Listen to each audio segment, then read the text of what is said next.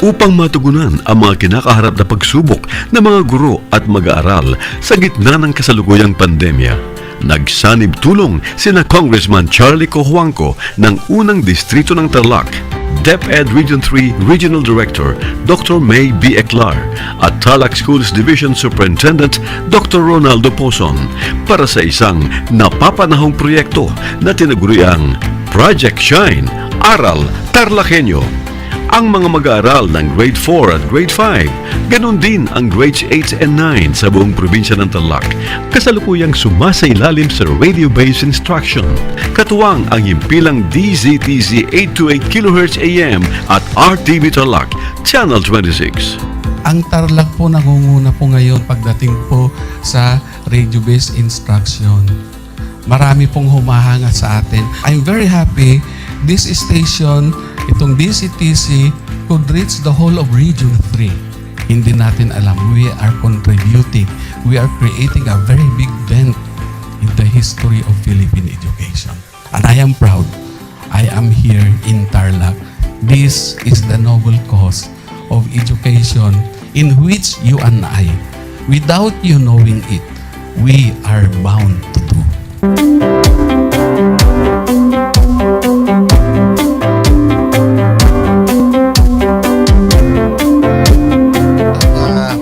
Project natin na Project Shine is a natural consequence dahil sa nangyari sa buong mundo. Let's continue to work together.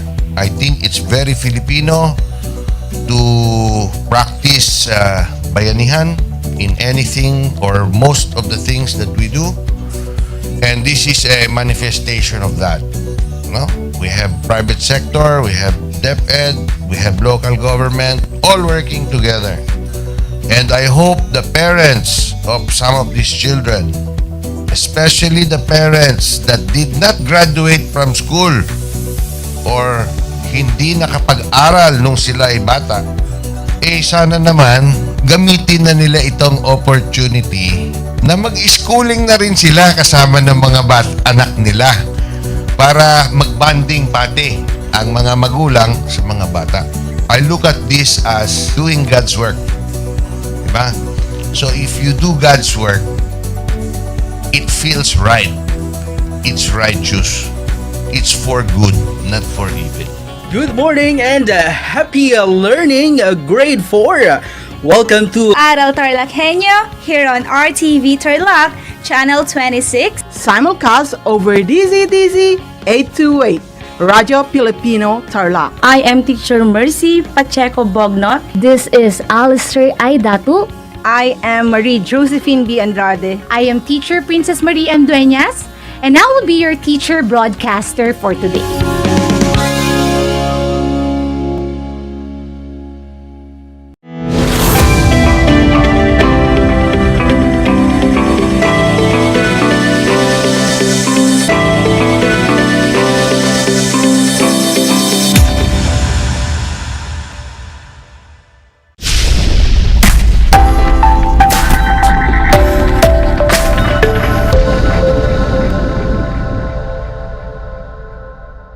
Hello and good afternoon to all of you, especially to our grade 8 learners.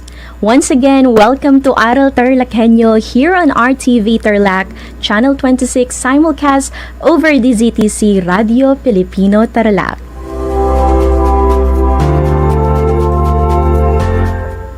How are you doing today?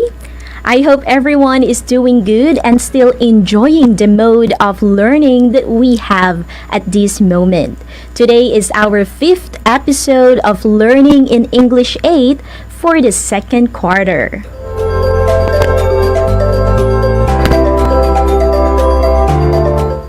Join me today as we will be together in listening and learning in English 8. This is Teacher Brenda from Tarlac National High School, your DJ teacher.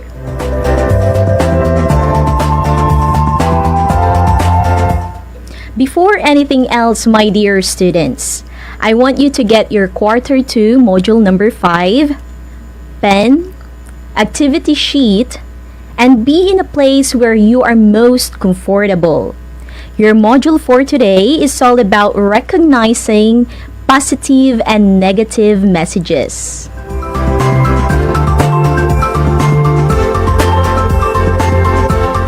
Again, find a place where you are most comfortable while listening to the radio.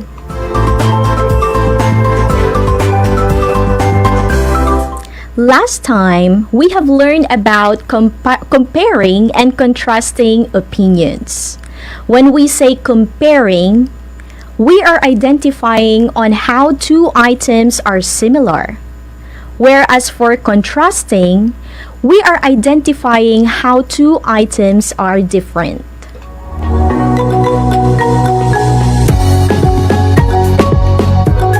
Same through in opinion. We are identifying two opinions if they are similar or different by means of grammatical markers. To compare and to contrast. Do you still remember these grammatical markers that we have discussed? You may see them on your screen.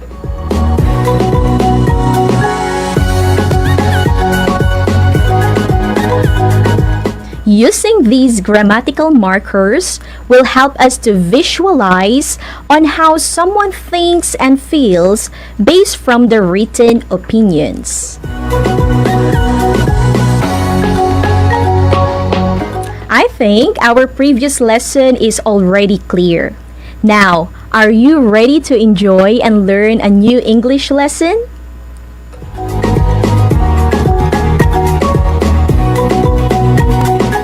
For today, we will be learning about recognizing positive and negative messages.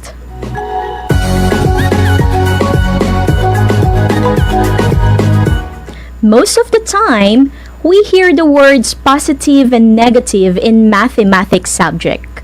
Let us see on how we can use positive and negative in the English subject in recognizing messages.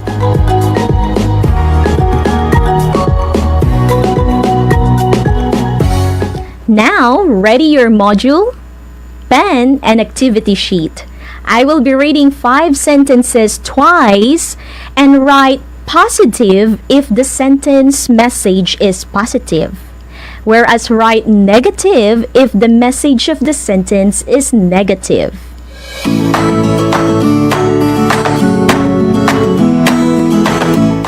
Are you ready?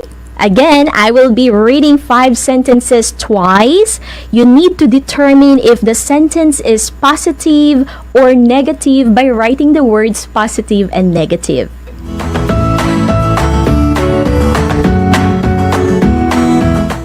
Number 1. We have not been seeing a great deal of each other lately. Number 1. We have not been seeing a great deal of each other lately.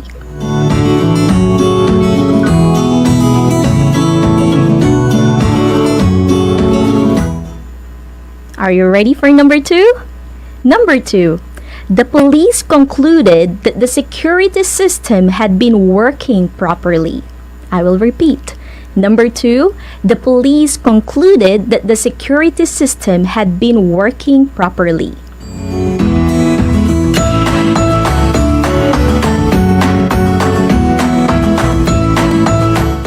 Okay, let's move to number 3. I think I am not doing enough. Number 3, I think I am not doing enough.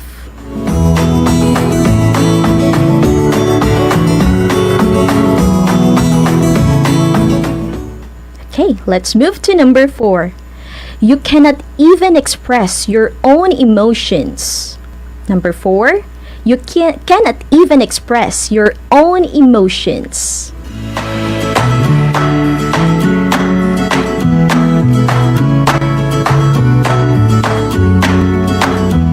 And let's move to the last sentence.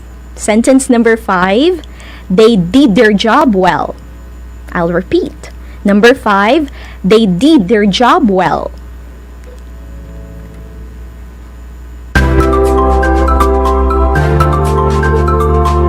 Now, are you done answering? Let us check them one by one. and let us see your answers, okay? What do you think? Does number 1 sentence give a positive or negative message?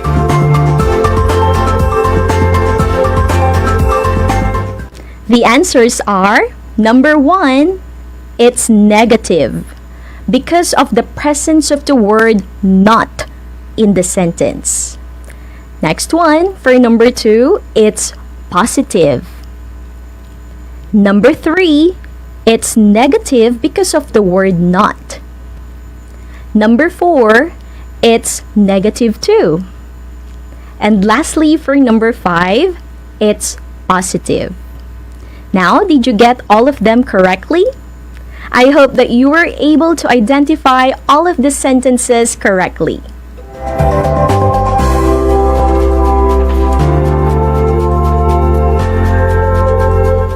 Now, how about in reading?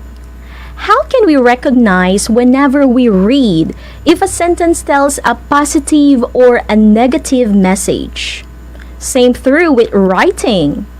How can we write in a way that the reader would understand our sentences if we want to express a positive or negative emotion?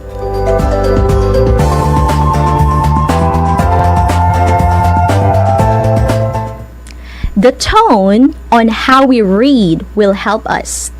But what is a tone?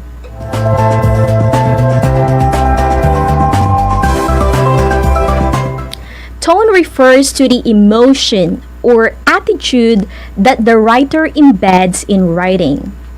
It gives more context beyond the words used. In reading, we need to interpret the sentence carefully and add a layer of emotional context as if you are in that specific situation. And by doing so, it will be easy for you to identify if a sentence is positive or negative.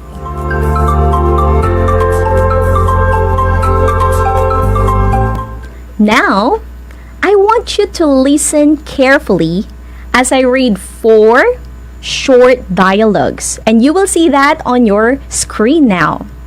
I will put emotions while reading to help you identify the tone of each dialogue. The scenarios in that dialogue are just the same. A teacher and a student are talking about the test scores. Now, you will write down on what kind of tone does the student demonstrate. Is that clear?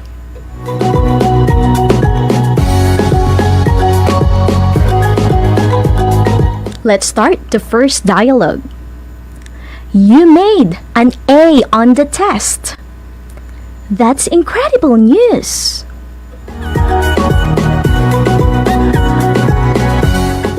Can you tell me, my dear students, what do you think the student feel or think based from his tone?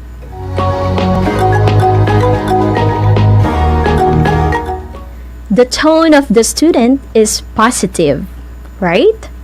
Now, let's move to the second dialogue.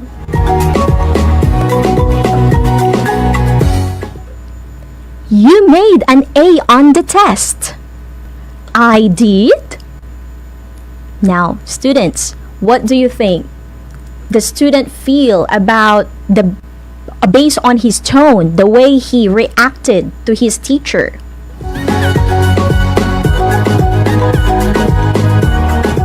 The tone of the student is skeptical or doubting. Now, let's move to the third dialogue.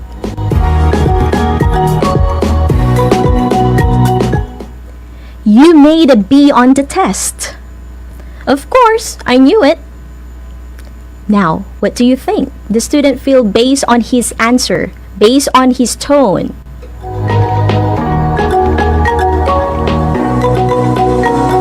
Isn't it the students is sarcastic, right? Now, let's move to the last part. This is just a sentence said by the teacher.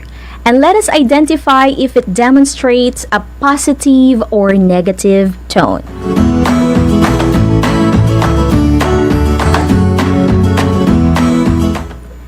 You made a pathetic C on the test. Now, dear students, what do you think the teacher want to demonstrate? Is it a positive or negative message?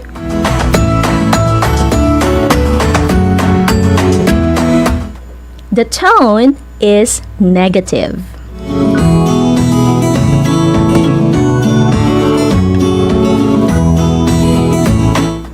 In reading, we can recognize a sentence is positive or negative by adding a layer of emotions. Okay? Now, let me tell you some positive tone words and negative tone words that will help us easily recognize if a sentence is positive or negative.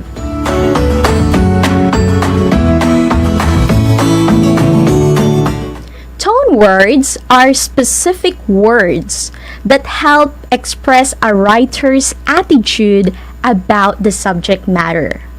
As I enumerate them, you may write them down on your activity sheet. After I have enumerated, you will be constructing your own sentences using positive and negative tone words. Are you ready?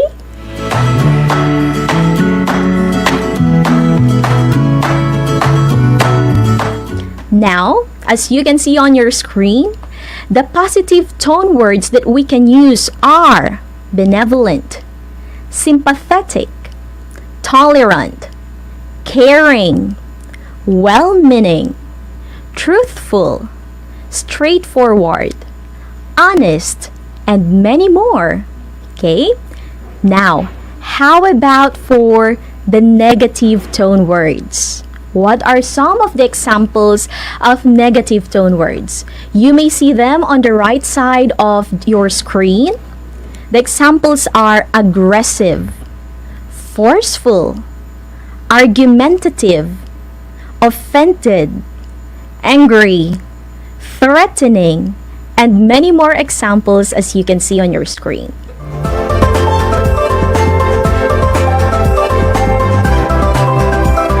Now, class, have you written all of them on your notebook or on your activity sheets? Now, I will give you a few seconds to check the words one more time that you have written about the positive tone words and negative tone words.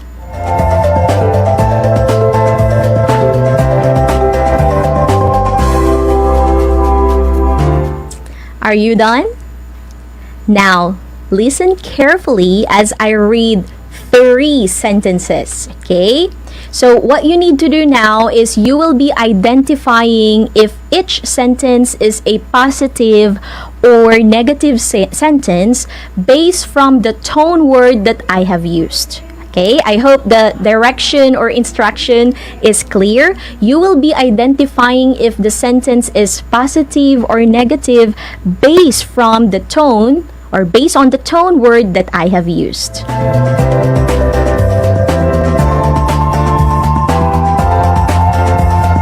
Number 1, she is optimistic about her second quarter grades.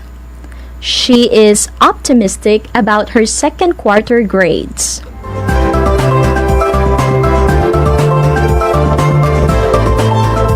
What do you think, learners? Is it a positive sentence or a negative sentence?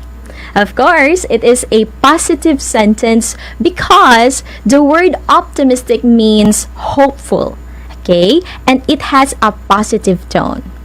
Now, let's try another sentence. Sentence number 2. The rich lady was very arrogant when he talked to us. Or when she talked to us. One more time. The rich lady was very arrogant when she talked to us. What do you think? Is it positive or negative sentence? Of course, it is negative because the word arrogant means behaving as if you are more important than the others, okay? And it has a negative tone. Now, let's move to number 3. Teachers need to be tactful when they talk to their students. Teachers need to be tactful when they talk to their students. What do you think, class? Is it positive or negative sentence? This sentence is positive because the word tactful means careful not to say anything that could hurt someone, and it has a positive tone.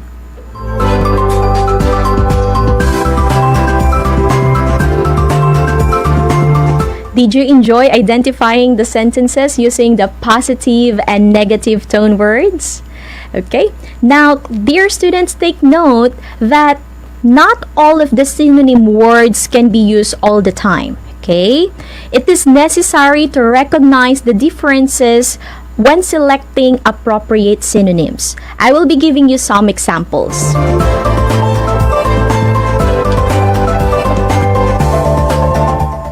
First example, like what you can see on your screen, the words economical and cheap have the same meaning. They are synonyms. But even though they have similar in meaning, one can be used as positive and one for negative.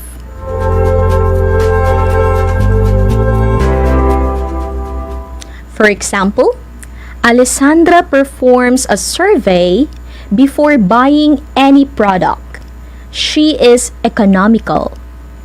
In this sentence, the word economical was used as positive tone. Okay, how about the next example?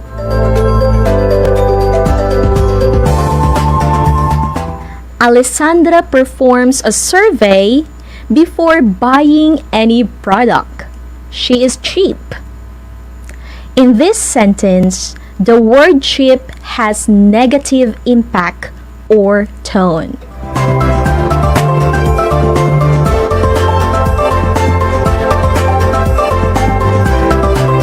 So my dear students, we need to be mindful, okay, about the word that we use. Okay, it could have the negative or positive meaning, even though they have the similar meaning. Okay, take note of that.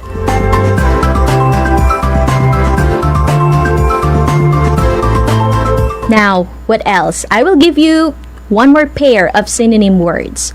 The words challenge and difficult.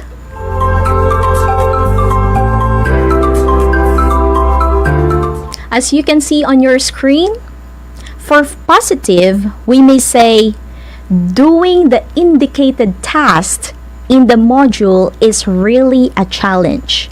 The first sentence has a positive tone, okay, using the word challenge. Whereas for negative, which is the second sentence, we may say, doing the indicated task in the module is really difficult.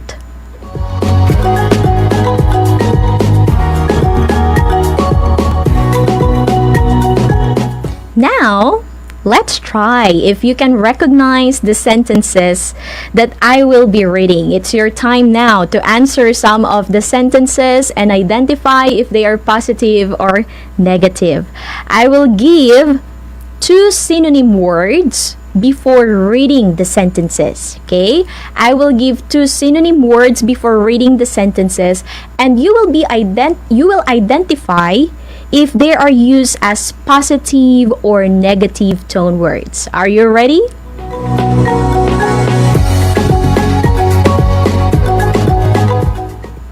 The 2 synonym words are conversationalist and chatty. One more time, conversationalist and chatty. And here are the sentences. Write down if they are positive, if the word is used as positive or negative, okay? Number 1, listening to him fascinates me. He is an excellent conversationalist. Number 1, listening to him fascinates me.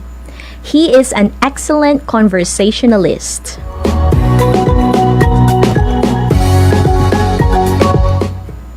Number 2, listening to him fascinates me. He is indeed chatty. Listening to him fascinates me. He is indeed chatty.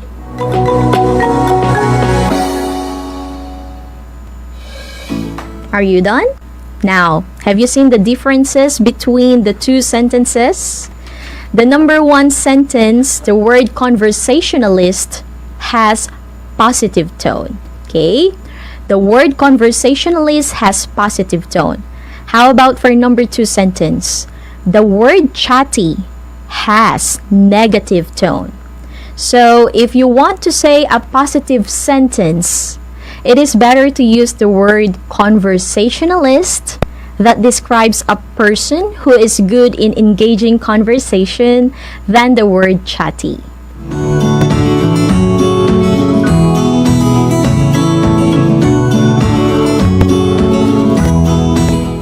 Now, what else? I will give you one more pair of synonym words and kindly identify if they are used as positive tone words or negative tone words. Okay?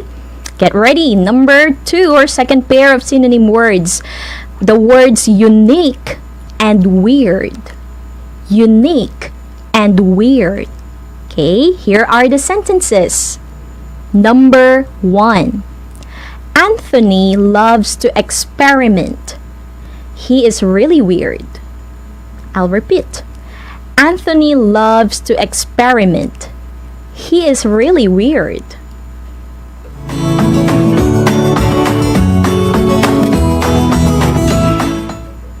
Number two. Anthony loves to experiment. He is indeed unique. Anthony loves to experiment. He is indeed unique.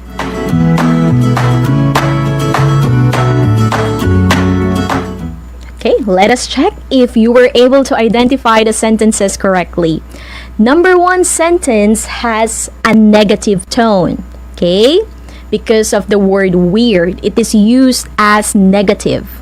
Number two, the number two sentence is much better and it has a positive tone.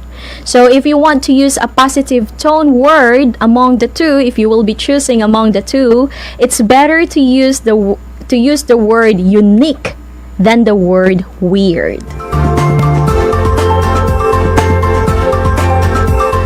Now, you are able to learn how to recognize words that have positive and negative tone based on the tone of words and appropriate word on the synonym pair.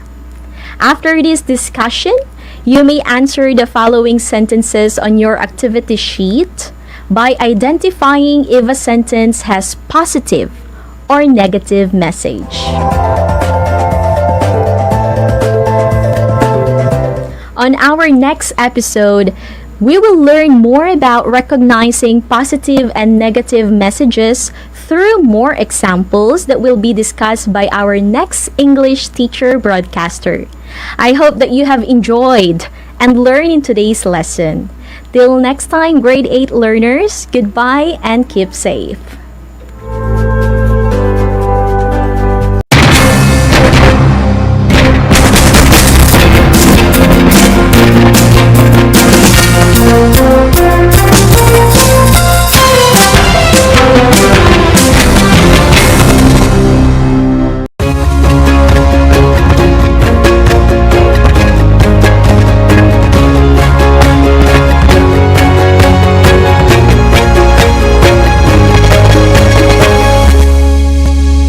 Handa ka na bang magpabakuna? Narito ang mga paalala at hakbang na gagawin sa proseso ng pagbabakuna. Bago ang pagbabakuna, kinakailangan mo nang dumaan sa pre-vaccination screening. Kinakailangan kumuha muna ng medical clearance sa doktor ang mga kabilang sa special population tulad ng mga sumusunod. May problema sa immune system, may cancer, may HIV, sumasailalim sa transplant operation, kasalukuyang umiinom ng steroids, mga senior citizens na may special conditions. Step 1. Waiting area. Siguraduhin kayo ay pumunta sa tamang oras at petsa ng inyong schedule sa pagbabakuna. Hindi papayagan ang mga walk-in sa vaccination sites. Maupo sa bakanting upuan alinsunod sa tamang pagkakasunod ng bilang. Hintayin na tawagin kayo para sa susunod na hakbang. Habang nag-aantay, sumunod sa minimum public health standards. Isuot ang face mask at face shield. Sundin ang proper physical distancing at ugaliing maghugas at isanitize ang kamay. Step 2. Registration. Sundin ang mga patakaran ng inyong LGU o vaccination site sa pag-register at ipakita ang inyong government ID. Bibigyan kayo ng kopya ng informed consent form, health screening form, at mga pamphlet tungkol sa bakuna na pwede ninyong basahin.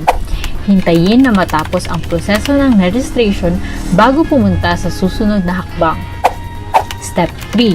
Screening. Kayo ay isa sa ilalim sa health screening at tatanungin tungkol sa inyong kalusugan tulad ng history of COVID-19 exposure, history of vaccination, mga gamot na iniinom, kung may allergies at iba pa.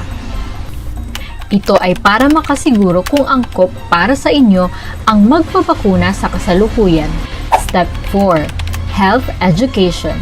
Makinig sa ibabahaging importanteng impormasyon tungkol sa pagbabakuna para sa COVID-19. Kung mayroon pa kayong ibang katanungan, sumangguni sa ating mga vaccination staff. Siguraduhin na pirmahan ang consent form na pumapayag kayong magpabakuna bago pumunta sa susunod na hakbang. Step 5. Vaccine Administration. Ito ang panahon kung saan kayo ay babakunahan sa loob ng 1 hanggang 2 minuto. Huwag kalimutan na kunin ang inyong vaccination card pagkatapos matanggap ang bakuna. Step 6. Observation. Alinsunod sa Department of Health, ang lahat ng magpapabakuna ay kailangang manatili sa pasilidad ng 15 hanggang 30 minuto para obserbahan kung may hindi magandang nararamdaman. Ang ating medical staff ay nakatutok sa inyo para ma-monitor ang inyong kalusugan. Bibigyan kayo ng mga pangalan ng health facility o hotline o contact kung saan pwedeng pumunta kung kinakailangang sumangguni dahil sa side effects ng bakuna. Narito rin ang mga paalala na dapat tandaan. Siguraduhin bumalik sa schedule para sa pangalawang dose ng bakuna. Laging tandaan na kahit nabakunahan ka na, ay huwag pa rin kalimutang sumunod sa minimum public health standards tulad ng pagsasanitize ng mga kamay, pagsusuot ng face mask at face shield, at pagdidistansya sa iba ng 1 metro. Ito ay para na rin sa ating proteksyon at sa proteksyon ng iba. Para sa karagdagang impormasyon, bisitahin ang mga sumusunod na pages. Tara sa Vida Vaccination!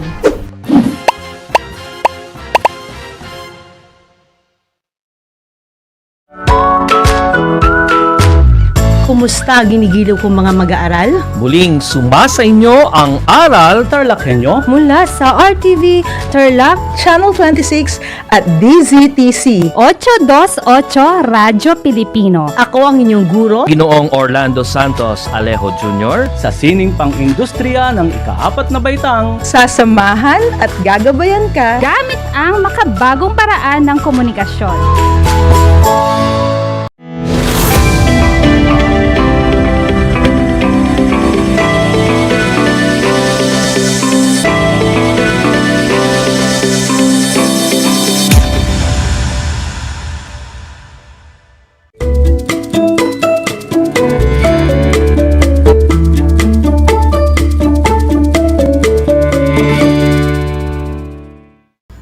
Welcome sa ating Aral TarlakHenyo ng Schools Division of the Province of Tarlac sa RTV Tarlac Channel 26 at sa bayang naririnig sa DZTC Radyo Pilipino Tarlac.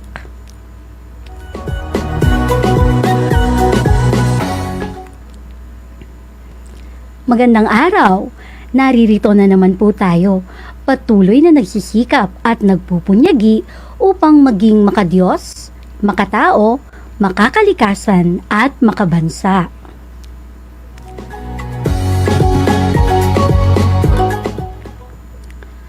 Kumusta na kayo mga giliw kong mag-aaral? Ang aking pagbati at paghanga sa patuloy ninyong pag-aaral upang matuto sa kabila ng hamon ng pagkakataon, ang COVID-19 pandemic.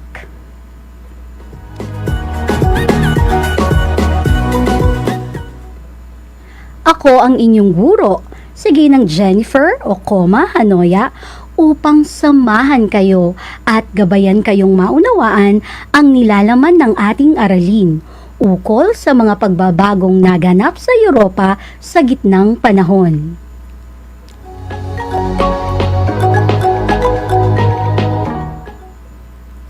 Mga giliw kong mag-aaral, muli kong ipinapaalala ang ating naging kasunduan bago simulan ang ating talakayan. Naaalala nyo pa ba?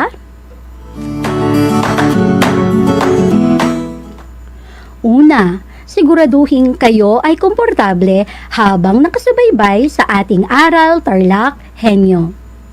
Pangalawa, ihanda na ang inyong Module 5, ang inyong papel at ang inyong ballpen na gagamitin sa ating pag-aaral. At pangatlo, iwasan muna ang paggawa ng ibang gawain at ituon ang sarili sa ating paksang tatalakayin. Maaasahan ko ba kayo mga giliw kong mag-aaral? Mabuti kung ganon.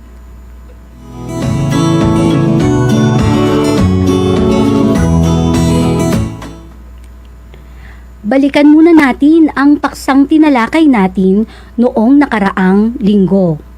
Naaalala niyo pa ba ang una at ikalawang bahagi ng ating paksang tinalakay? Tayo ay magkakaroon ng isang maikling balik-aral. Kayo ay magkakaroon ng 5 katanungan na dapat ninyong sagutin. Babasahin ko ang mga tanong ng 2 ulit. Maaasahan ko bang maibibigay nyo ang tamang sagot?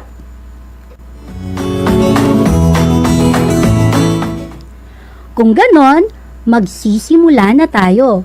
Inaasahan ko na ipapakita ninyo ang inyong katapatan sa inyong pagsagot. Handa na ba kayo?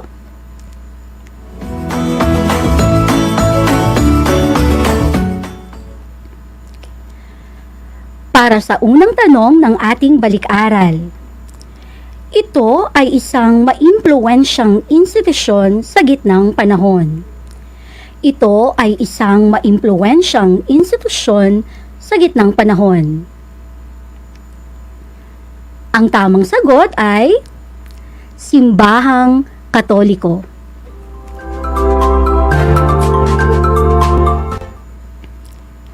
Ang ating ikalawang tanong, binubuo ito ng mga pangkat ng pari na tumalikod sa makamundong pamumuhay sa panahong medieval. Binubuo ito ng mga pangkat ng pari na tumalikod sa makamundong pamumuhay sa panahong medieval. Ang tamang sagot ay monghe.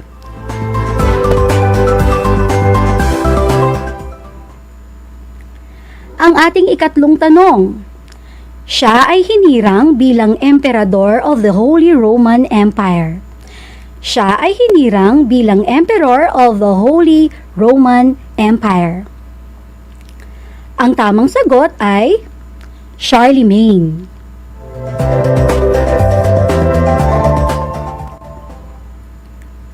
Ang ating ikaapat na tanong, pakinggan ninyong mabuti.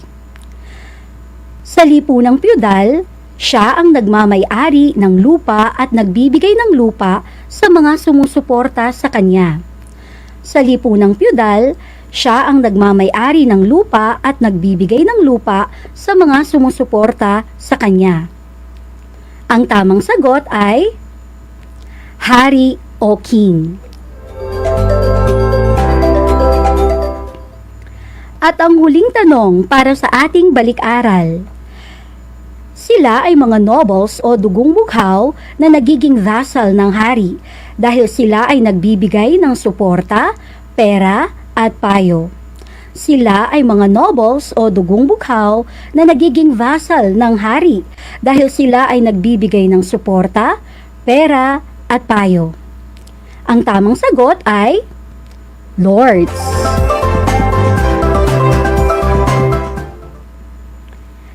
Ilan ang nakuha mong tamang sagot? Sa palagay ko'y mataas ang nakuha mong score.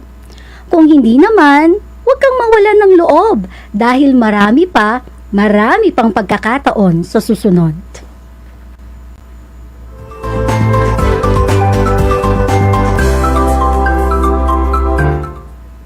Ngayon ay dadako na tayo sa ating bagong aralin. Handa na ba kayong mag-aral at matuto? Dito lang sa Aral TarlakHenyo.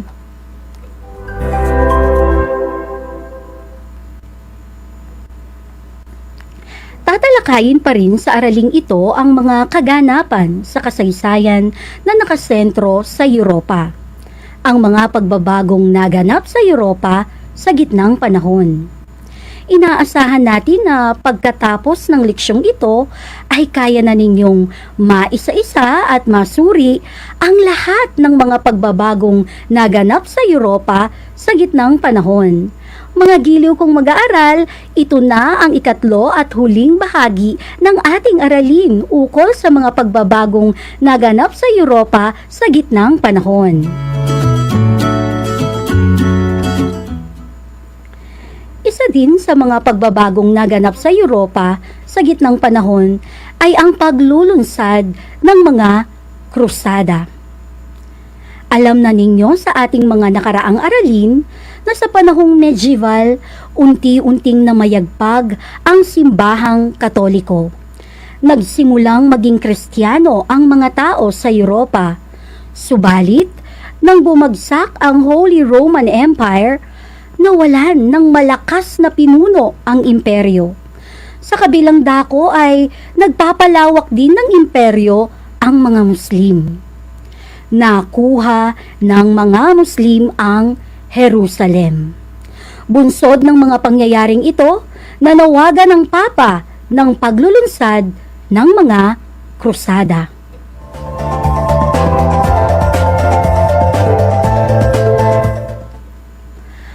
Ano ang kahalagahan ng mga naganap na krusada sa kasaysayang pandaigdig?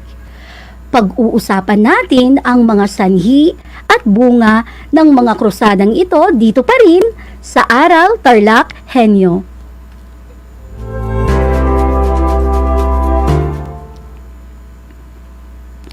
Ang krusada ay isang ekspedisyong militar na inulunsad ng mga Kristiyanong Europeo dahil sa panawagan ni Pope Urban II noong taong 1095.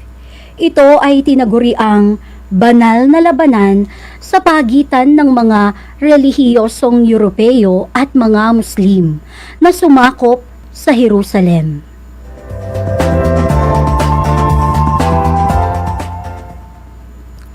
Sa panawagan ni Papa Urban II, hinimok niya ang mga kabalyero o knights na maging krusador at pinangakuan niya ang mga ito na papatawarin sila sa kanilang mga kasalanan.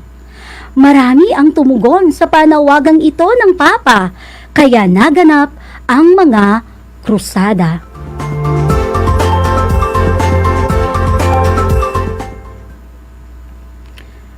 Sa naganap na unang krusada, binuo ito ng 3,000 kabalyero at 12,000 mandirigma sa pamumuno ng mga prinsipe at mga Pranses.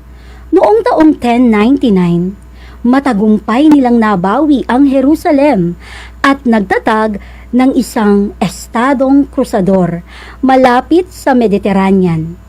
Sila ay nanatili ng 50 taon sa Jerusalem, subalit kalaunan ay sinalakay muli sila ng mga Muslim.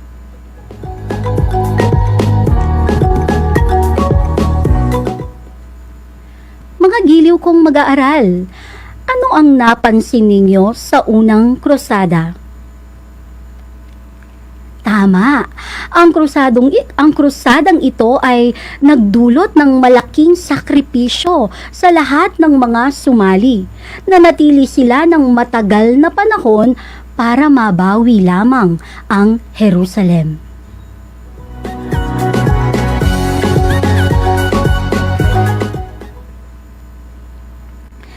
Sa ikalawang krusada, hinikayat ni Saint Bernard ng Clairvaux, sina Haring Louis VII ng France at Emperor Conrad III ng Germany upang pumunta sa silangan.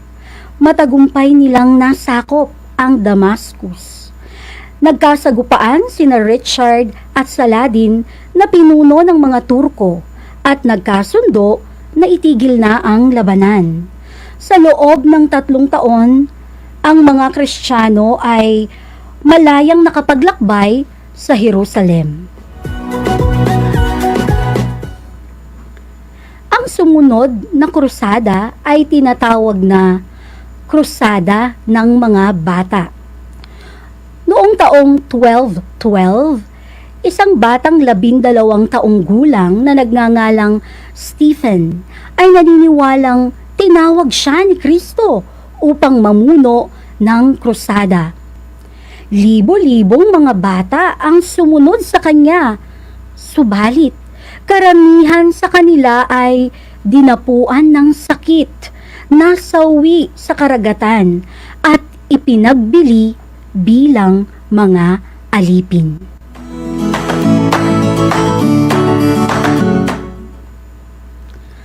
Mga giliw kong mag-aaral sa ika-8 baitang.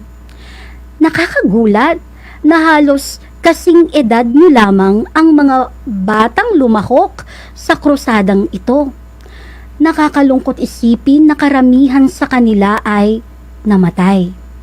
Talagang kakaiba ang naging pakikibaka ng mga kabataan sa panahong medieval. Kaya mapalad kayo, mga kabataan sa makabagong panahon, dahil nabibigyan kayo ng pagkakataon para makapag-aral. Kaya mga giliw kong mag-aaral, samantalahin lamang ninyo ang oras habang kayo ay nag-aaral.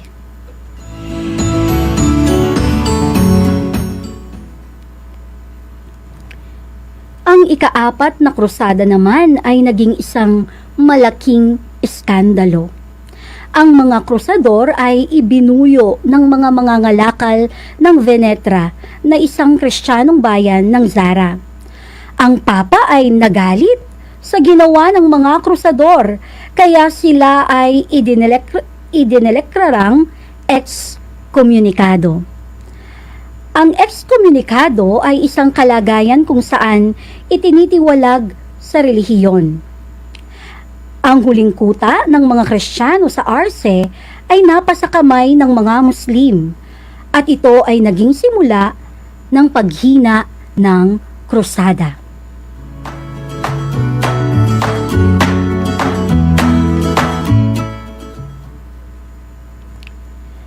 Nagkaroon ng iba pang krusada noong 1219, 1224, 1228. Ngunit lahat ng mga ito ay naging bigo sa pagbawi muli ng Holy Land.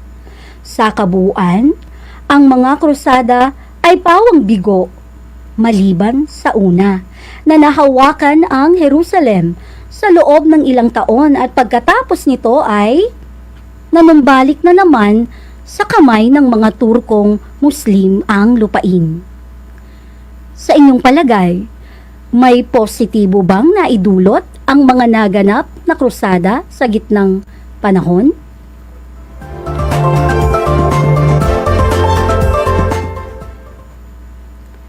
Maganda ang naging resulta ng mga krusada sa kalakalan. Napalaganap ang komersyo at ito ay nagsilbing salik sa pag-unlad ng mga lungsod at malalaking daungan. Ang kulturang Kristiyano at Islamic ay napayaman din. Subalit, ang krusada ay naglantad ng tunay na mga layunin ng mga sumama sa gawaing ito. Nagkaroon sila ng pagkakataong makapaglakbay at makapangalakal.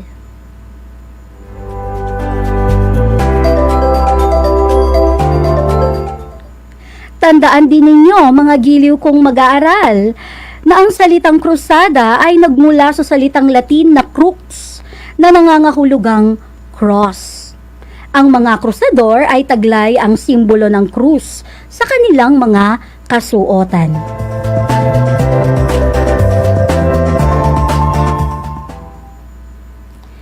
Isa pa sa mga pagbabagong naganap sa Europa sa gitnang panahon ay ang manorialismo. Pagsasaka ang batayan ng sistemang manor. Ang manor ay isang malaking lupang sinasaka. Ang malaking bahagi ng manor ay pagmamay-ari ng mga lords. At ang ilan lamang sa mga magsasaka ang may kanilang pagmamay-aring lupa.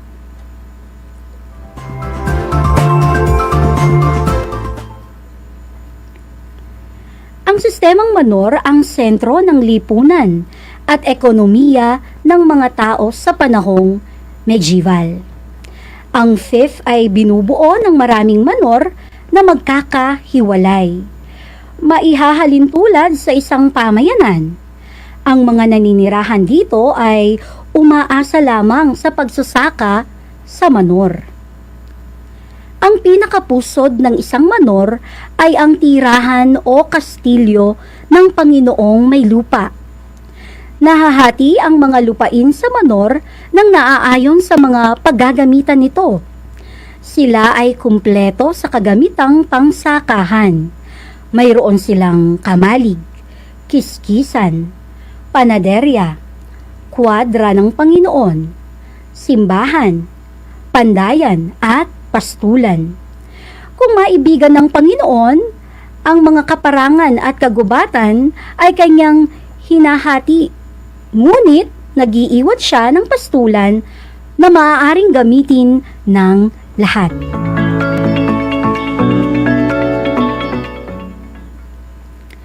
Tandaan din ninyo mga giliw kong mag-aaral na ang manoryalismo ay isang sistemang pang-ekonomiya kung saan ang mga taga-bukid ay nagbibigay ng serbisyo sa isang piyudal na hari, pinuno o may-ari ng lupa bilang kapalit ng proteksyon. Ang lupa ay isa sa mga pinakamahalagang anyo ng kayamanan sa Europa sa panahong medieval.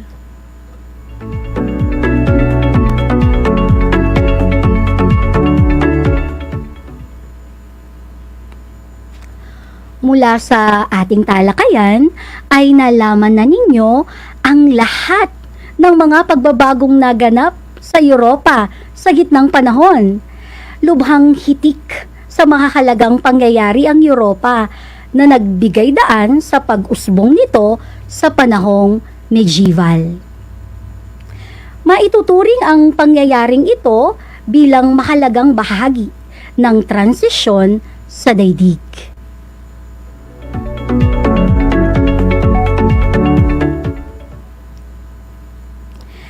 Natitiyak kong kayang-kaya na ninyo ngayong isa-isahin ang lahat ng mga pagbabagong naganap sa Europa sa gitnang panahon.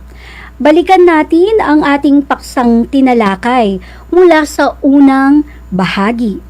Subukan ninyong isa-isahin ang lahat ng mga pagbabagong naganap sa Europa sa gitnang panahon. Handa na ba kayo?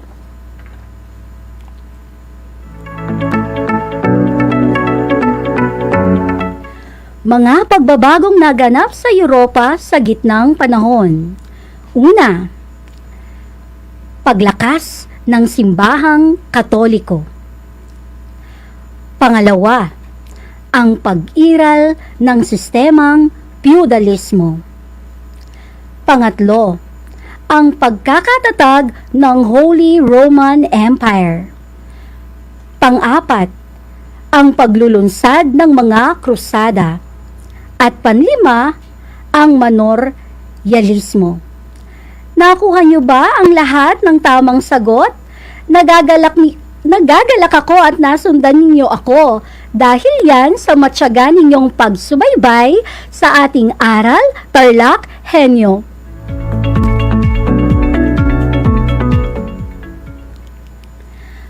Sana ay naunawaan ninyo ang ating paksa ukol sa mga pagbabagong naganap sa Europa sa gitnang panahon. Nalaman ninyo na ang simbahang Katoliko ay isang maimpluwensyang institusyon at siyang nangalaga sa pangangailangan ng mga tao sa panahong ito. Nalaman din ninyo ang kahalagaan ng pagkakaroon ng isang mahusay na pinuno sa isang organisasyon.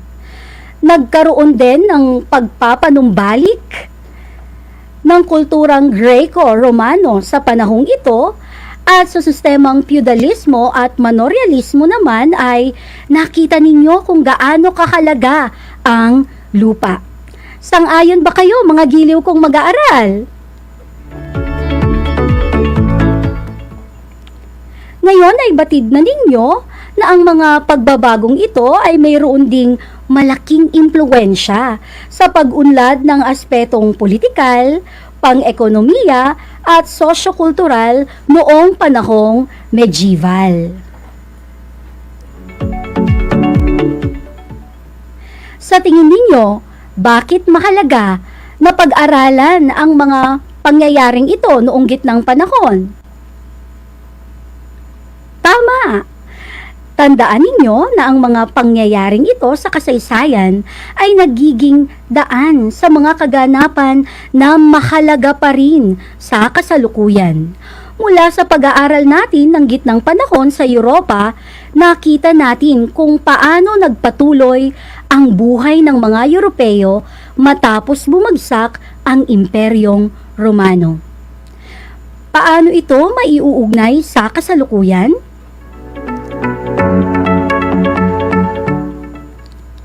Mahusay, ang buhay ay magpapatuloy sa kabila ng mga pagsubok.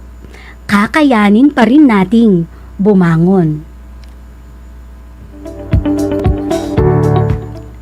Dahil sa inyong mga natutunan, oras na para tasahin o sukatin ang inyong kaalaman. Kayang-kaya nyo nang sagutin ang itinakdang gawain sa inyong module. Sundan ninyo ang pahina 17 ng inyong module 5. Nariyan ang bahaging isagawa na kailangan ninyong sagutin. Pakinggan ninyong mabuti ang panuto. Kailangan ninyong sagutin ang katanungang ito. Alin sa mga pangyayari sa gitnang panahon ang maituturing mong malaki ang naging impluwensya sa kasalukuyan? Uulitin ko, alin sa mga pangyayari sa gitnang panahon ang maituturing mong may malaking impluwensya sa kasalukuyan? Isulat ang inyong sagot sa sagutang papel.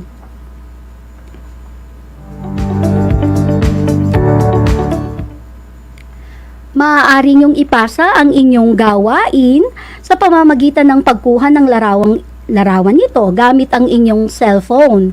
Sa mga mag-aaral na walang internet access, maaari niyo itong ipadala sa inyong mga magulang sa itinakdang araw ng pagsusoli at pagkuha ng inyong module.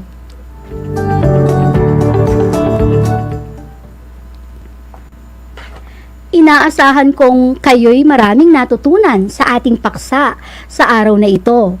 Muli, ako ang inyong naging guro, si Ginang Jennifer Hanoya, na nagsasabing ang pag-aaral ng araling panlipunan ay daan sa pagiging makadiyos, makatao, makakalikasan at makabansa.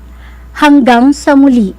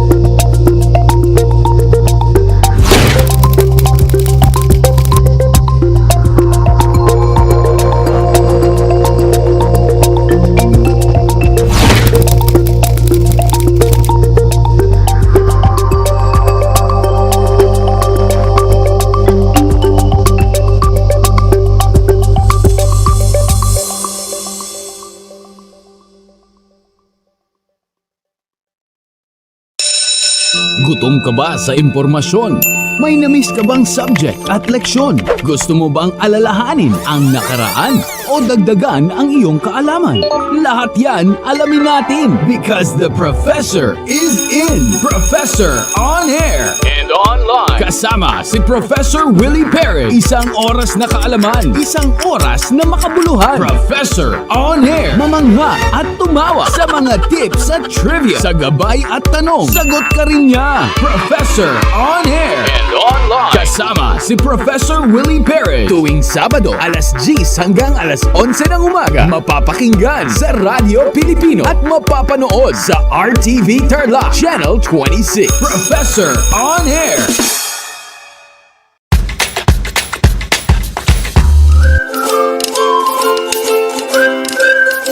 Alam niyo ba na ang jeep ay ang pinakasikat na uri ng transportasyon sa Pilipinas? May nagsasabi na ang pangalang jeep ay hango sa salitang jeepy na ang ibig sabihin ay general purpose or government purpose na naglalarawan ng military jeep na ginamit noong World War II. Pagkatapos ng digmaan, iniwan na ng mga sundalong Amerikano ang libu-libong jeep sa kalsada ng Maynila. Ang matibay at makulay na jeepney nga raw ay truly mestizo dahil sa half local at half foreign na katangian nito. Alam nyo na, yan ang jeepney! Good morning, grade 5 learners. How are you today? Welcome to Aral TarlakHenyo here on RTV Tarlac, Channel 26. Simulcast over DCTC, Radyo Pilipino, Tarlac. I am Sir Joshua Evaristo, your teacher broadcaster, Aiming to give you another fun-filled learning experience, serving you with the different skills learn and have fun together.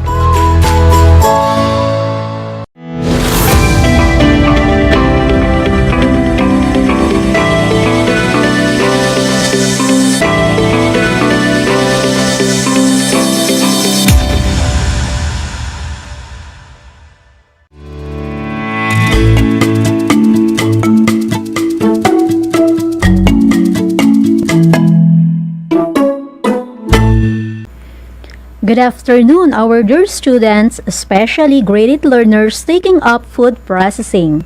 I am so happy to welcome you in our DEPED program, Aral TarlakHenyo here at RTV Channel 26 simulcast over DZTC Radio Filipino Tarlac and on RTV Tarlac FB Live.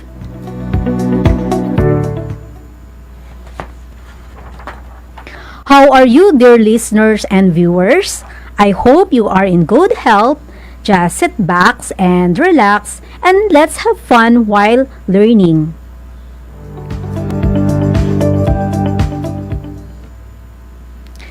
Okay, this is Teacher Riza Reyla of Camiling School for Home Industries from Technical Vocational Education Department. Today, we will focus on processed food by salting, curing, and smoking.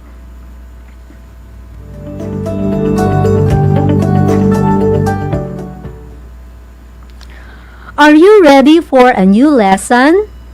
Make sure that you are in a comfortable place. Get your compendium of notes in food processing with your paper and ball pen.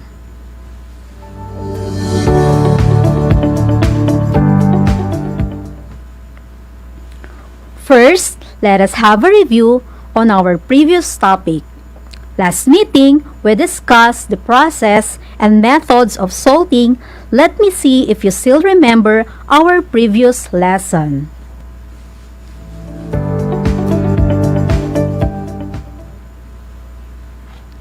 I have 3 questions here. You may use your cell phone in giving your correct answers. This is my number, 0919-3100-620. Again, 0919-3100-620. Or you may send your answers through SMS, Messenger, or comment section here. What is salting? Again, what is salting?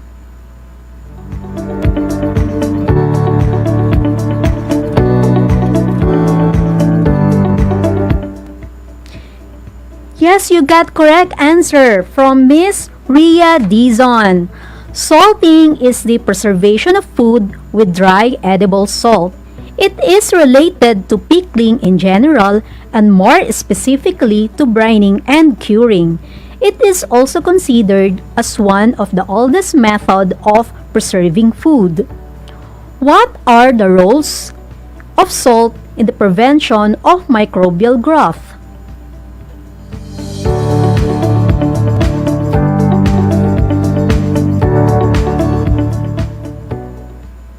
Your answer is correct. Salt is effective as a preservative because it reduces the water activity of foods. The water activity of a food is the amount of unbound water available for microbial growth and chemical reactions. Number 2. Adding salt to foods can also cause microbial cells to undergo osmotic shock, resulting in the loss of water from the cell and thereby causing cell death or retarded growth. Last question. What are the 4 methods of salting? What are they?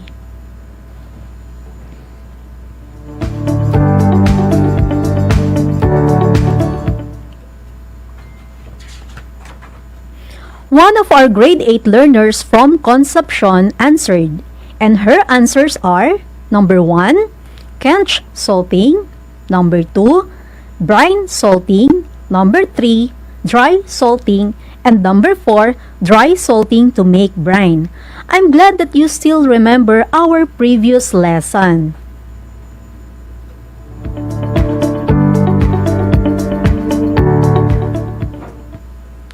Are you ready for our today's lesson?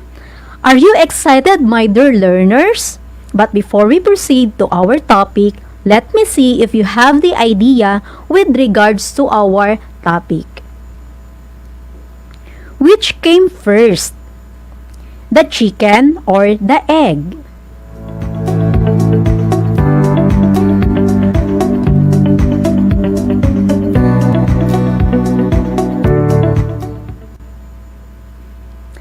Some says the chicken and some says the egg. Biblically speaking, the chicken came first. Why did I ask that question? Because our lesson for today is about egg preservation. Our topic is how to prepare salted eggs using salt as a preservative and clay soil from termites' house.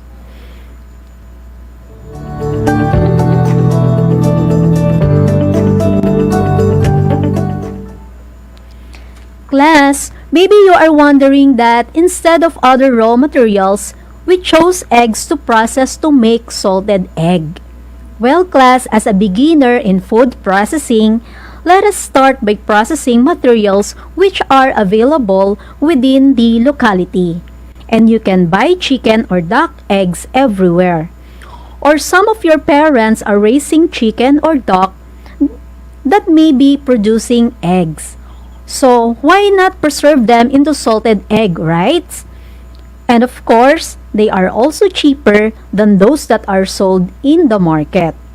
You don't need to spend much for your practicum in food processing, and it may be a good opportunity for everyone to engage into a small business. Am I correct?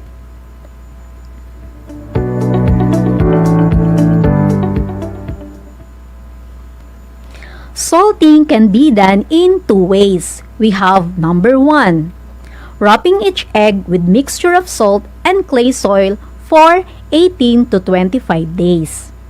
Number 2, immersing the eggs into brine solution for 18 to 25 days. Salted eggs are traditionally made from duck eggs, but you can also use chicken eggs.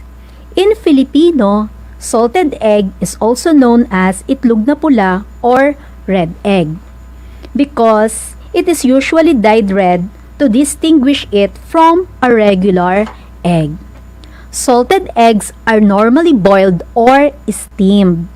Before being peeled and eaten, they taste good with tomatoes.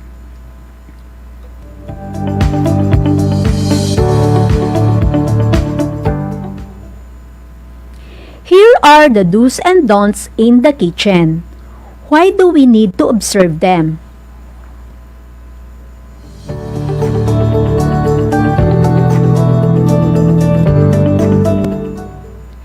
Yes, to avoid accident and to prevent food from being contaminated. The kitchen is the heart of any home, but it's also one of the most potentially dangerous spaces in a typical dwelling. Okay class, let us have an activity. On your learning activity sheet number 1, you will see 2 boxes.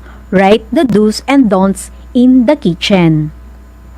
I will give you 30 seconds for this activity.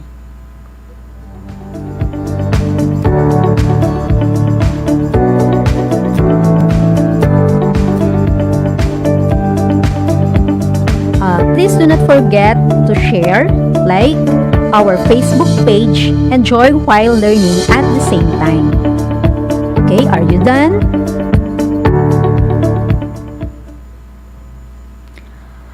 Okay, very good. You are keen observers, my dear students. Here are your answers for what to do in the kitchen. Number 1, wear complete PPE. Number 2, apply mise en place. Number 3, always wash your hands. And last, wipe up spills immediately. Here are your answers for what you should not do in the kitchen. Number 1, do not wear jewelry. Number 2, do not wear nail polish. Always wash your hands. You would think that this is given, but we often forget this. It is important to wash your hands in a warm, soapy water before and after cooking to avoid food contamination. Number 2, wipe up spills immediately. Wet floors are slippery when wet. 3, wear PPE. Let us use PPE, or what we call the personal protective equipment, during the preparation for your protection and to avoid food contamination. Wear your apron to protect you from spill and stains. Wear your hairnet or bandana to reduce the chance of stray hairs. What about the face mask? It is a must to wear face mask to prevent spit out of saliva to the food. Wear plastic gloves to protect both hands and food from cross-contamination. Number 4, apply mise en place because it gives you an idea of all the ingredients you have prepared for a meal. Mise en place is a French term meaning putting in place or everything in place. In case one component is missing that you have noticed, and avoid rushing or turning off the stove to go and get the missing ingredient. Before you start cooking, all ingredients are already prepared on the table. Number 5, do not wear nail polish when preparing food. Number 6, do not wear jewelry.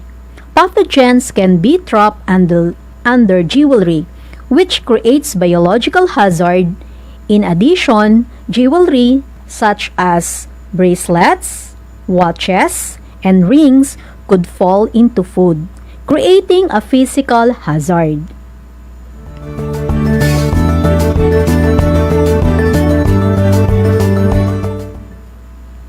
Since you are aware already about the do's and don'ts in the kitchen, I'm sure you are ready for our next activity.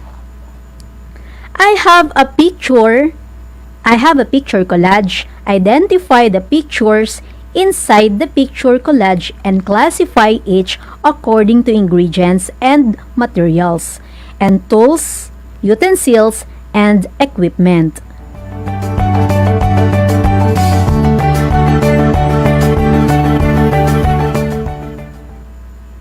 In your learning activity sheet number 2, in the first box, write the tools, utensils, and equipment needed, and on the other box, write the ingredients and materials in preparing salted egg. I will give you another 30 seconds for your second activity.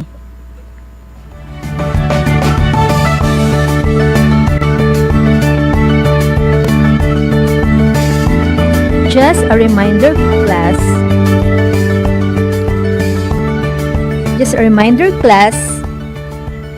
If what you see on the monitor are not available during your practicum or actual practicum, you may use available materials and utensils within the locality.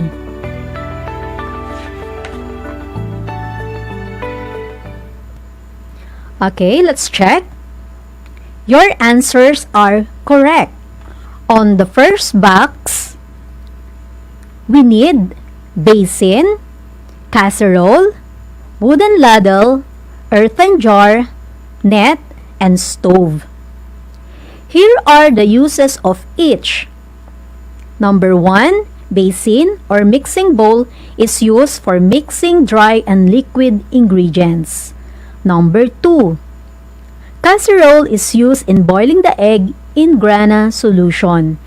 Wooden ladle is used for mixing or combining the ingredients. Number 4, container or earthen jar, it is used for storing the eggs during its process. Number 5, net is used to avoid breakage of the salted egg upon cooking. And last one, we have a stove. A stove is used in cooking the salted egg. On the second box, your answers are duck eggs, salt, clay soil, hot water, and grana for coloring the egg. The following are the ingredients and their exact measurement in preparing the salted egg.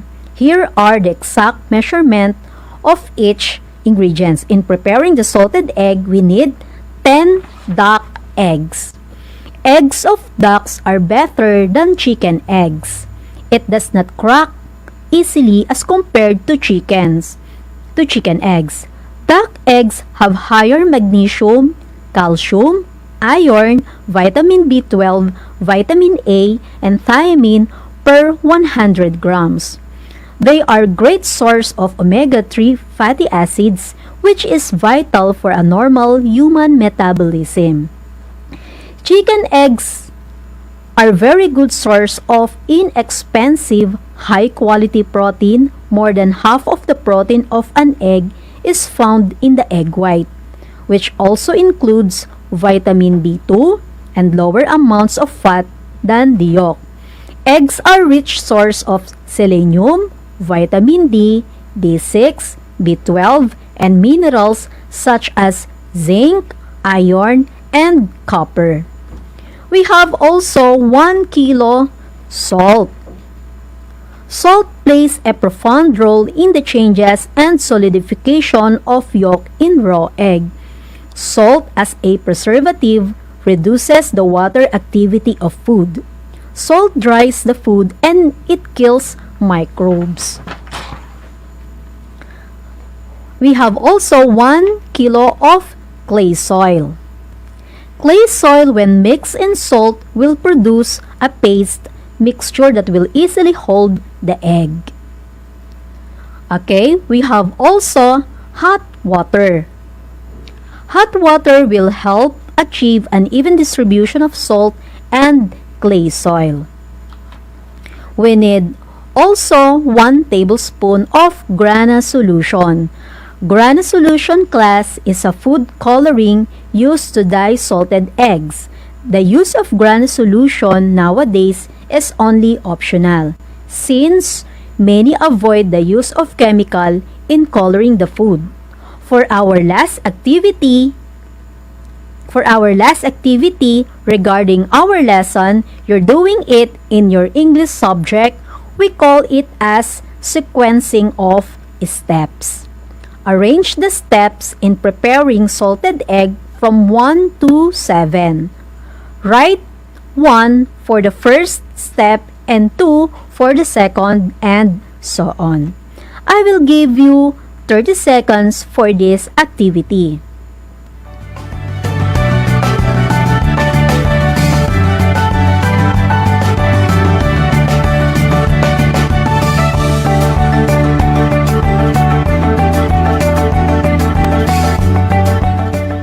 Again, do not forget to share and like our Facebook page. Enjoy while learning at the same time. Okay, time is up. Let us check your answers. Rose Ann from La Paz got the correct answer. Kindly check your answers to our dear learners. Okay, we have 6, 5, 7, 3, 1, 4, and 2. I'll repeat. We have 6, 5, 7, 3, 1, 4, and 2. Here are the steps in preparing salted egg using salt and clay soil. We have the first step. Select good quality of eggs. Eggs must be fresh and no signs of crack. Second step. In a mixing bowl, mix together salt and clay soil. Add hot water little by little and as it is being mixed until an even distribution is attained. Take note for this. You have to follow the ratio given, which is 1:1 to have a successful product. Third step. Apply generous amount of the salt and clay mixture at the bottom of the container and wrap each egg using this mixture. Dip back eggs one by one or wrap each egg with the mixture. Fourth step.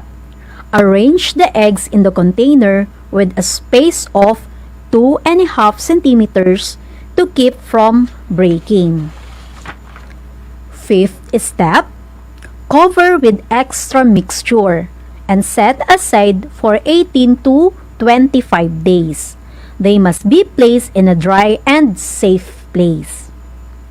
Sixth step. After 18 to 25 days, collect and wash the salted eggs. Drain for 1 hour before cooking to avoid breakage. And the last step, seventh step, the last step is to cook the eggs in water that does not boil up to 100 degrees Celsius for 15 to 25 minutes or cook salted egg in grana solution. Well, grana is a food coloring. Using food coloring nowadays is optional. Since others prefer safe products, they do not use grana solution. Here is the sample output of salted eggs.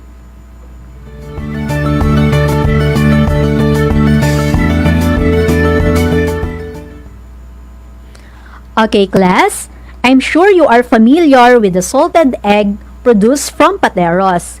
Here in Tarlac, especially in the town of Kamiling, there are also industries engaged in salted egg production. Let me check if you are still with me. You may use your cell phones or laptop through SMS or Messenger or comment section, but by asking your questions regarding our topic. I will answer your questions before our session end. Did you find steps easy to follow? Be guided by the rubrics also written in your compendium of notes. Your parents or guardians will help you rate your practicum.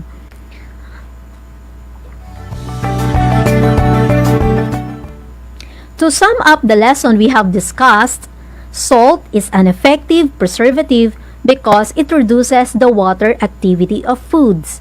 You need to observe the do's and don'ts in the kitchen for you to be safe during the preparation. The ingredients needed are 10 duck eggs, 1 kilo of salt, 1 kilo clay soil, hot water, and grana solution. Here are the steps in preparing salted egg using salt and clay soil. First step, select good quality of eggs. Second step, in a mixing bowl, mix together salt and clay soil. Add hot water little by little as it is being mixed until an even distribution is attained. Third step, apply generous amount of the salt and clay mixture. Fourth step, arrange the eggs in a container. with a space of 2.5 centimeters to keep from breaking.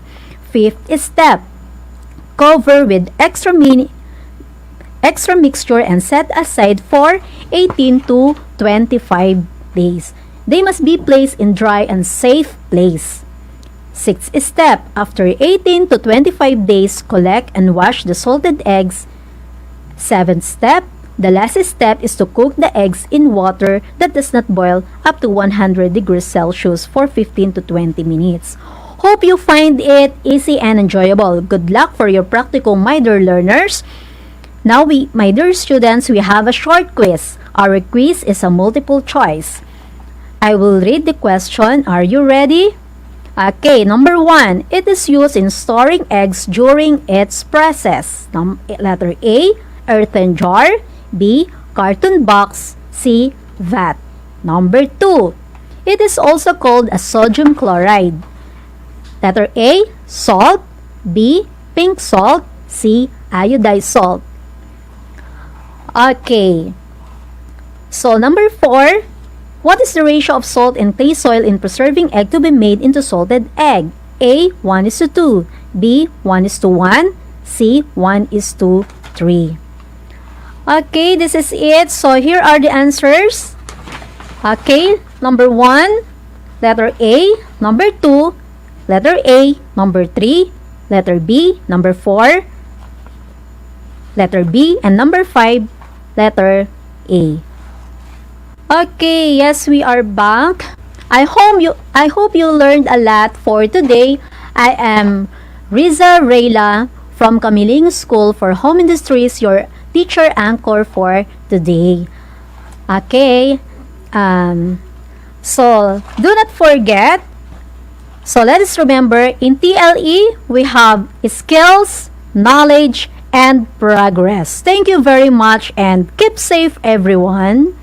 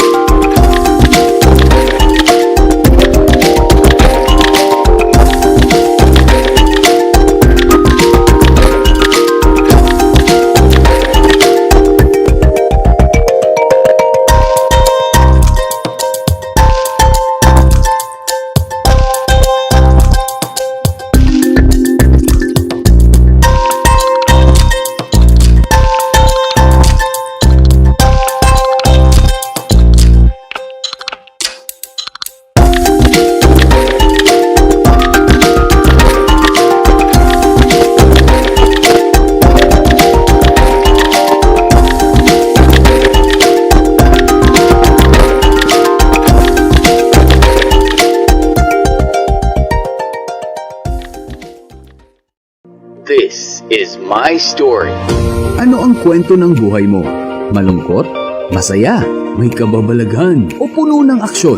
Ang bawat kwento ng kapwa nating Pilipino ay mahalaga. This is my story. Sama-sama nating ibahagi ito upang magbigay aral at inspirasyon sa ating lahat. This is my story. This is my story. Hosted by Mitch Desunia. Tuwing Sabado, alas 3 hanggang alas 4 ng hapon. Mapapakinggan dito sa Radyo Pilipino at mapapanood sa RTV Tarlac Channel 26. This is my story.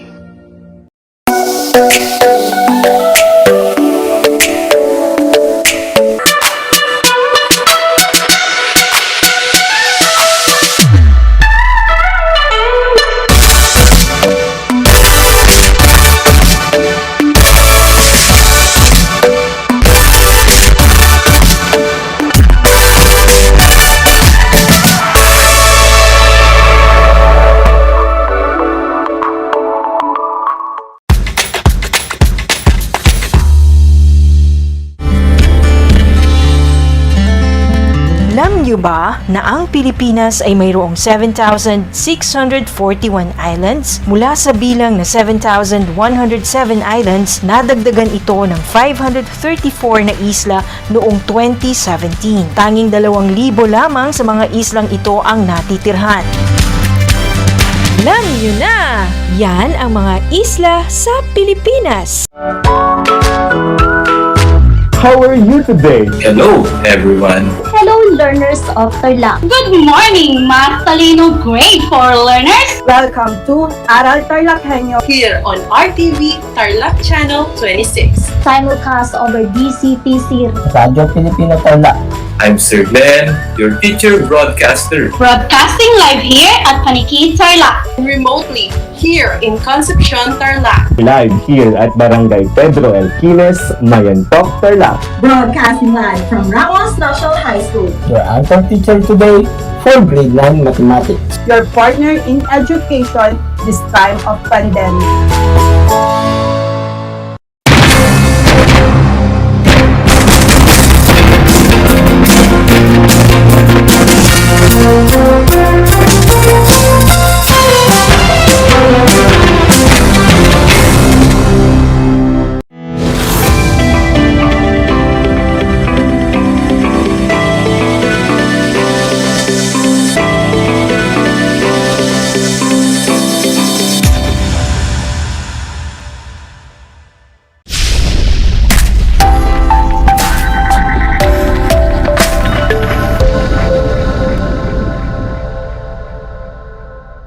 A blessed and good day to all the grade 8 learners. Welcome to Aral TarlakHenyo, here on RTV Tarlac, Channel 26. Simulcast over DZTC 828, Radyo Filipino, Tarlac. I'm your teacher broadcaster, Jeffrey C. De Jesus, honored to be with you this afternoon for another Learning on Air in Physical Education 8. So ready na ba kayo? Tara, let's! But before anything else, I just want to make some important reminders. Make sure that you are in a quiet, relaxed, and comfortable place while listening and learning with all our broadcasts. And also, make sure that you have a copy of your module or compendium of notes to better understand our lesson for today, which is Background and Basic Skills in Basketball. Again, our lesson for today is all about background and basic skills in basketball. And after today's lesson, you're expected to understand the background and basic skills in basketball, perform the basic skills needed in playing basketball, and also create a journal of your family's documentation in playing basketball. But before that, let us have some warm-up questions related to our topic for today. Kindly get your learning activity sheets and answer honestly the first page. But if you don't have your learning activity sheets, you may use your 2Ps or pen and paper.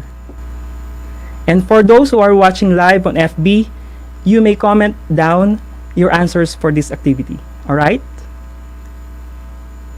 And here are the instructions. So looking at the table, on your left, you can see the different skills.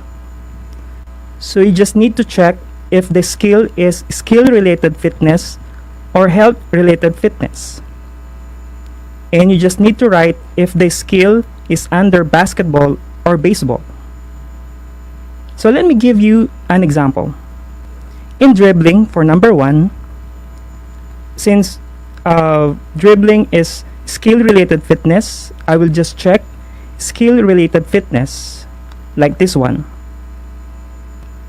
And since dribbling is being used in basketball, I will write basketball on the space provided, and so on and so forth. It's very simple, right? So now it is time for you to do it with the remaining skills. And for the next one is catching. So what would be? Is it skill-related fitness or health-related fitness? And what kind of sport that uses catching?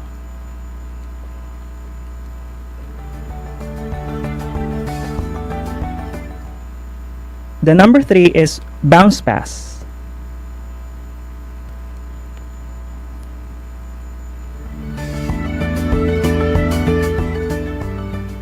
And number 4 is running.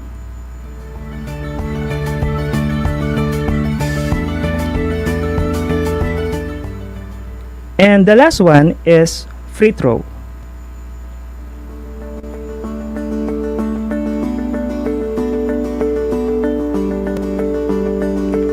And time is up. Well, don't worry about the result of your answers. That is just your pre-assessment.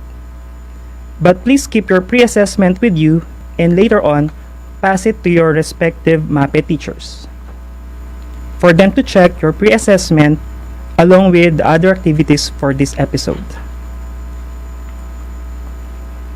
Alright, students, if I may ask you,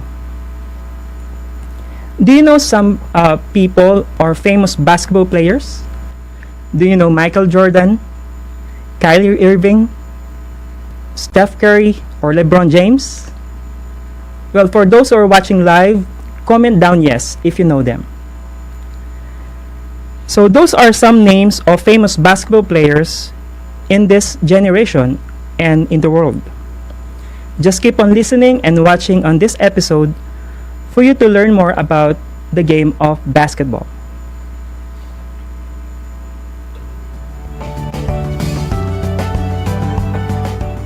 So what is basketball? Basically, basketball is a team sport in which a goal is to shoot the ball through a basket that is positioned on both ends of the court. And typically, 2 teams of 5 players play on rectangular court. Since then, basketball is one of the most popular and extensive watch sports in the world. This game was invented in December of 1891 by Canadian-American gym teacher Dr. James Naismith in Springfield, Massachusetts, United States.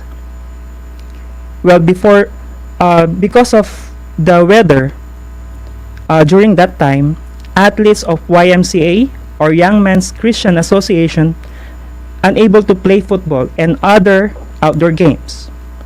And at the same time, he wants to do a less injury-prone sport than football.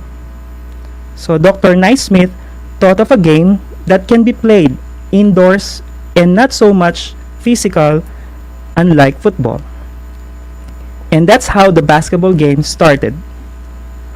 Well, did you know that the word basketball was derived from the first equipment used in the game, which is the basket and the ball?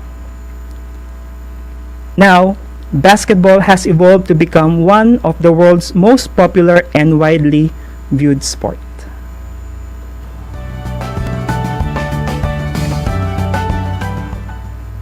Alright, now students, do you know about NBA or National Basketball Association? Well, NBA is the most significant professional basketball league in the world in terms of popularity, salaries, talent, and even the level of competition. And I think any player is dreaming to be part of NBA because of its popularity. And did you know that we have a kababayan which is actually trying his very best to be the first homegrown Filipino that will play in NBA? And his name is Kai Soto. And he also played for Ateneo for a couple of years back here in the Philippines. And now he is 7'3" based on the latest update. Well, speaking of height, in the game of basketball, there are 5 players on each side fall into 5 playing positions. The tallest player is usually the center. The tallest and strongest is the power forward. The slightly shorter but more agile player is the small forward. the shortest players or the best ball handlers are the shooting guards and point guards, who actually implements the coach's game plan by managing the execution of offensive and defensive plays. Informally, players may play 3-on-3, 2-on-2, and 1-on-1 in basketball. So now, what do you think is your position in basketball? So comment down your position in basketball, alright? Well, for me, I think I am a shooting guard because of my height, maybe, and I love to shoot the ball. Alright. And for those who just tuned in, you're listening and watching to Aral TarlakHenyo here on RTV Tarlac, Channel 26. Simulcast over DZTC 828, Radyo Pilipino, Tarlac. And for you to be updated with all our broadcasts, kindly like and share our Facebook page, which is RTV Tarlac, Channel 26.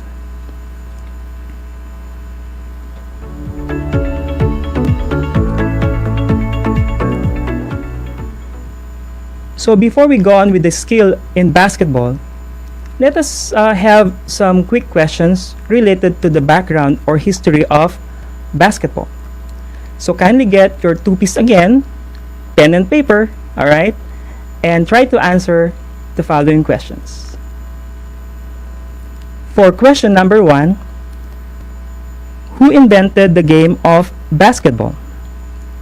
Is it A, Dr. James Naismith, B, Dr. George Naismith, or C, Dr. John Smith? So what is your answer? Correct. The answer is letter A, Dr. James Naismith. For the second question, when was the game of basketball invented? Is it A, October of 1889, B, November of 1890, or C, December of 1891? Okay, so the answer is very good. It's letter C, December of 1891. And for the last question, what do you call the tallest player in the game of basketball? Is it A, forward, B, shooting guard, or C, center? Okay, and the answer for that is letter C, center.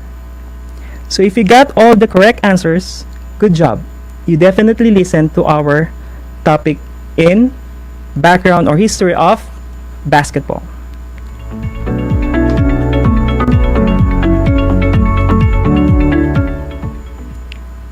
So since we know about the history of basketball, let us learn more about this game by knowing its basic skills. And in learning the basic skills in basketball, we need to have this equipment. The ball. Game na ba kayo? Game on! And the first skill that I'm going to teach you is shooting. Every basketball player loves to shoot the ball. And did you know that the most practiced skill in the game of basketball is shooting? Players actually spend a good deal of their practice time in shooting drills to improve their skill level. Well, after all, if you cannot shoot, you cannot score, and you cannot win the game. Because in the game of basketball, teams with highest point or score after a given time wins the game. And to improve your shooting skills, please remember the following. In shooting, you need to remember the BEEF or B, balance. Be in proper balance when shooting the ball. This is very important, my dear students, because when shooting the ball, you have to be in the right balance. Second is elbow to support the ball and needs to be aligned with the hoop or the ring. The next is letter E, eyes. Eyes on the target, which is the basket. Know when you have a good shot and then take it. It is very important that you focus on the ring every time you shoot the ball. And lastly, the follow through or flicking of the wrist, because it is very important that the ball has a backspin when thrown in the ring. And to fully understand the skill, let me present a short video clip showing how to properly shoot the ball.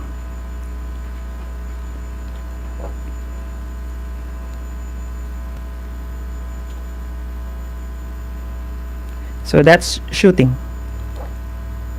So you can see the balance. Alright. And the next is elbow. And next is the eyes, and focus on the target. And don't forget the follow through or flicking of the wrist.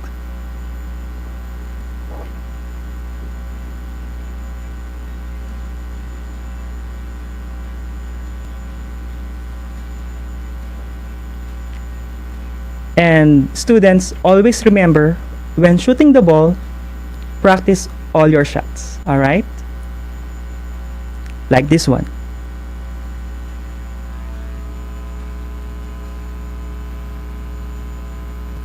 Alright.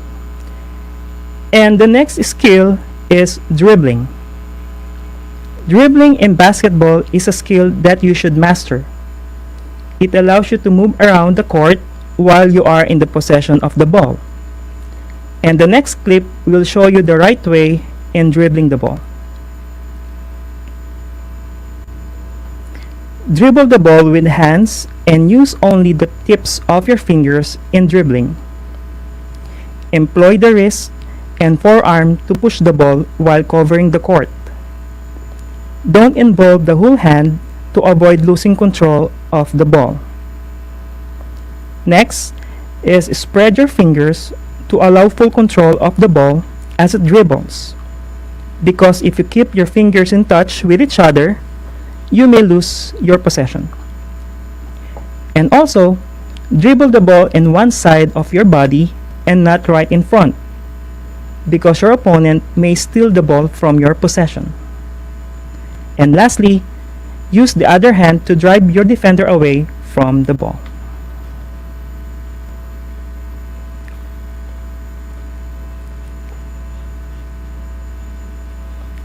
Alright, for the next skill, which is passing, as we all know that basketball is a team game. By definition, that means all players are involved with the process of playing the game and should function as one. And one of the primary skills created to accomplish this is passing. And to learn more about passing, please watch the next clip or video clip.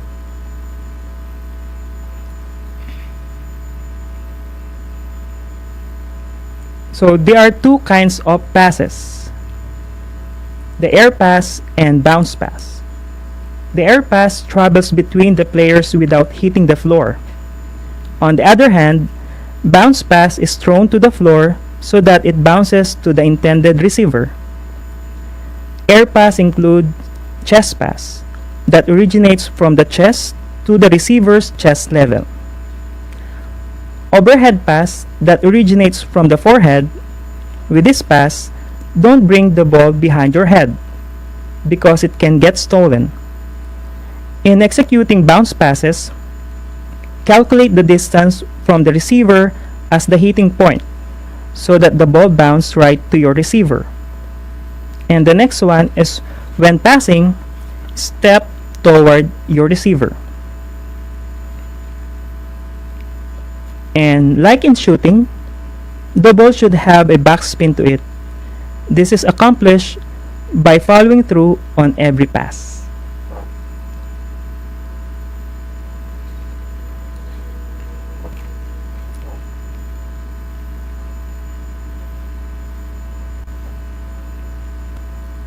Alright, so for the fourth skill is rebounding. Rebounding is one of the major aspects of the game. It is your ability to jump with power to gain possession of the ball as it bounces to the rim after a failed shot before it touches the floor. Just how important is rebounding? Whenever you grab a rebound, your team gains a chance to shoot again while the other team actually loses it. So how to make a good rebound? Watch this video. So you need to practice good footwork and vertical leap or jumps. Also, anticipate where the ball will land. The longer the shot or the harder the rim, the farther the bounces. When the shooter is soft shooter, this means that the ball bounces near the ring. When the shooter is hard shooter, then the ball bounces far from the rim. And lastly, leg power and strong body are needed in rebounding. That is why it is essential that strength and power exercises should be considered. Alright, and that's all for the 4 basic skills in basketball. But just to make sure that you understand the lesson about the basic skills in basketball, let me ask you again some few questions. Alright? Okay, and here are the questions. For number 1, what kind of skill that allows you to move around the court while covering the court? Is it A, passing, B, dribbling, or C, shooting? So what do you think is the answer? Alright, so the answer is letter B, dribbling. And number 2, it is a kind of pass that travels between the players without hitting the floor. Is it A, bounce pass, B, head pass, or C, air pass? And what is your answer? Alright, the answer is letter C, air pass. And for the last question, what is the most practiced skill in the game of basketball? Is it A, shooting, B, passing, or C, rebounding? Alright, if your answer is letter A, you are correct. And if you got all the correct answers, great job! And I think you are now ready to take this to another level.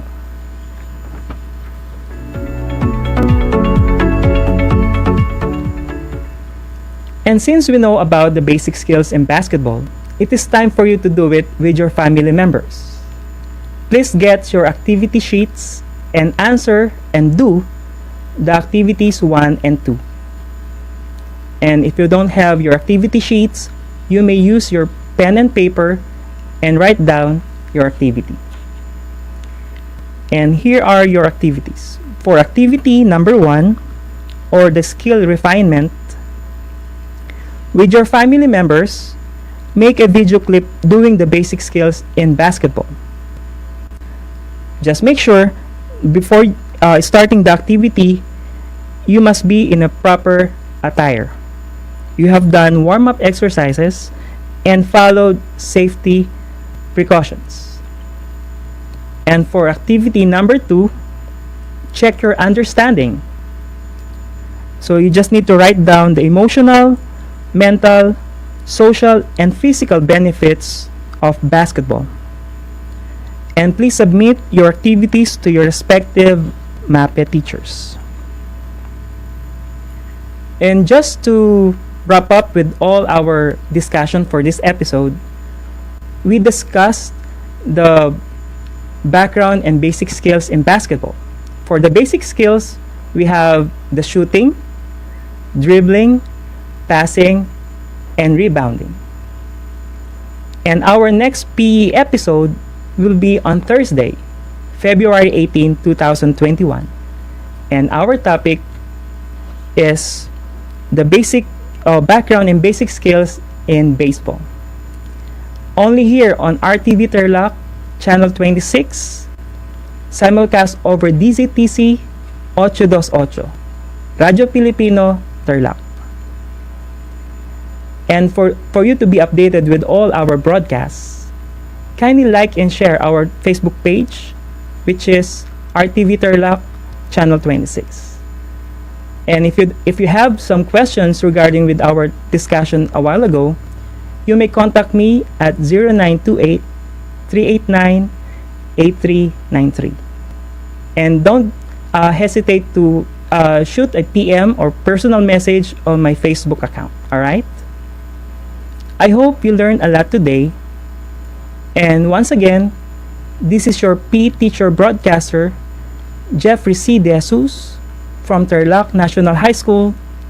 Take care and God bless. Until next time.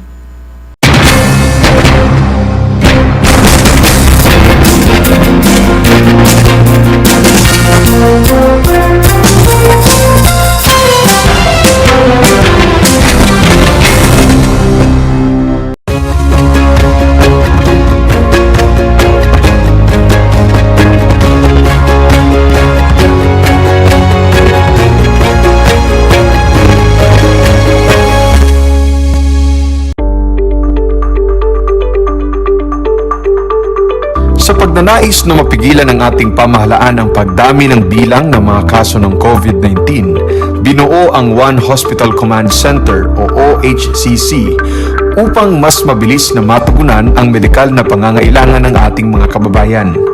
Bukas ang OHCC 24 oras araw-araw. Tumawag lamang sa mga hotline nito sa 0919-977-3333 o 0915-777-7777 o 02-886-50500. Maaari ring i-download ang Pure Force Citizens app sa Android o iOS upang mabilis na matugunan ang sinumang nangangailangan. Layon din ng OHCC na maiwasang mapuno ang kapasidad ng bawat ospital. Kaya't kung ikaw ay kinakailangang tumawag sa OHCC, mabibigyan ka ng libreng preliminary consultation. Para sa mga nangangailangan ng emergency quick response, makikipag-ugnayan ang OHCC sa DOH Bed Tracker at sa mga ospital upang makahanap agad ng pinakamalapit na bakanteng ospital. Ang transportasyon o ambulansya naman ng ospital na inirefer ng OHCC sa pasyente ang siyang susundo sa bahay nito. Kaya't kapag ikaw ay nakakaranas ng anumang sintomas ng COVID-19 o nangangailangan ng agarang tulong medikal, tumawag lamang sa OHCC at handa silang tumulong sa lahat ng oras.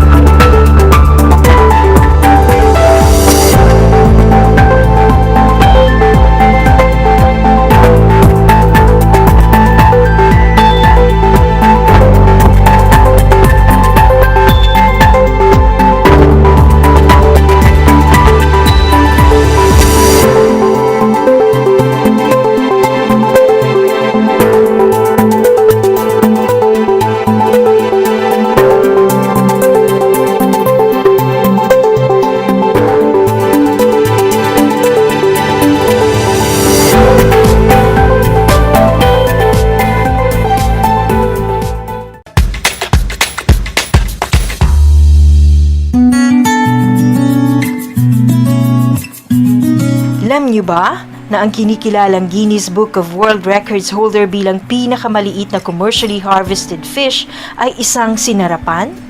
Ito ay matatagpuan lamang sa Pilipinas, sa Lake Buhi sa Bicol River. Isa itong uri ng goby na may transparent na katawan na may sukat na 12.5 mm. Alam mo na, yan ang sinarapan.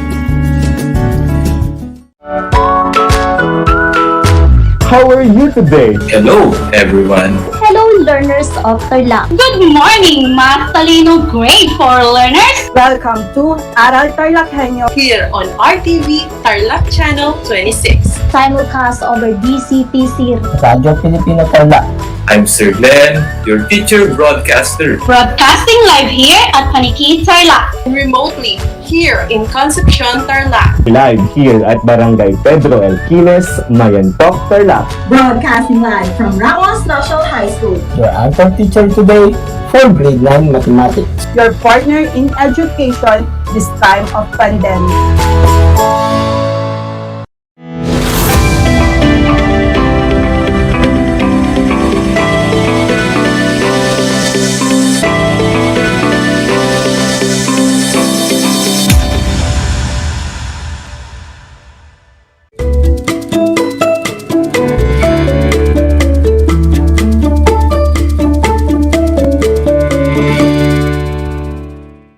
Good afternoon, listeners. Welcome to Aral TarlakHenyo here on RTV Tarlac Channel 26.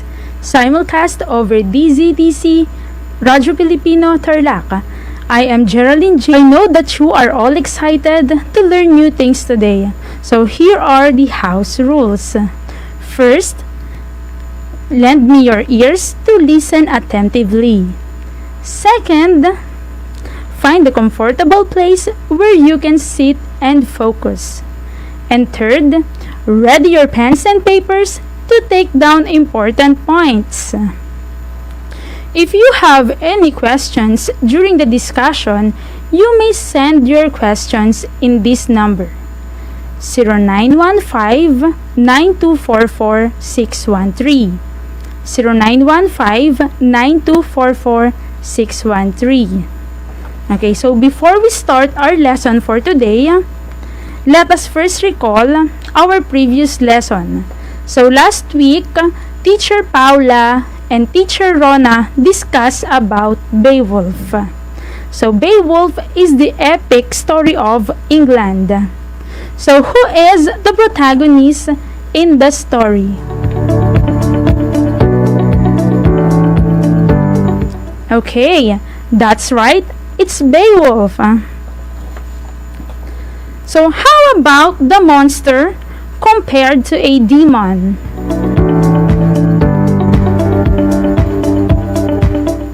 Okay, very good. It's Grendel. And my last question, who killed Beowulf? Okay, it's the dragon. Now I know that you are all ready to listen to our discussion for today. So today we're going to tackle about making connections. So I know that you are all familiar with this one because this is just a review on our MELC 1.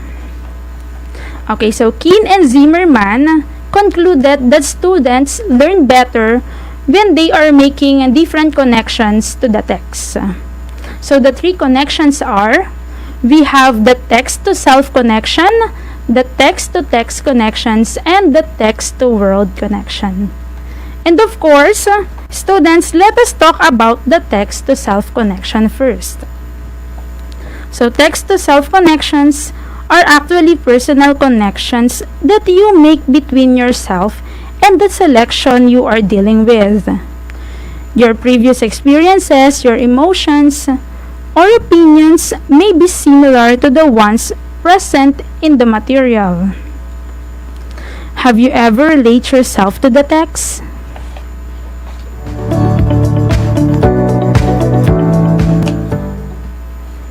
Okay, I also have that kind of experience.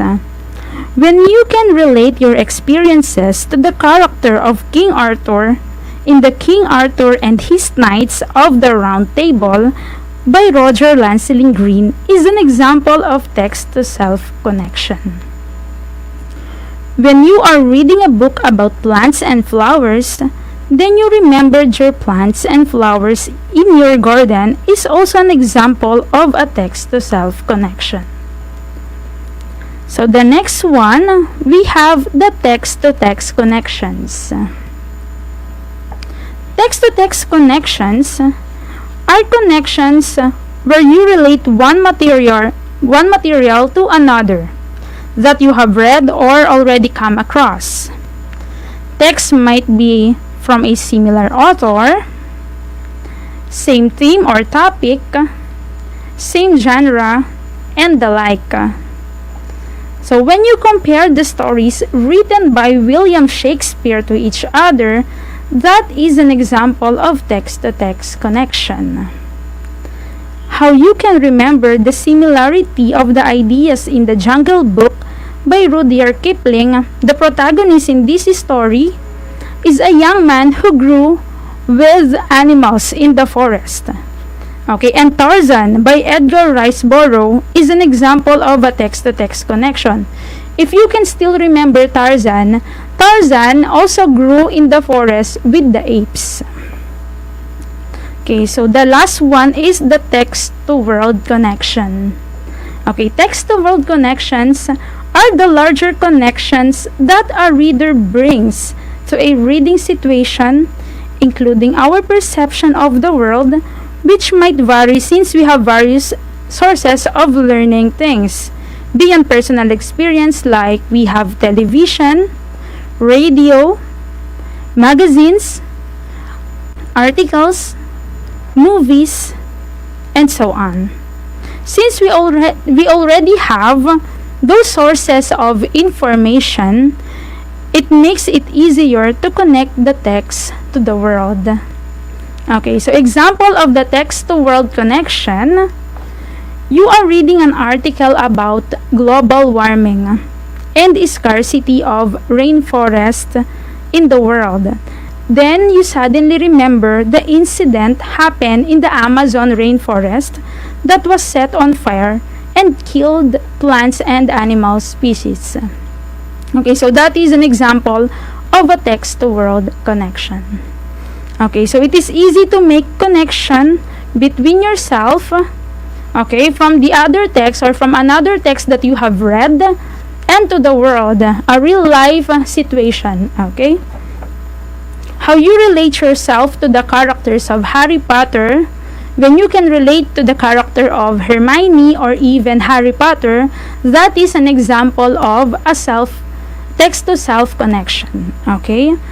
The way you compare the novels written by Nicholas Sparks, for example, the novel of A Walk to Remember and The Long Ride is an example of a text-to-text connection. Okay, so relating real-life issues and scenarios to things read from a selection is a text-to-world connection. Okay, so remember that when you make connection to the text, you will understand and learn more about the topic. Okay. So let us repeat. First, we have the text-to-self connection. You are relating the text to yourself. Then the second one, we have the text-to-text connection. You are relating the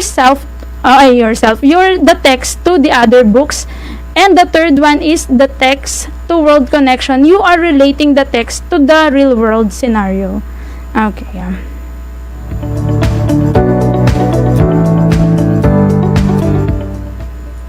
This time, I want you to bring out your notebooks to identify and relate the text to yourself, to the text or other texts, and to the world. I am going to read a literary text or an article, then identify if you can relate it to yourself, to other texts, or to the world by the use of the guide flash on your screen. Write your answers in your notebook. So when you are connecting to the text to yourself, you may use this sentence. This reminds me of a time. Then you may continue what experiences you have encountered. Then in text-to-text connection, this reminds me of another book. You may write the title of the book and how is it related to the text. Text-to-world connection, this reminds me of something I've read about or something I know about. Okay, it can be in your community, it can be in our country, even, okay, and even outside the country, okay, the world, real life scenarios. Okay, game?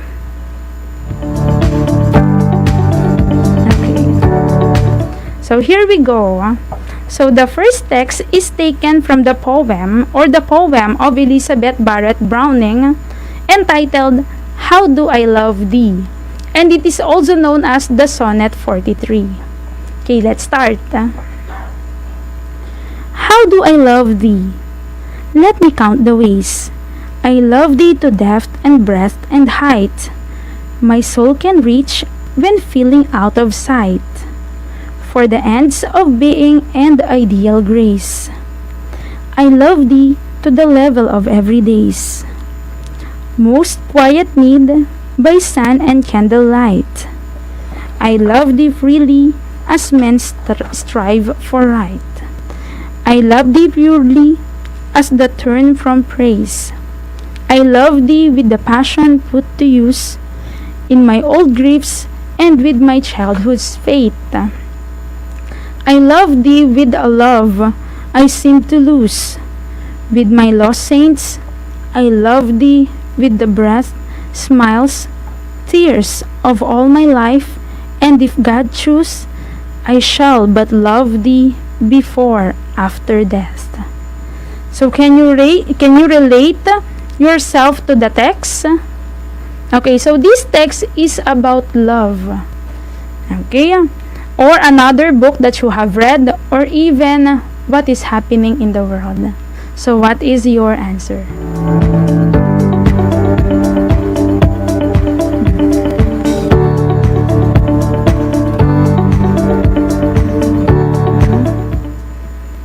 I guess you are ready for the next one. Okay. So the next text is taken from my favorite book. Okay, yeah. So it is written by Paulo Coelho and the title is The Alchemist. Okay, this story is about the secret of happiness. Okay, so let's identify where you can relate to this text. Okay, yeah. Ready?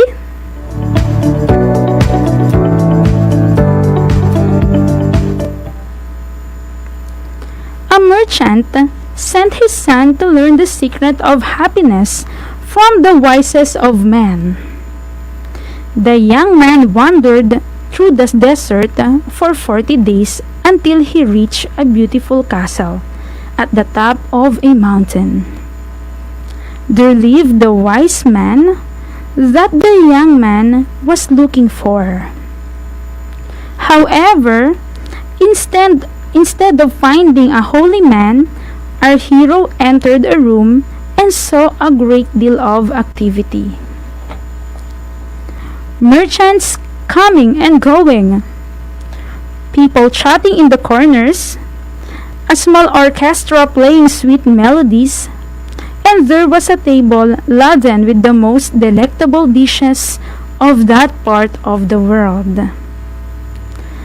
The wise man talked to everybody, and the young man had to wait for 2 hours until it was time for his audience. With considerable patience, he listened attentively to the reason of the boy's visit, but told him that at that moment he did not have the time to explain to him the secret of happiness. He suggested that the young man take a stroll around his palace and come back in 2 hours. However, I want to ask you a favor, he added, handing the boy a teaspoon, in which he poured 2 drops of oil. So while you walk, carry this spoon and don't let the oil spill. The young man began to climb up and down the palace staircases, always keeping his eyes fixed on the spoon. At the end of 2 hours, he returned to the presence of the wise man. So, asked the wise man, "Did you see the Persian tapestries hanging in my dining room? Did you see the garden that the master of gardeners took 10 years to create? Did you notice the beautiful parchments in my library?"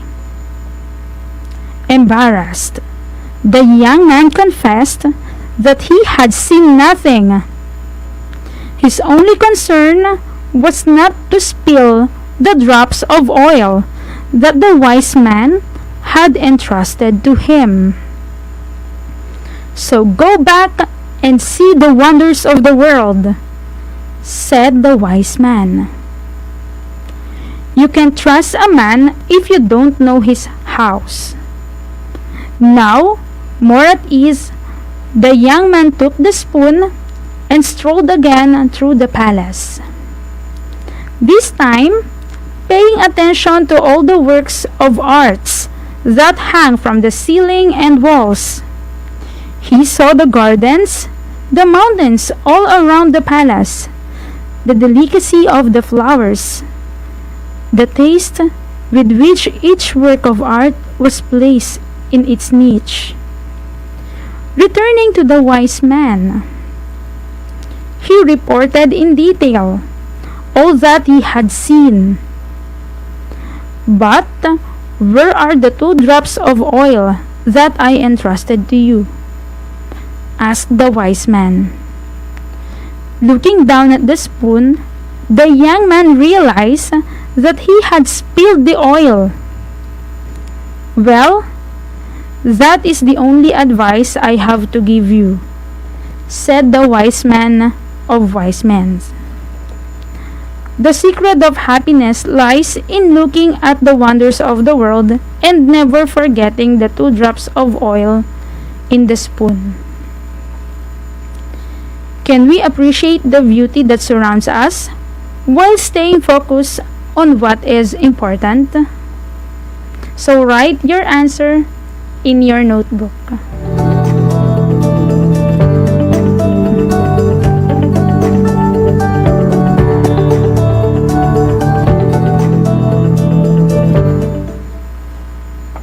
So the next text, the text is entitled "Community Spirit Drives Volunteer Firefighters in Portugal." So that is written by Associated Press, adapted by New Zealand staff.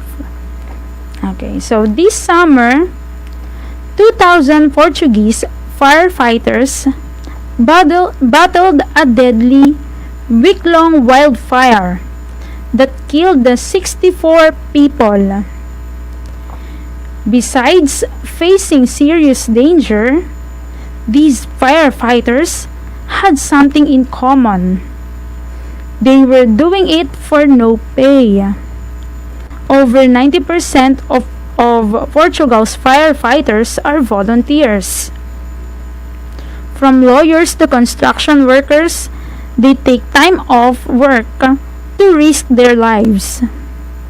The volunteer fire departments where they work need donated money to pay for their equipment. During the summer fire season, firefighters are often sent to fires far from their homes. Then the government pays these brave men and women $2 an hour. The volunteer firefighters usually give the money to their fire departments. So how can you relate in this one? Can you relate it to yourself? Can you relate it to the other text that you have read? Or you can relate it to what is happening around you. You can relate it to our country or even outside our country, to the world. What is your answer?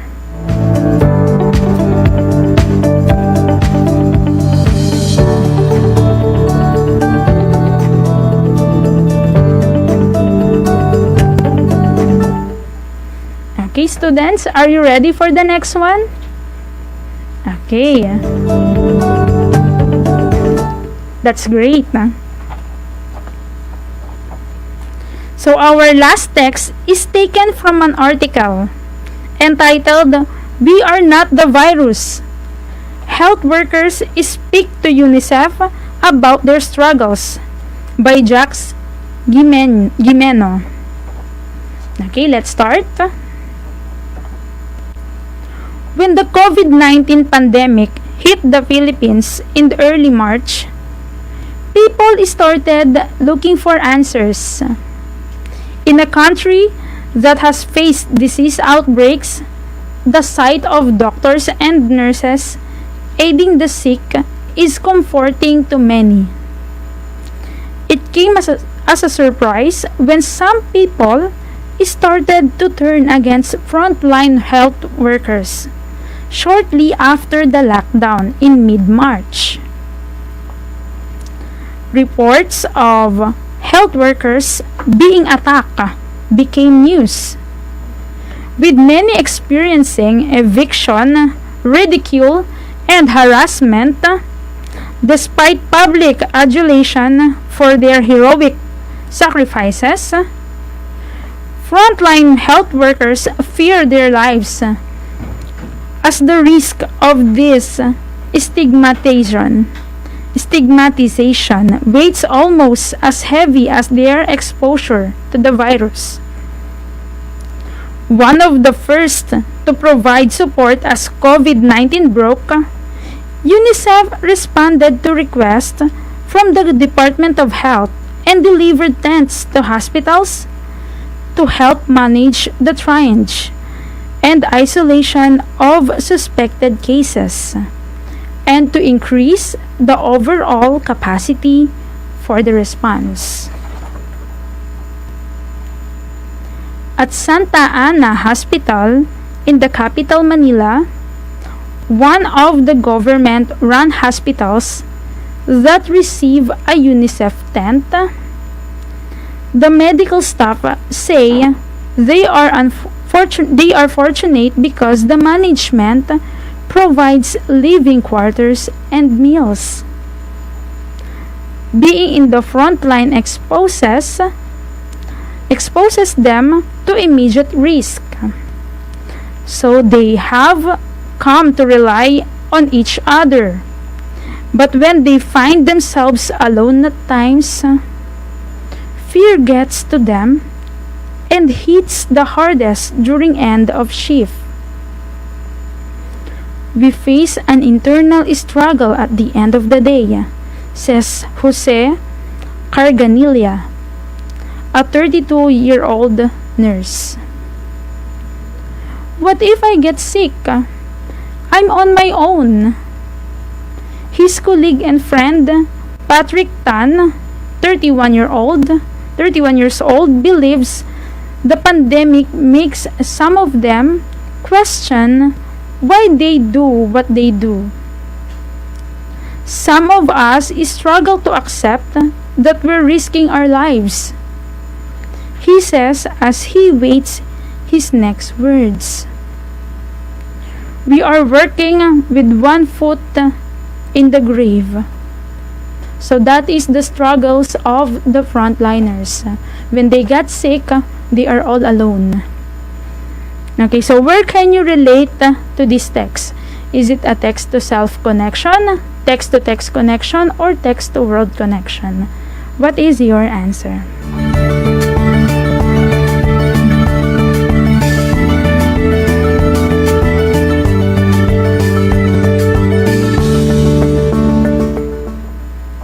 So students, I receive one question here. Okay. So the question is, can I use the three connections in one text? Okay. students, you can use the three connections in one text. If you can relate it to yourself, you can use it.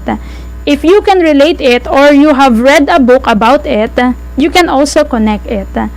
And when it is a real life scenario, you can also relate it to the world. So you can use the three connections in just one text. Okay. So insert your answers in your modules. Next time, when you're going to submit your modules, we're going to read your answers. Okay, so before I end our discussion, I encourage you to read literary text and make connection to yourself, to the text, and to the world. You may apply what you have learned today in making connections. Okay, so do not forget to answer the activities on your modules this week. Okay, I hope you learned a lot today. I am Geraldine Jane Cruz, your teacher broadcaster in English grade 9. See you next time!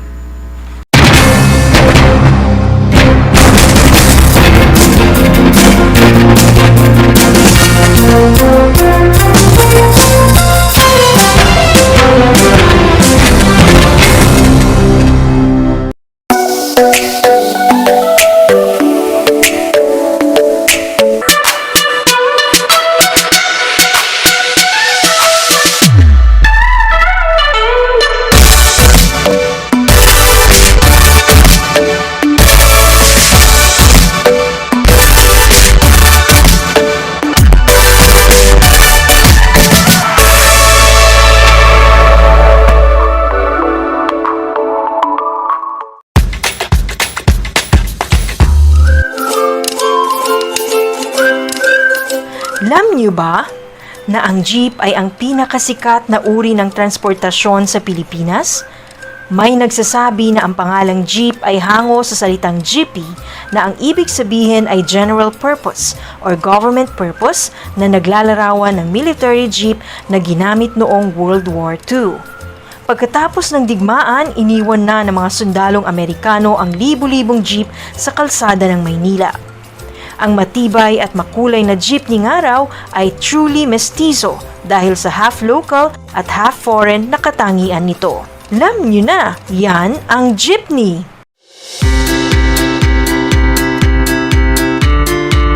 Upang matugunan ang mga kinakaharap na pagsubok ng mga guro at mag-aaral sa gitna ng kasalukuyang pandemya, nagsanib tulong sina Congressman Charlie Cojuangco ng unang distrito ng Tarlac, DEPED Region 3 Regional Director Dr. May B. Eclar at Tarlac Schools Division Superintendent Dr. Ronaldo Poson para sa isang napapanahong proyekto na tinaguriang Project Shine, Aral TarlakHenyo. Ang mga mag-aaral ng Grade 4 at Grade 5, ganun din ang Grades 8 and 9 sa buong probinsya ng Tarlac, kasalukuyang sumasailalim sa radio-based instruction. Katuwang ang himpilang DZTC 828 kHz AM at RTV Tarlac, Channel 26. Ang Tarlac po nangunguna po ngayon pagdating po sa radio-based instruction. Marami pong humahanga sa atin. I'm very happy this station, itong DCTC, could reach the whole of Region 3. Hindi natin alam, we are contributing. We are creating a very big dent in the history of Philippine education. And I am proud. I am here in Tarlac. This is the noble cause of education in which you and I, without you knowing it, we are bound to do.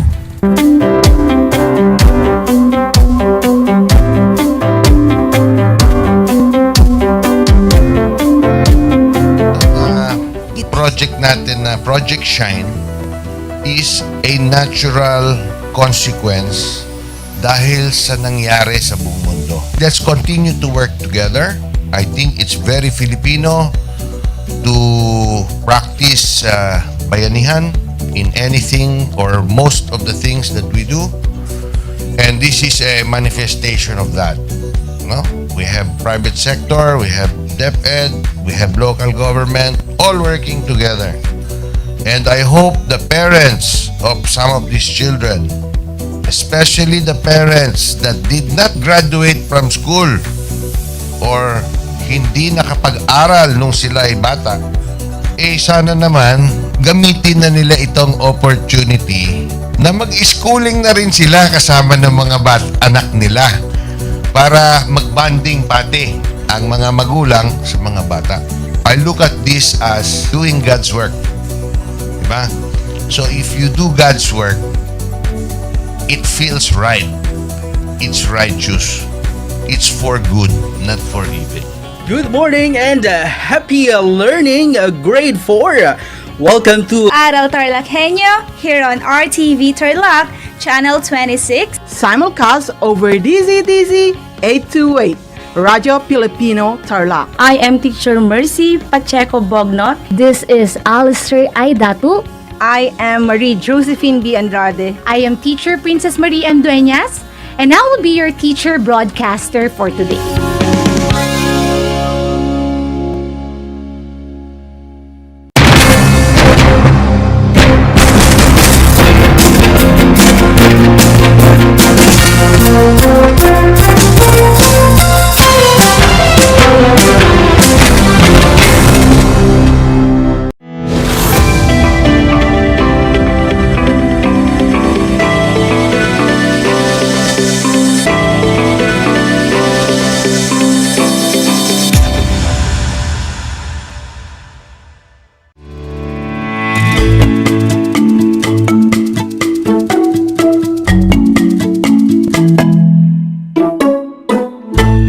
Ating Aral TarlakHenyo ng Schools Divisions of Tarlac Province sa RTV Live, Channel 26 at DCTC, Radyo Pilipino Tarlac. Magandang araw, narito na naman tayo nagsisikap at nagpupunyagi upang maging makadiyos, makatao, makakalikasan at makabansa. Kumusta kayo mga ginigiliw kong mag-aaral? Ang aking pagbati at paghanga sa inyong masidhing pagpupunyagi upang ipagpatuloy ang pag-aaral sa himpapawid sa kabila ng hamon ng COVID-19 pandemic. Ako ang inyong teacher broadcaster sa Araling Panlipunan 9, Ginoong Louie M. Blanco, upang samahan at gabayan kayo sa pag-aaral sa pamamagitan ng TV at radyo. Ang ating paksa sa araw na ito ay struktura ng pamilihan, partikular sa monopolyo at monopsonyo. Bago pa man tayo magsimula, ay ating narito ang ilang mga paalala. Siguraduhin ninyo na nasa iisang lugar kayo ngayon at malinaw na naririnig ang ating broadcast. Matanong ko lang, nagmerienda na ba kayo? Sana naman, kasi mahirap matutunan ang ating leksyon kung kayo ay gutom at walang laman ang inyong sikmura. Sa puntong ito ay nais kong kunin ninyo ang inyong module sa Araling Panlipunan 9 at ihanda ninyo ang inyong mga sarili sa ating talakayan. Gayun din naman ay nais kong kumuha kayo ng ballpen at sulatang papel upang maisulat ninyo ang mga mahalagang impormasyon na ating pag-uusapan. Uulitin ko, ang ating paksa sa araling ito ay sa istruktura ng pamilihan, partikular sa monopolyo at monopsonyo. Bago tayo magsimula sa ating paksa ngayong araw na ito, ay alalahanin muna natin ang ating nakaraang aralin. Ito ay ang, natatandaan nyo pa ba ito? Magaling. Ang ating tinalakay ay ang pamilihang may ganap na kompetisyon. Ito ang istruktura ng pamilihan na kinikilala bilang modelo o ideal. Sa ilalim ng ganitong sistema ng pamilihan, walang sino man sa mga producer at consumer ang maaring makakontrol sa takbo ng pamilihan, partikular sa presyo. Ito ay nangangahulugang hindi kayang idikta ng isang producer at consumer ng mag-isa ang presyo. Isa din sa tinalakay natin ang pamilihang may hindi ganap na kompetisyon. Tinatawag na pamilihang may hindi ganap na kompetisyon ang istruktura kung wala ang anumang kondisyon o katangian na matatagpuan sa pamilihang may ganap na kompetisyon. Sa pangkalahatan, ang paglalarawan ng lahat ng producer na bumubuo sa ganitong istruktura ay may kapangyarihan na maimpluwensyahan ang presyo sa pamilihan. Pero wag nating kalimutan na ang pamilihan, ito ang tanging platform na nagkikita ang producer at ang consumer. Ayon nga kay Adam Smith ay meron itong invisible hand. Natatandaan nyo pa ba yun? Tama, ang presyo. So sa pagitan ng producer at consumer, presyo ang nagsisilbing mediation or tagapamagitan sa dalawang aktor na ito sa pamilihan. Magaling kung inyo pa itong natatandaan. At ngayon sa palagay ko ay handa na natin talakayin ang ating bagong paksa. Inaasahan na sa pagtatapos ng aralin na ito ay iyong makikilala ang dalawa sa halimbawa ng pamilihang may hindi ganap na kompetisyon, ang monopolyo at ang monopsonyo.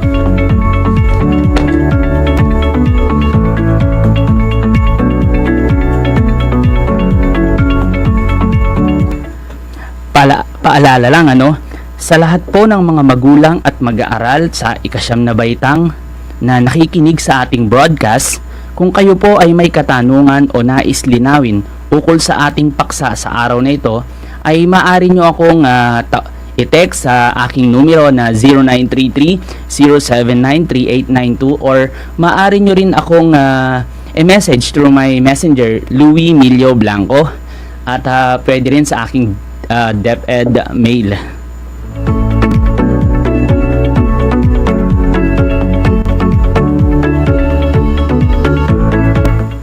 Simulan na natin ang ating paksa. Salungat sa pamilihan na may ganap na kompetisyon, may mga anyo kung saan ang bahay kalakal ay may kakayahang idikta o itakda ang kanilang presyo. Dalawa sa mga halimbawa nito ay ang monopolyo at monopsonyo.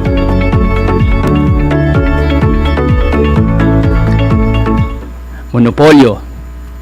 Ito ay uri ng pamilihan na iisa lang ang producer na gumagawa ng produkto. Nagbibigay serbisyo kung kaya't walang pamalit o kahalili. Dahil dito, siya ay may kakayahang impluwensyahan ang pagtatakda ng presyo sa pamilihan. Sa ganitong kadahilanan, ang consumer ay napipilitang tanggapin na lamang ang pagiging makapangyarihan ng mga monopolista. Ang mga halimbawa ng mga producer na nasa ganitong uri ay ang kumpanya ng mga kuryente sa aspeto ng transmission, tubig at tren. Sa totoo lang, sa Pilipinas ay nagkaroon din dati noon ng monopolyo. Taon or panahon noong nagsimula ito noong 1782. Kung tutuntunin mo yung kasaysayan ng konsepto ng monopolyo, naramdaman natin ito sa panahon ng mga Kastila noong nagkaroon ng monopolyo sa tabako under the leadership of General or Governor General Jose Vasco E. Vargas. Ito yung panahon na halos lahat ng mga pananim, partikular sa Central Luzon, Region 2 at ang northern part ng Pilipinas ay napasailalim sa iisang mandato ng pamahalaang Kastila noon, ang monopolyo. Ito ay tumagal ng 100 taon na kung saan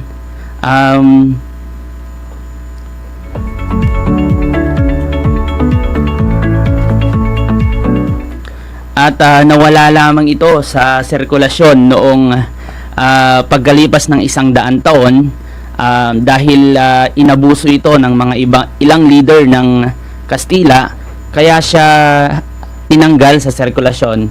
At bukod rito, dahil ginawa itong monopolyo, maraming mga Pilipino farmers ang naghirap, at hindi lang basta naghirap kundi ito yung mga panahon na instead na magtanim sila ng palay, ninanais ng mga dayuhan noon na magtanim sila ng tabako kasi napapakinabangan ng malaki ang produkto ng tabako sa bilang ine-export noon ng pamahalaang Kastila.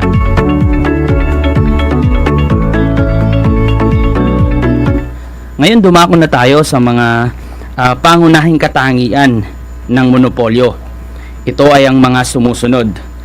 Una, iisa lamang ang nagtitinda. Dahil sa iisa ang nagbibenta, ang presyo at dami ng supply ay idinidikta batay sa tinatawag na max profit o pagnanais ng producer na makakuha ng malaking kita. Pangalawa, ang mga produkto nito ay walang kapalit. Ang mga produkto ay walang kauri kaya nakokontrol ang presyo at dami ng supply. At ang panghuli, may kakayahang hadlangan ang kalaban nito. Ito ay sa kadahilanan sa patent, copyright at trademark gamit ang intellectual property rights.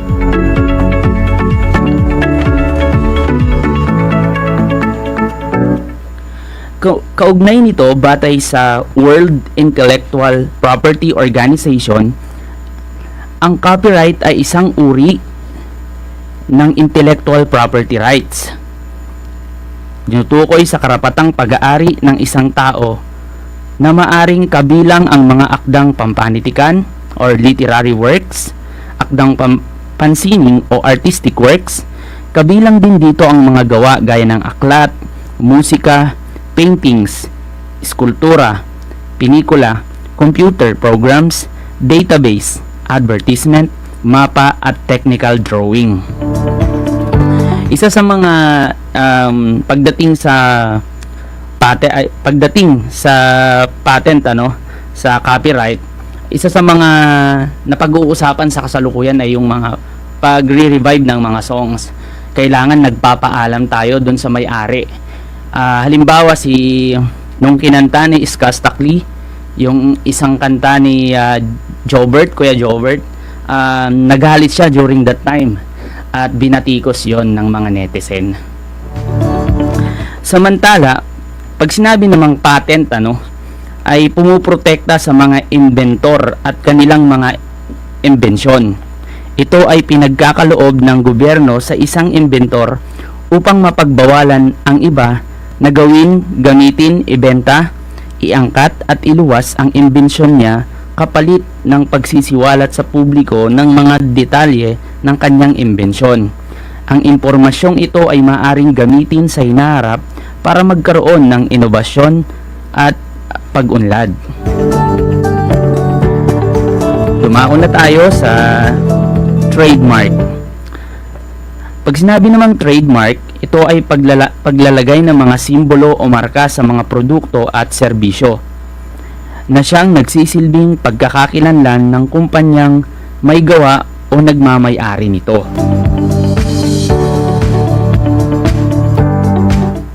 Sa kabilang banda, mayroon din tayong mga producer na kabilang sa tinatawag nating natural monopoly o iyong mga kumpanyang binibigyang karapatan na magkaloob ng serbisyo sa mga mamamayan.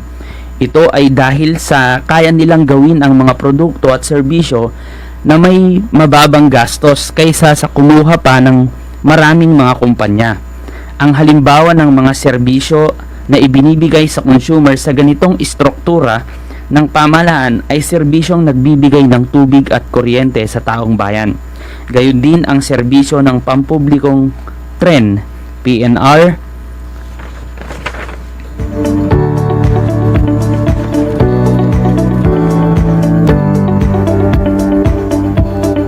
Ngayon, tumingin kayo sa inyong mga paligid.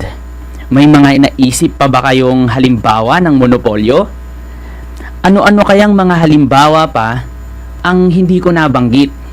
Kung sakaling may komento kayo ay maaari nyo akong i-message through my number na binanggit nyo kanina, 0933-079-3892, or maaari rin kayong mag-comment sa ating Facebook page ng RTV Tarlac, Channel 26, or maaari rin sa ating DCTC Radyo Pilipino Tarlac.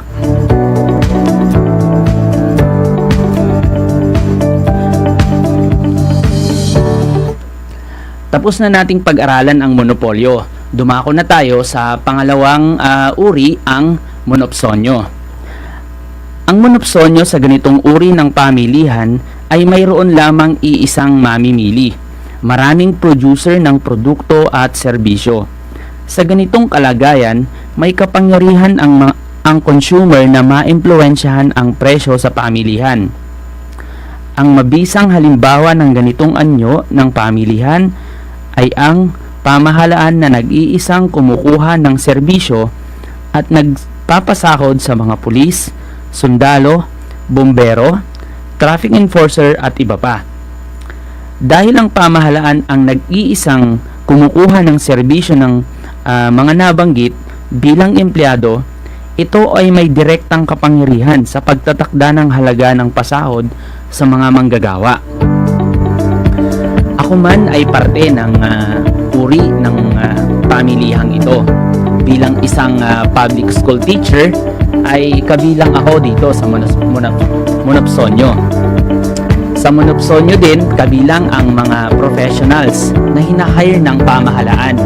Sa ganitong uri ng pamilihan, isa lamang ang nagbibigay ng or nagtatakda ng presyo. Ito ay ang pamahalaan.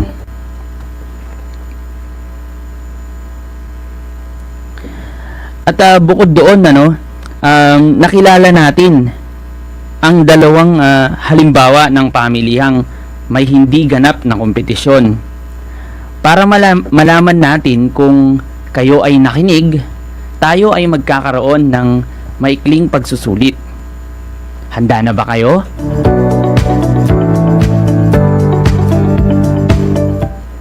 Okay. So, para sa panuto sa gawain ngayong araw, ay ating paghahambingin ang dalawang napag-aralan nating uri ng pamilihan, ang monopolyo at monopsonyo, gamit ang Venn diagram. Ano-ano ang kanyang pagkakapareho? Yan, nakikita nyo ngayon sa inyong screen. Number 1, ano-ano ang katangian ng magkatulad ang dalawang istruktura na pinaghahambing? Number 2, anong mga katangian naman nila ang nagkakaroon ng pagkakaiba? Sa diagram na yan, nais kong magtala kayo at least ng tig-5 uri ng pagkakaiba. 5 sa monopolyo at 5 naman sa monopsonyo. Gayun din naman ay nais kong magtala kayo ng at least 3 pagkakatulad niya. Bibigyan ko kayo ng ilang minuto upang magawa ang ating activity.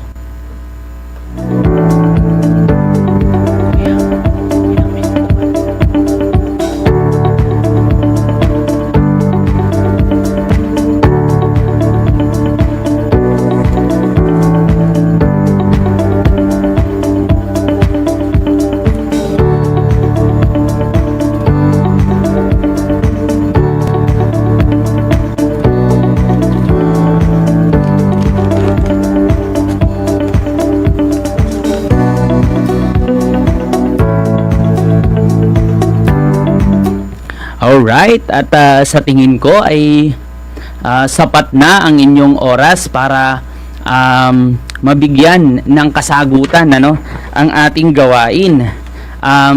Sa inyong mga nagawang output sa araw na ito ay maaari ninyong isumite yan sa inyong mga AP teacher, sa inyong eskwelahan. Sa mga estudyante namin sa Capas National High School ay maaari nyong isend sa akin anong section man kayo kabilang. Kung nawa ay naintindihan nyo ng maayos ang ating paksa ngayong araw na to. Yan na yung unang activity. Sa pangalawa nating activity, this time nais kong magtala naman kayo ng mga uri at halimbawa ng 5 monopolyo at 5 halimbawa pa ng monopsonyo sa monopsonyo sa inyong lugar. At yes, napag-aralan nga natin yung pagkakaroon ng uri ng pamilihan na monopolyo at monopsonyo. Sinasabi nga na halos lahat ng gustong yumaman ay nasa ganitong uri ng estado ang magkakaroon ng at maging isang monopolista. Yan. Kapag ikaw ay monopolista, ibig sabihin nun, ikaw lang ang nagsusupply ng iisang produkto, sa ilang sila kumukuha. So, isa sigurong pribilehiyong malaki, lalo na sa mga negosyante na maging isang monopolista.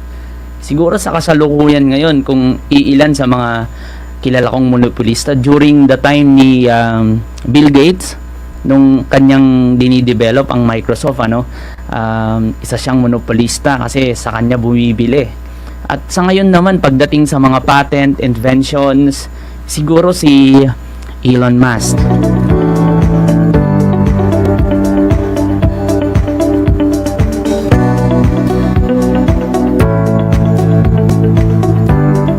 Paalala ko lang kanina sa pagsasubmit ng inyong module, may mga ilan pala tayong mga estudyante na maaring hindi nila ito maisubmit kasi walang internet connection sa kanilang lugar. Maari siguro nilang ibigay ito sa kani-kanilang mga barangay. Tandaan lang na sumunod tayo sa safety protocol sa ating mga lugar upang hindi tayo mahawa ng sakit na COVID-19. Pero kung tayo ay hindi papasok sa edad talaga at medyo bata pa tayo, maaring pakiusapan natin ang ating mga magulang. Pero of course, educate din natin sila kung sakaling hindi sila aware, nais din natin silang maging handa or maging ligtas. Kailangan pa rin nilang sumunod sa health protocol ng IATF na magsusuot ng face mask, face shield, and observe proper distancing.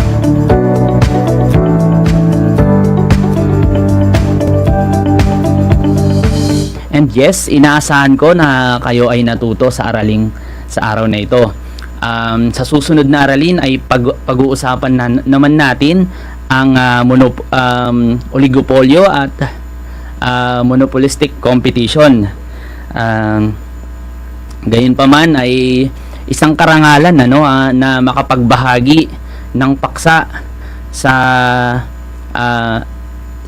pagbo-broadcast sa pamamagitan ng radyo at television. Ito ay isang hakbang ng Department of Education upang ma-reach natin yung pag-aaral pa rin sa pamamagitan ng television at ng radyo.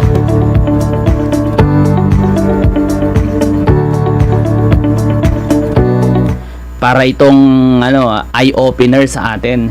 Kaya dahil sa pagmamahal ng ating pamahalaan sa atin, eto nga't binibigyan tayo ng oportunidad. Kami bilang guro ay isang karangalan sa akin kasi shy type akong teacher Kaya ngayon nabigyan ako ng oportunidad na ganito, ay nagpapasalamat naman ako at ginagrab ko yung opportunity na makapagbahagi ng aking kaalaman at makapagbahagi ng aking kakayahan.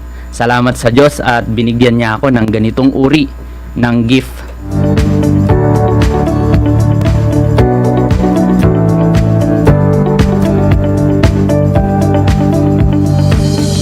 Muli, ako ang inyong guro sa Araling Panlipunan 9, Ginoong Louie M. Blanco, na nagsasabi na ang pag-aaral ng Araling Panlipunan ay daan sa pagiging makadiyos, makatao at makabansa. At bago ako magtapos, nais kong mag-iwan ng isang pagkaing pangkaisipan. Ito ay galing kay Dr. Jose P. Rizal. Yan, nasa screen nyo ngayon, paborito ko yan. Ang buhay na hindi inalay sa adhikaing marangal ay buhay na walang saysay. Yan ay ayon sa ating pambansang bayani na si Dr. Jose P. Rizal.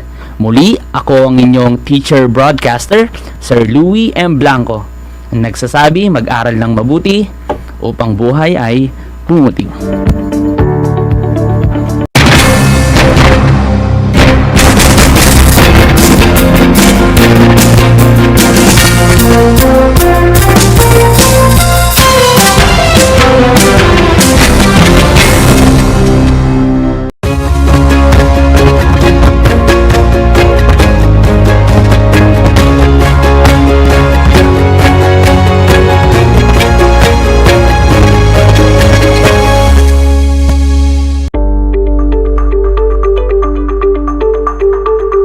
Sa pagnanais na mapigilan ang ating pamahalaan ang pagdami ng bilang ng mga kaso ng COVID-19, binuo ang One Hospital Command Center o OHCC upang mas mabilis na matugunan ang medikal na pangangailangan ng ating mga kababayan. Bukas ang OHCC 24 oras araw-araw.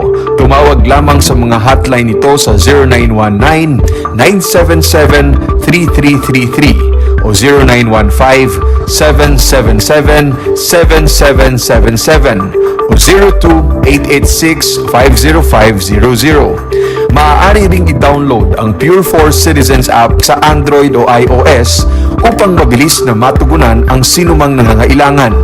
Layon din ng OHCC na maiwasang mapuno ang kapasidad ng bawat ospital. Kaya't kung ikaw ay kinakailangang tumawag sa OHCC, mabibigyan ka ng libreng preliminary consultation. Para sa mga nangangailangan ng emergency quick response, makikipag-ugnayan ang OHCC sa DOH Bed Tracker at sa mga ospital upang makahanap agad ng pinakamalapit na bakanteng ospital. Ang transportasyon o ambulansya naman ng ospital na inirefer ng OHCC sa pasyente ang siyang susundo sa bahay nito. Kaya't kapag ikaw ay nakakaranas ng anumang sintomas ng COVID-19 o nangangailangan ng agarang tulong medikal, tumawag lamang sa OHCC at handa silang tumulong sa lahat ng oras.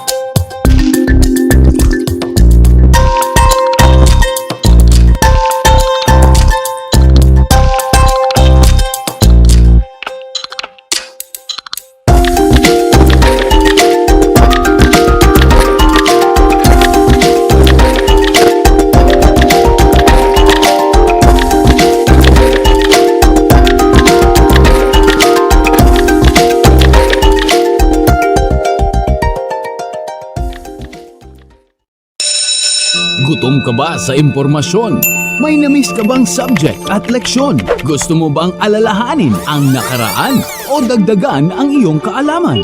Lahat yan alamin natin because the professor is in. Professor on air and online. Kasama si Professor Willie Perez. Isang oras na kaalaman, isang oras na makabuluhan. Professor On Air, mamangha at tumawa sa mga tips at trivia. Sa gabay at tanong, sagot ka rin niya. Professor On Air and online. Kasama si Professor Willie Perez. Tuwing Sabado, alas 10 hanggang alas 11 ng umaga. Mapapakinggan sa Radyo Pilipino at mapapanood sa RTV Tarlac Channel 26. Professor On Air.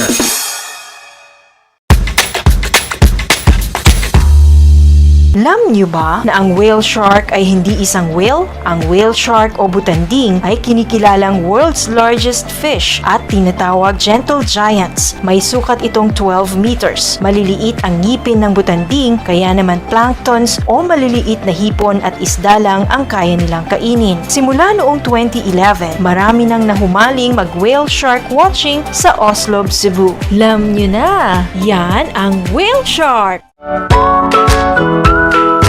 How are you today? Hello, everyone. Hello, learners of Tarlac. Good morning, Math Talino Grade 4 learners! Welcome to Aral TarlakHenyo Here on RTV Tarlac Channel 26. Simulcast over DCTC. Radyo Pilipino Tarlac. I'm Sir Glenn, your teacher broadcaster. Broadcasting live here at Paniki Tarlac. Remotely here in Concepcion, Tarlac. Live here at Barangay Pedro Elquines, Mayantok, Tarlac. Broadcasting live from Ramos National High School. Your anchor teacher today for grade 9 mathematics. your partner in education this time of pandemic.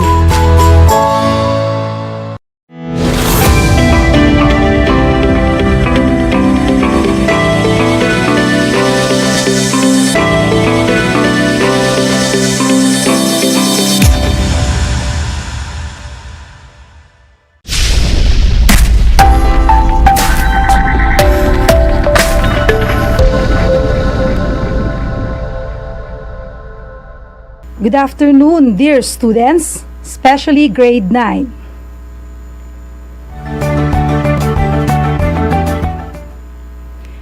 I'm happy and grateful that you are watching RTV Tarlac, Channel 26, simulcast over 828 AM DCTC Tarlac.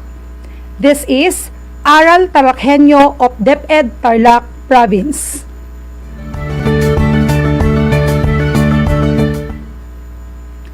How are you? I hope that you are relaxed, in good health, and happy together with your family.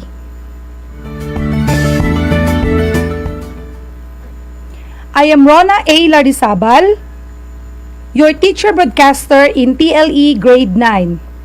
Today, we will focus our discussion on the area of home economics, beauty care, nail care service. Our topic for today is performing foot spa.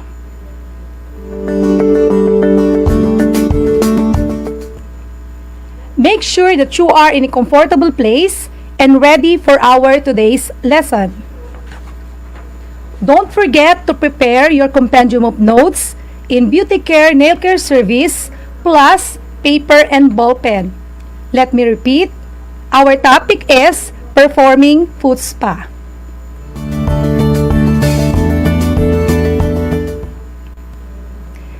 Last meeting, we discussed about the benefits of foot spa treatment. Foot spa is another relaxing service offered in the salon that pampers our tired feet, which is the most exercised part of our body, as it carries our weight and performs most of the time during the day.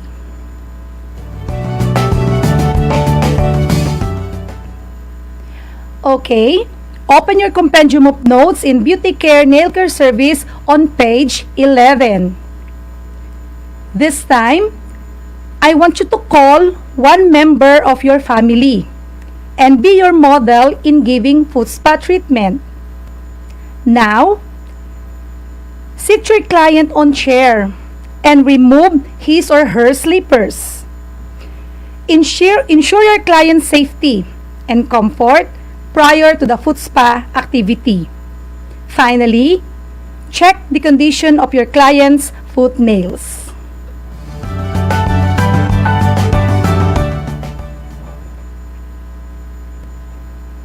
Okay, thank you, my dear learners. You have your model.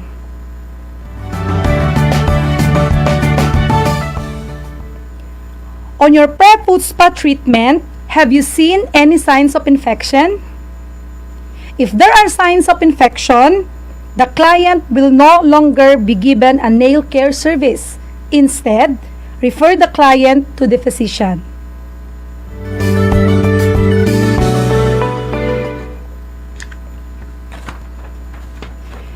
In giving food spa treatment, there are things you need, like the supplies, materials, accessories, tools, and equipment. The supplies and materials needed in giving food spa are 1. New paraffin wax, which used to lock in moisture. 2. A sanitizer, used to reduce or eliminate the bacteria. Number 3. A lotion or a massage oil, used to soften and moisturize the skin. Number 4. The lukewarm water, which used to relax our feet. We need also a soap, used for cleaning. A plastic liners, or commonly a cling wrap, used to cover inside of the foot tub or a basin. Next is an apron, used to protect our clothing. A foot scrub, used to remove a dead skin cells. A foot towel, used for drying our feet. Number 10 is the foot soak, which relax, energize, soothe, and deodorizes the feet. Number 11 is the alcohol, which used for cleaning and disinfection. 12 is the foot blush that gives our feet a pinkish glow after use. And lastly, a rubber slippers, used before and after the foot spa treatment.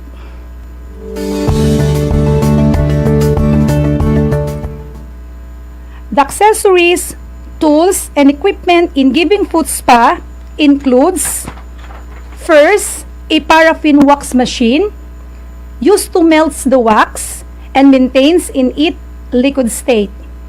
Second, the foot spa machine that used to soothe pain of arthritis, muscle spasms, and dry cracked skin of the feet. Next is the foot rest, or we call it the footstool, that provides comfort and elevation during the foot spa. Next is the basin, which used for soaking our feet and holding soapy water. The next one is the pumice stone, which used to remove dry and annoying skin as well as calluses. Next is the foot file, so you should be reminded that it should not be made of metal, which used to remove calluses and smoothen our feet. The next one is what we call the foot gloves, that slips over the plastic liners, that is to increase heat retention when used with the paraffin. Next one is the mixing bowl, which used for mixing the aromatic oils and other fluids for foot spa. And last, we have a trolley. It is a movable cart that contains supplies and materials.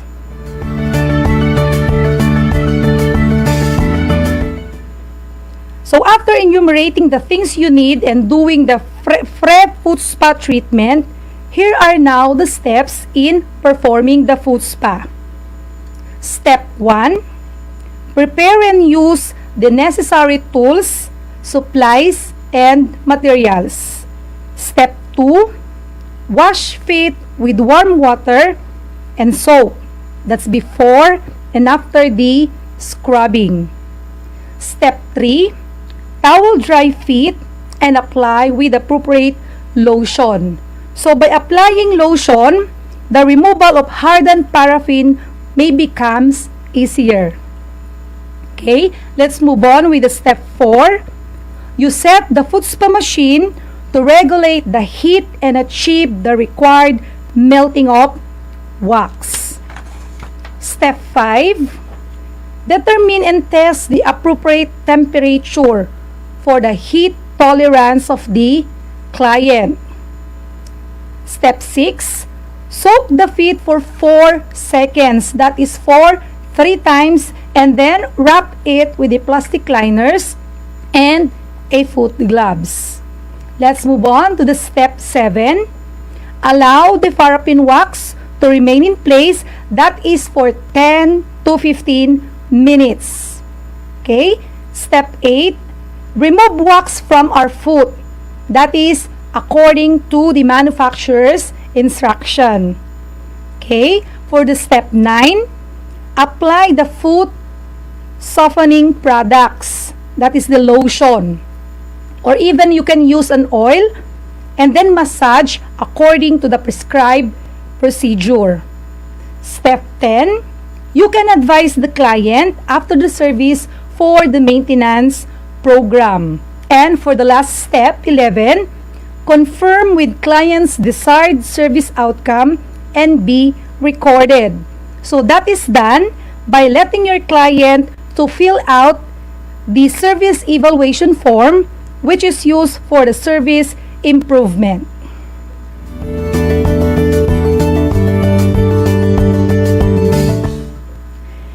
After performing the foot spa treatment, there are safety precautions to remember.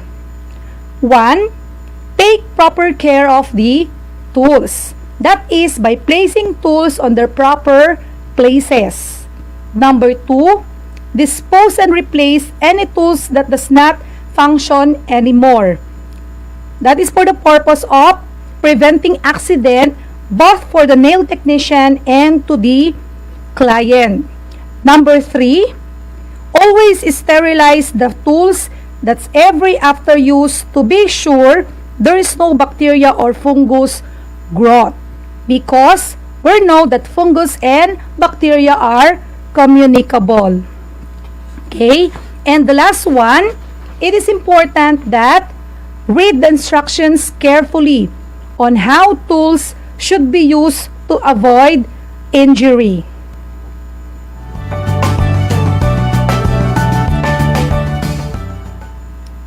So these are the 11 steps in performing foot spa. And of course, the safety precautions after the treatment. So hope that you learned something from our topic for today.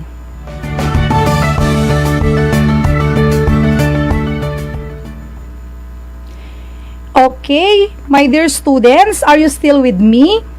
Let's have a recap on our topic.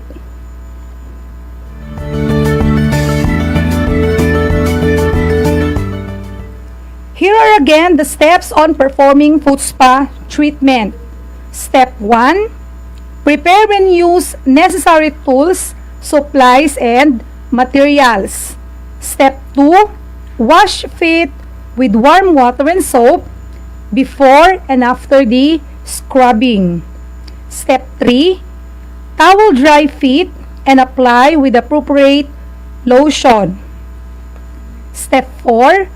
Set the foot spa machine that's to regulate heat and achieve the required melting of wax. Step 5. Determine and test appropriate temperature for heat tolerance of the client. Step 6. Soak the feet for 4 seconds for 3 times in wax and wrap it with the plastic liners and a foot gloves. Move on to step 7. Allow the paraffin to remain in place 10 to 15 minutes. Step 8. Remove wax from foot according to manufacturer's instructions. Step 9. Apply foot softening product and massage. That's according to the prescribed procedure. Step 10. Advise client after the service to maintain the maintenance program. And last step, confirm the client's desired service outcome and be recorded. Hopefully, you learned something from our topic for today.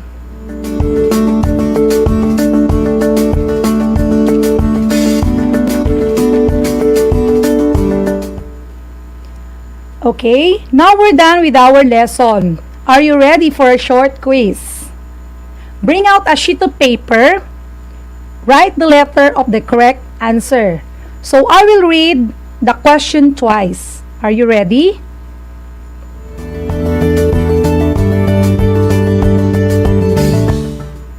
Okay.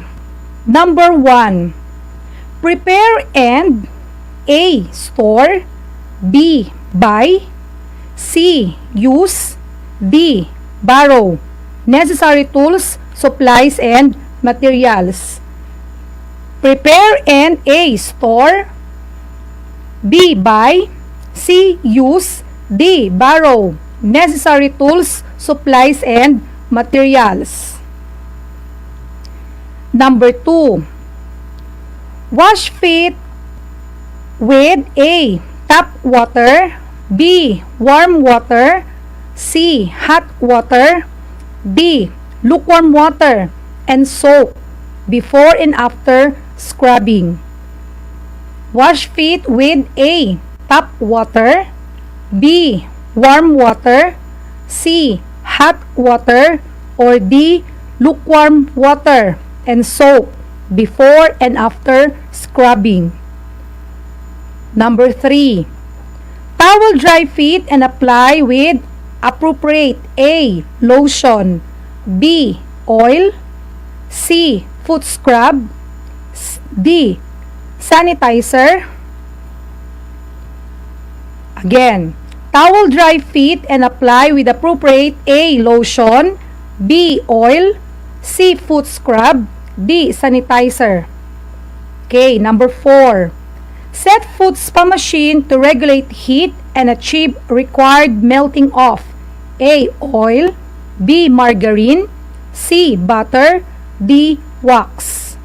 Set the foot spa machine to regulate heat and achieve required melting of A. Oil, B. Margarine, C. Butter, or D. Wax. Number 5. Determine and A. Test, B. Record, C. Read, D. See the appropriate temperature for heat tolerance of the client. Again, determine and A. Test, B. Record, C. Read, D. See the appropriate temperature for heat tolerance of the client. Number 6. Soak feet or soak foot for 4 seconds for A. 2, B. 3, C. 4, D. 5 consecutive times in wax and wrap with the plastic liners and foot gloves. Soak foot for 4 seconds for A. 2, B. 3, C. 4, D. 5 consecutive times in wax and wrap with plastic liners and foot gloves. Number 7. Allow the paraffin to remain in place for A. 5 to 10 minutes, B. 10 to 15 minutes, C. 15 to 20 minutes, D. 20 to 30 minutes. Allow the paraffin to remain in place for A. 5 to 10 minutes, B. 10 to 15 minutes, C. 15 to 20 minutes, or D. 20 to 30 minutes.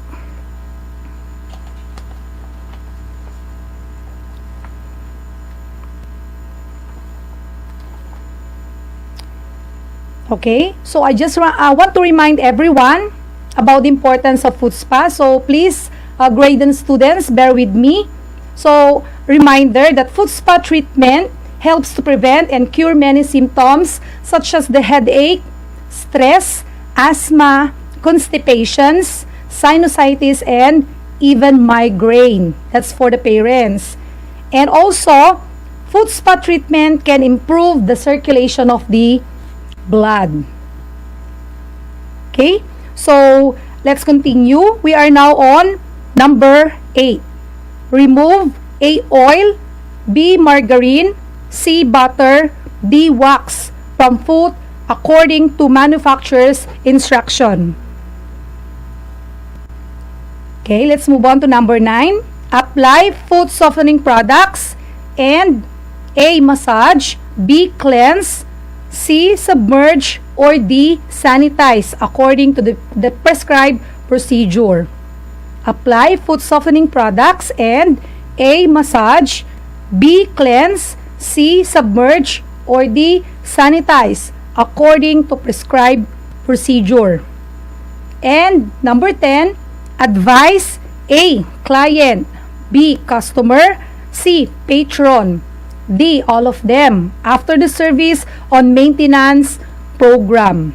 Again, advise A. The client, B. Customer, C. Patron, D. All of them after the service on the maintenance program.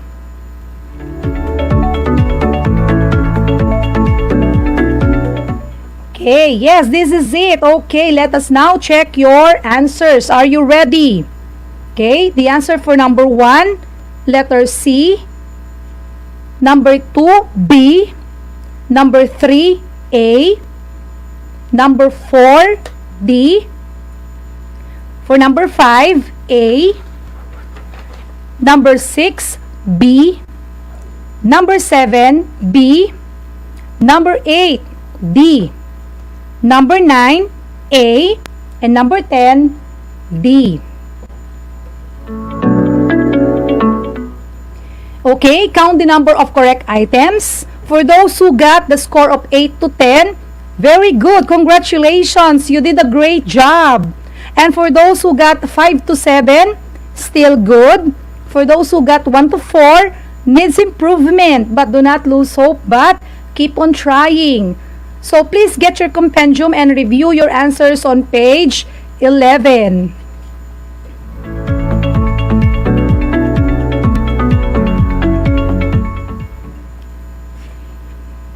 Okay, yes, we are back and you are still tuned in to your favorite school on the air. This is Aral TarlakHenyo, brought to you by the Department of Education, Division of Tarlac Province, in cooperation with DCTC 828 AM station, sponsored by our ever supportive Congressman Charlie Huangco of the 1st District of Tarlac. Maraming salamat po, sir.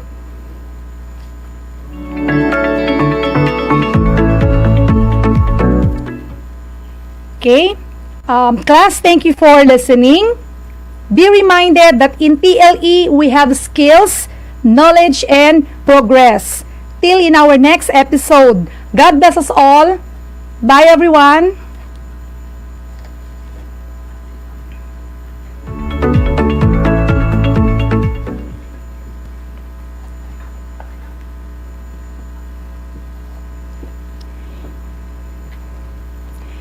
Okay, so we have still time. So I just want to have a recap on what we have learned for this afternoon. Or maybe it's better to have answer some of the questions on Facebook. Because I know that some students are very interested in our lesson for this afternoon. Okay, so there are some questions that was posted on the Facebook. And one question there is from Mary Ann of Malacampa National High School.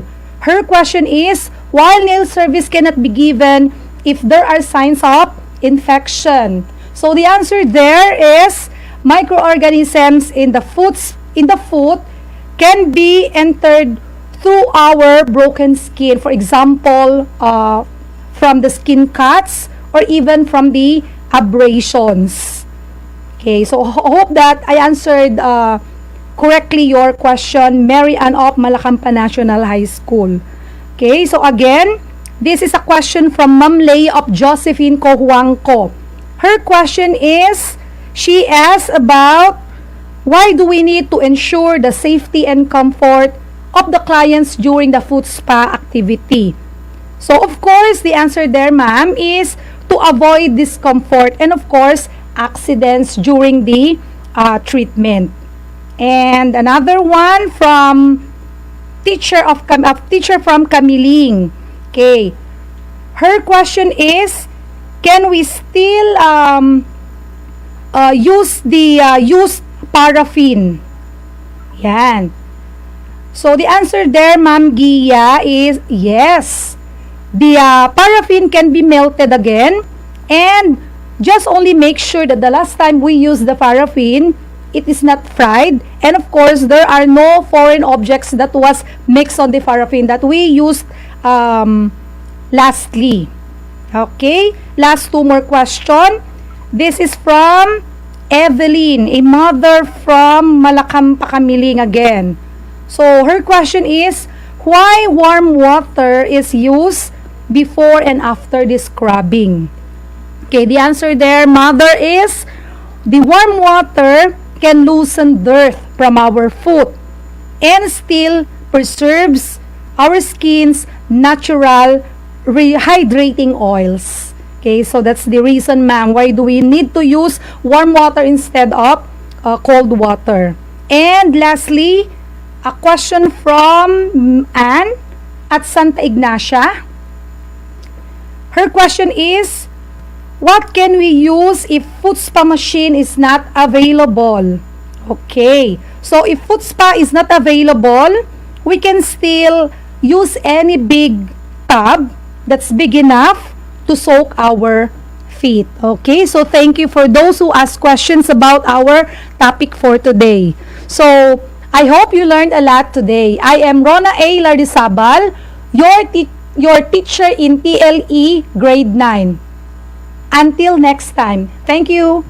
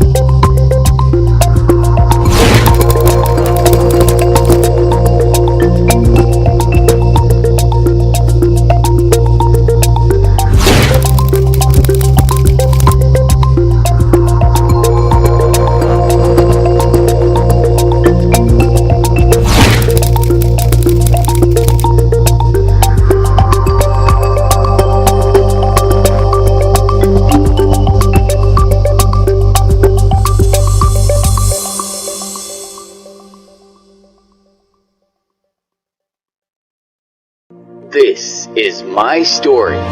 Ano ang kwento ng buhay mo? Malungkot? Masaya? May kababalaghan? O puno ng aksyon? Ang bawat kwento ng kapwa nating Pilipino ay mahalaga. This is my story. Sama-sama nating ibahagi ito upang magbigay aral at inspirasyon sa ating lahat. This is my story. This is my story. Hosted by Mitch Desunia. Tuwing Sabado, alas 3 hanggang alas 4 ng hapon. Mapapakinggan dito sa Radyo Pilipino at mapapanood sa RTV Tarlac Channel 26. This is my story.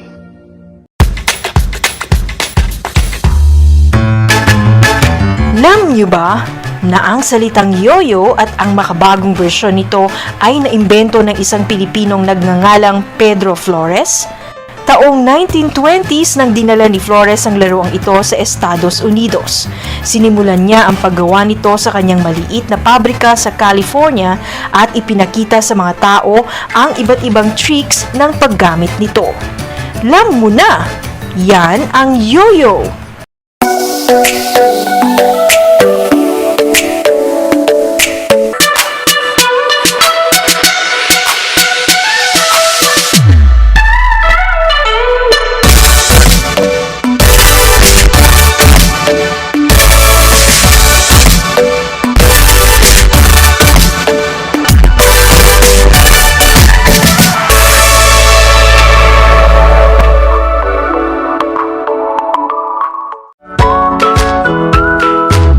Good morning, grade 5 learners.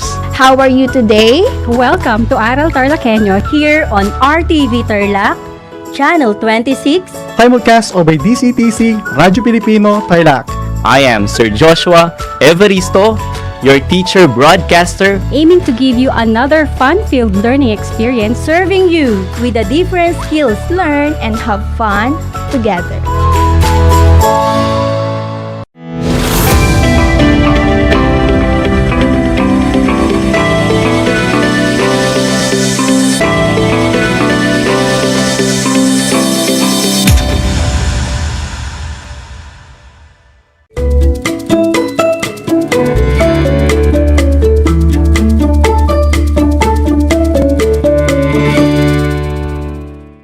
Welcome to Aral TarlakHenyo here on RTV Tarlac, Channel 26. Simulcast over DCTC, Radyo Pilipino, Tarlac. I am your teacher broadcaster, Sir Harold Valencia, at makakasama niyo ako sa isang makabuluhang talakayan sa PE Grade 9 tungkol sa paksang Nature and Background of Social Dance and Dance Mixers.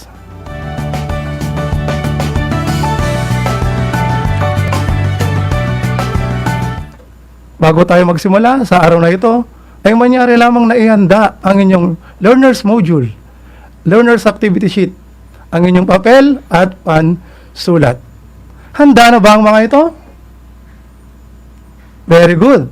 Wala kayong ibang gagawin kundi ituon ang inyong sarili sa pag-aaral at iwasan ang anumang bagay na nakapipinsala sa inyong pag-aaral.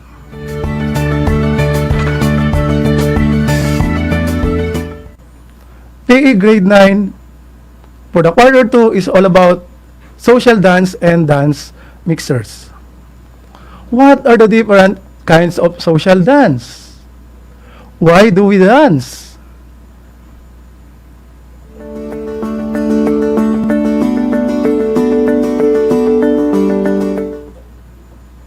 What are the different benefits in performing social dance and dance mixers? Very good. Hopefully, tama lahat ng mga sagot ninyo. Let's get started.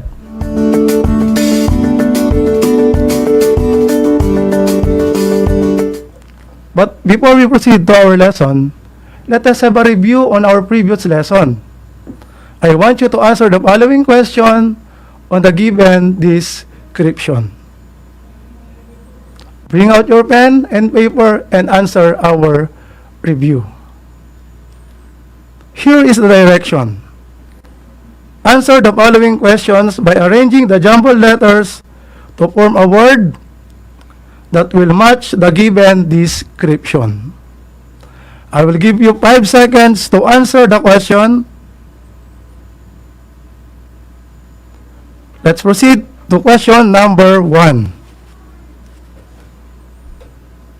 It is an activity involving physical exertion and skills in which an individual or team competes against another or other for entertainment. What is the answer?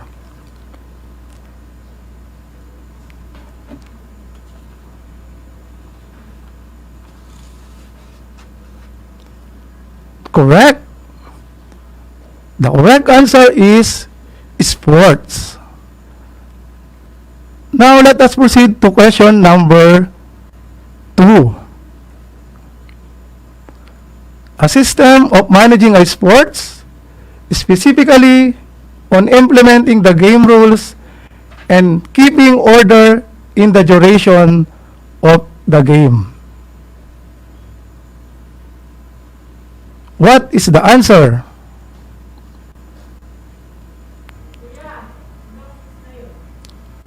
The correct answer is sports officiating.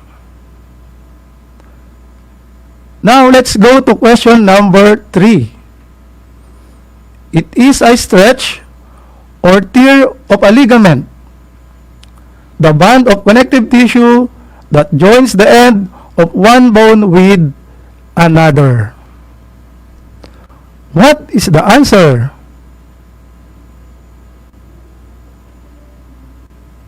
Correct. The correct answer is sprain. Now let us proceed to question number 4. It is the ability of an individual to perform his or daily tasks without undue fatigue and has extra energy for leisure and emergency. What is the answer?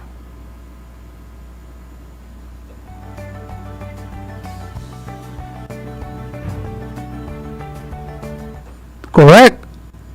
The correct answer is physical fitness. Now let's proceed to question number 5. The best value that a sports official must possess. What is the answer?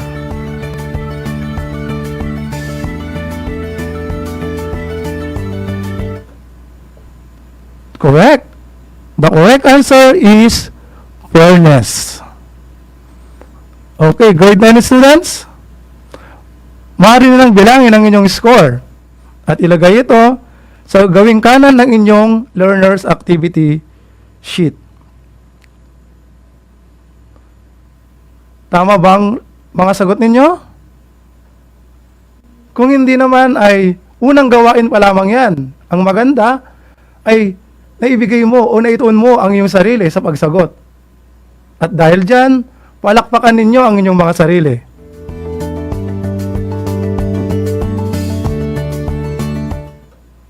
Keep on listening to our RBI instruction entitled Nature and Backgrounds of Social Dance and Dance Mixers.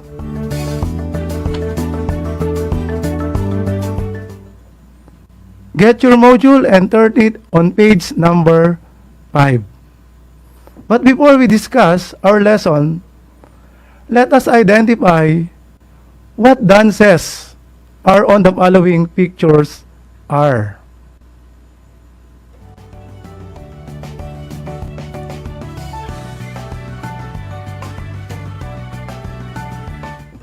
Correct.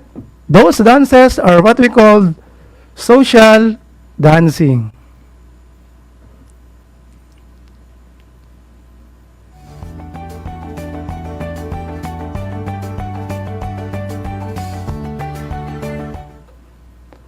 Why do people dance? What are the reasons why people dance? Dance has been used in worship. Tama, di ba? Kadalasan, hindi lang tayo kumakanta, kundi sumasayaw din tayo. Dance serves as a form of acquaintance for man and woman. Dance is an expression of one's feeling. And dance serves to entertain others. Kaya nga nauuso yung tinatawag nating TikTok dance dahil sa pagsayaw natin. Dance gives beauty and aspirations to others. And dance is used as a whole body workout. Kaya nga, nauso din ang Zumba dance. Kasi nga, dance is a whole body workout.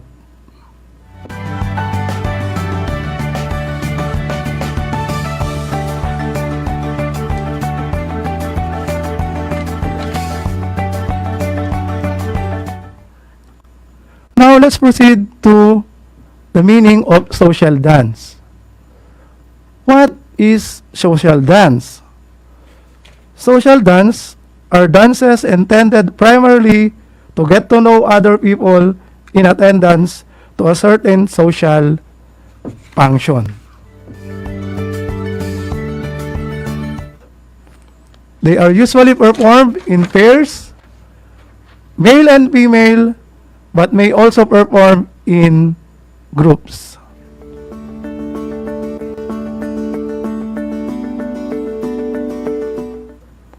Social dances are also called ballroom dances. The term ballroom dancing is derived from the word ball, which in turn originate from the Latin word ballare, which means to dance. Likewise, a ballroom being a large room specially designed for such dances. Now, let us go to the different classification of social dances. What are the classification of social dances?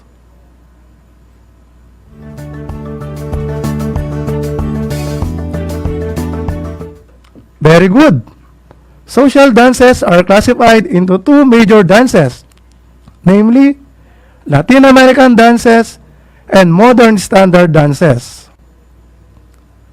When you say Latin American dances, these are dances originated in Latin America or South America. Latin American dances, as you can see on the pictures, the costumes are revealing, tight-fitting, sexy, yet but very sophisticated. So they are also distinguished by the nature of movement. Alam nyo ba, sa paglipas ng taon, na ang pinaghalong-halong sayaw ng Europa at ang mga tribo ng Africa ay nabuo yung tinatawag nating social dance na Latin American dances. So, dinala ito sa Latin America ng mga Kastila nung sila ay nanakop sa Latin America.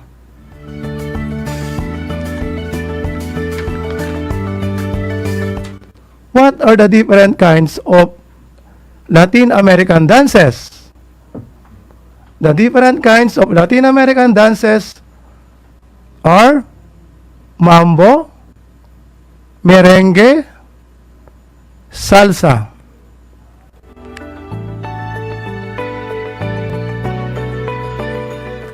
Halimbawa pa nito ay ang rumba, swing, at cha-cha-cha.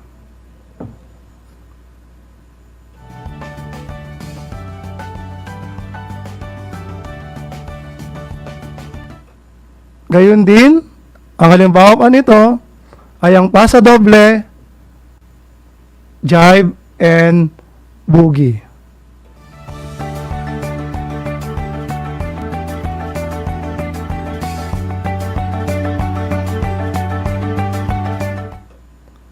Now, let us discuss modern standard dances. So, on the other hand, modern standard dances, so based on the illustration, the costume are formal, ankle-length gown for females, coat and tie for males. Most of the time, movement in this are restricted to close ballroom position with partner.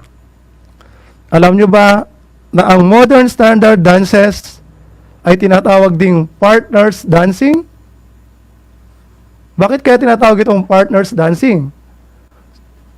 Kasi base ito sa mga galaw ng mga dancers na sobrang magkadikit at magkasama sila sa isa't isa.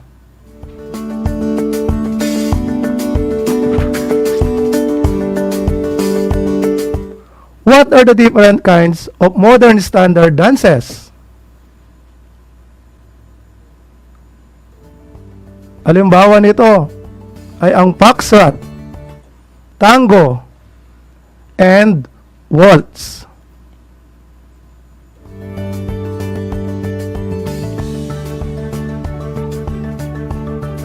Ang iba pang halimbawa nito ay ang slow waltz, Viennese waltz, at quick step.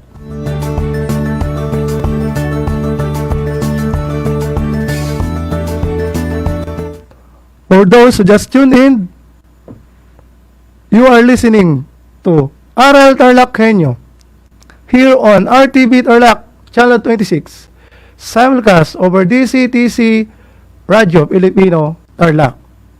This is your teacher broadcaster, Sir Aral Valencia, and our topic is about nature and background of social dance and dance mixers.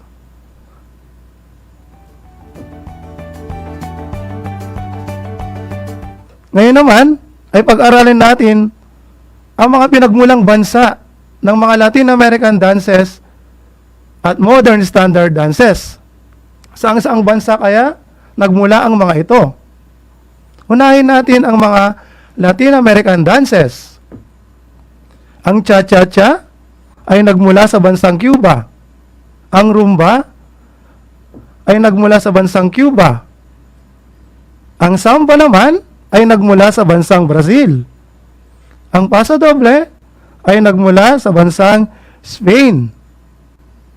Ang jive, boogie, at swing ay nagmula naman sa bansang USA or United States of America.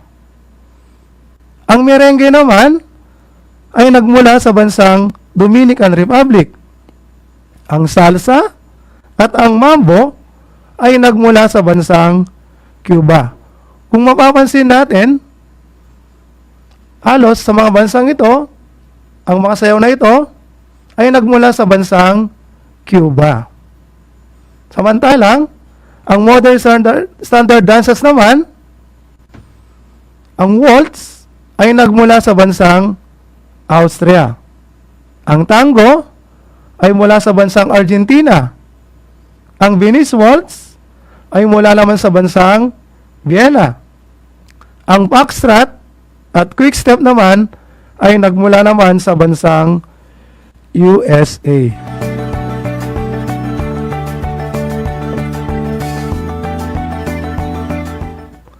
Now let us define dance mixers.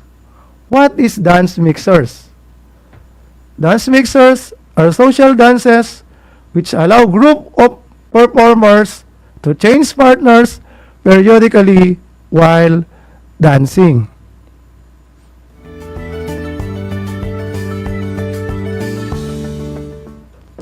Its primary function is to get to know other members of the performing groups and maximize the social dimension of dancing.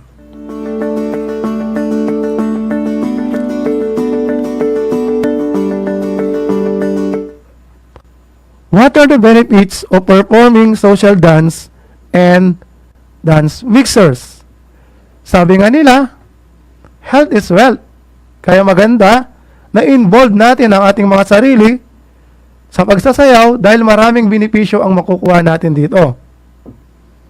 The number one benefit, improve your social life. This will allow you to interact with new people, make new friends, and increase your social circle. The number two benefits, improve your physical health and fitness. Sabi nga nila, dancing is an exercise. But according to the numerous studies, dancing regularly improves your blood circulation, increase lung capacity, and improve stamina.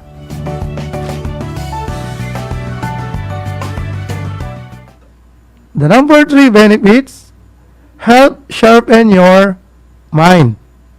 It means that you will be making split-second decision, learning to follow patterns of your dance partner. This decision will help you to keep your mind sharp and active.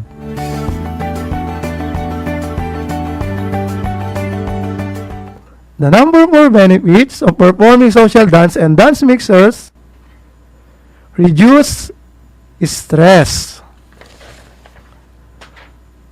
This is an effective method of stress reduction. It will work by reducing the hormone associated with stress.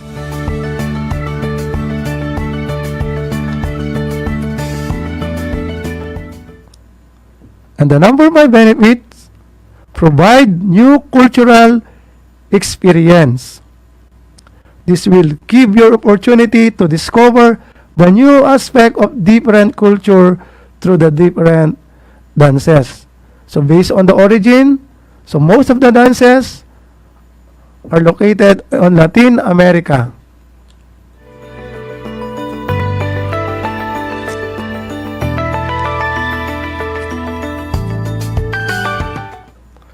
Now that you are familiarized with social dance and dance mixers, let us have an activity to test what you have learned. You can write your answer on your notebook or you can type your answer on our chat box. I will give you 5 seconds to answer the following questions. Write the letter of the correct answer.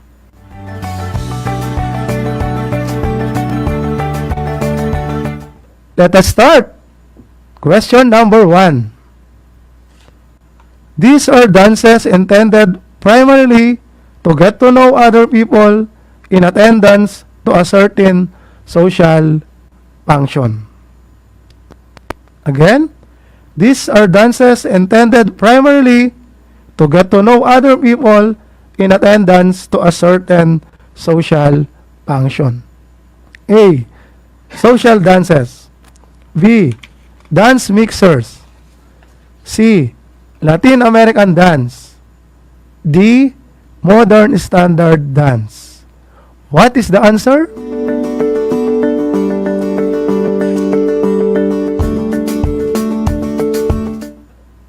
Very good. The correct answer is letter A, social dance. Now let's proceed to question number 2. It is derived from the word ball, which in turn originate from the Latin word ballare, which means to dance. Again, let us repeat the question. It is derived from the word ball, which in turn originate from the Latin word ballare, which means to dance. A. Sports dance. B. Ballroom dance. C. Latin American dance. And D. Modern standard dance. What is the answer?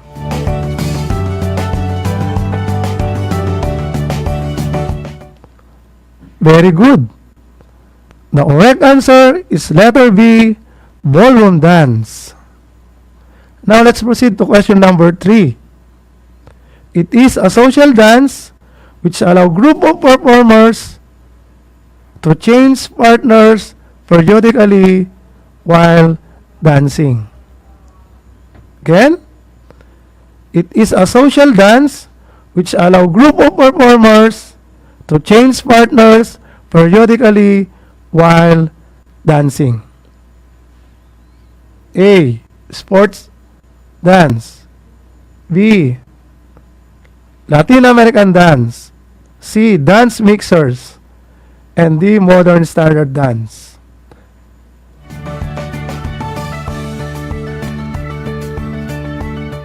Very good. The correct answer is letter C. Dance mixers.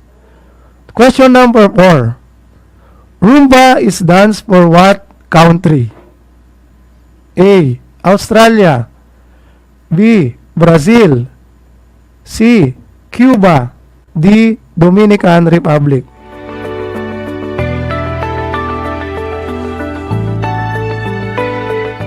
Very good.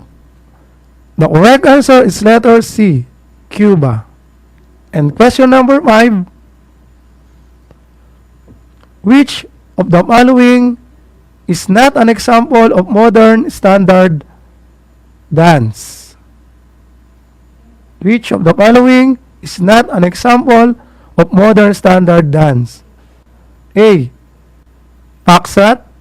B. Tango. C. Quick step. And D. Swing.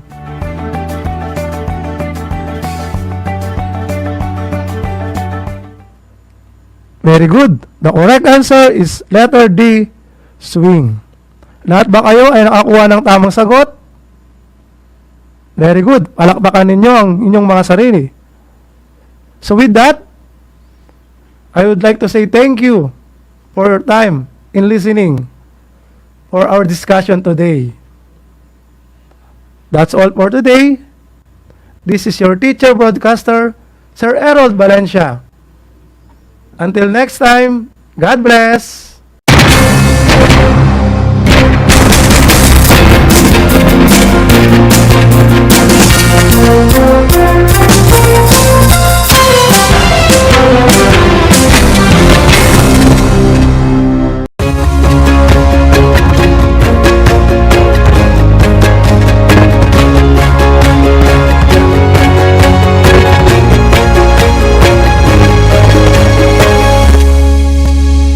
Handa ka na bang magpabakuna?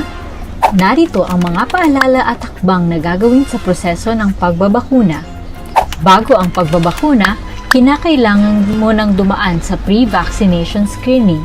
Kinakailangan kumuha muna ng medical clearance sa doktor ang mga kabilang sa special population tulad ng mga sumusunod.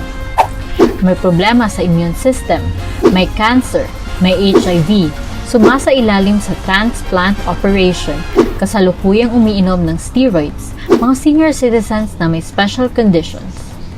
Step 1. Waiting area. Siguraduhin kayo ay pumunta sa tamang oras at petsa ng inyong schedule sa pagbabakuna. Hindi papayagan ang mga walk-in sa vaccination sites. Maupo sa bakanting upuan alinsunod sa tamang pagkakasunod ng bilang. Hintayin na tawagin kayo para sa susunod na hakbang. Habang nag-aantay, sumunod sa minimum public health standards. Isuot ang face mask at face shield. Sundin ang proper physical distancing at ugaliing maghugas at isanitize ang kamay. Step 2. Registration. Sundin ang mga patakaran ng inyong LGU o vaccination site sa pag-register at ipakita ang inyong government ID. Bibigyan kayo ng kopya ng informed consent form, health screening form, at mga pamphlet tungkol sa bakuna na pwede ninyong basahin. Hintayin na matapos ang proseso ng registration bago pumunta sa susunod na hakbang. Step 3. Screening. Kayo ay isa sa ilalim sa health screening at tatanungin tungkol sa inyong kalusugan tulad ng history of COVID-19 exposure, history of vaccination, mga gamot na iniinom, kung may allergies at iba pa. Ito ay para makasiguro kung angkop para sa inyo ang magpapakuna sa kasalukuyan. Step 4. Health Education. Makinig sa ibabahaging importanteng impormasyon tungkol sa pagbabakuna para sa COVID-19.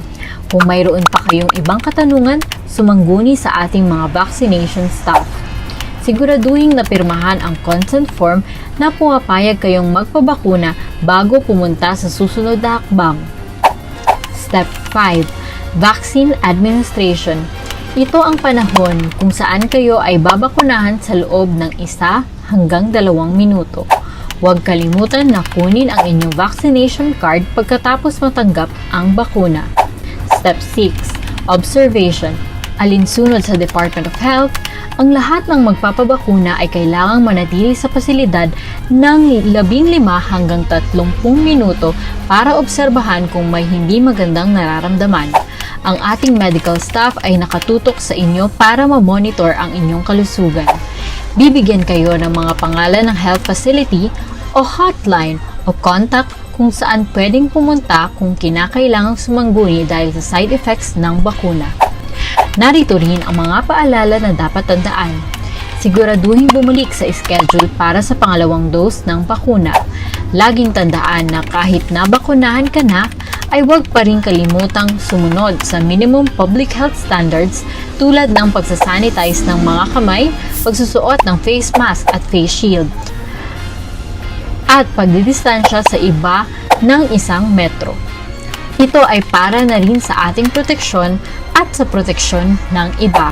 Para sa karagdagang impormasyon, bisitahin ang mga sumusunod na pages. Tara sa Vida Vaccination!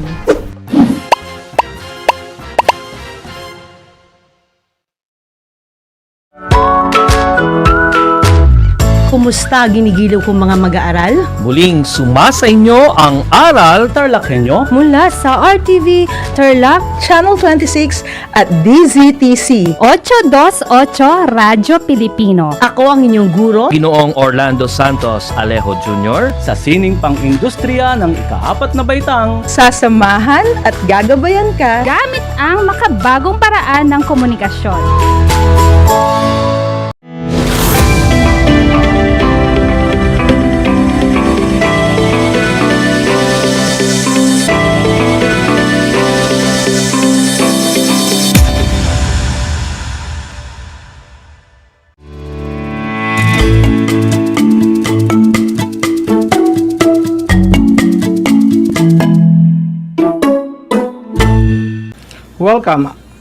Welcome to Aral TarlakHenyo on RTV Tarlac Channel 26. Simulcast over DCTC Radyo Pilipino Tarlac. I am your host, Roger P. Ramos, PSDS of Moncada North District for the OSDS Hour, featuring the legal services of the Schools Division of Tarlac Province. Magandang hapon po sa inyong lahat. Good afternoon po to our listeners and televiewers. This afternoon kasama po natin si Mr. Jefferson Dungka, ang ating Assistant Legal Officer, para pag-usapan po ang mga legal services po ng Schools Division of Tarlac Province. Sir, magandang hapon po. Magandang hapon po. Magandang hapon po sa lahat ng taga-subaybay. Okay, sir. Sir, diretso na po tayo sa ating unang tanong. Ano po? Okay. Kumusta po ang legal services po ng ating SDO Tarlac Province? Right now po ay ongoing and still continuing providing legal services po para sa ating general public, para sa mga teachers, sa mga administrators, and po sa stakeholders po na community and parents. So, masabi po natin, ang legal services po ng SDO Tarlac Province is still very solid po. Solid po. Na-survive po natin yung pandemic by providing legal assistance on a distance manner. Ngayon po, as the situation exhales down, unti-unti po lumalakas at patuloy ang pagbibigay legal serbisyo po kasama po ng ating legal officer at inyong lingkod. Maraming salamat po. Sir Jeff, the last time I visited your office po, may nakita ako dong poster about 8888 hotline. And I'm so curious about the 888 hotline po. So, sir, pwede mo bang ipaliwanag sa amin kung ano po itong 8888 hotline at kung paano po ito ipinapatupad ng ating national government at ng iba pang national line agencies? Okay. So it is legally based sa Executive Order number 6 series of 2016 of the Office of the President po mismo. Whereas ini-institutionalize niya ang 8888 as the Citizens Complaint Hotline and establishing that channel for any form of grief or complaint as a action center po. Ganun po yung reminder niya as it is a part of the Anti-Red Tape Act.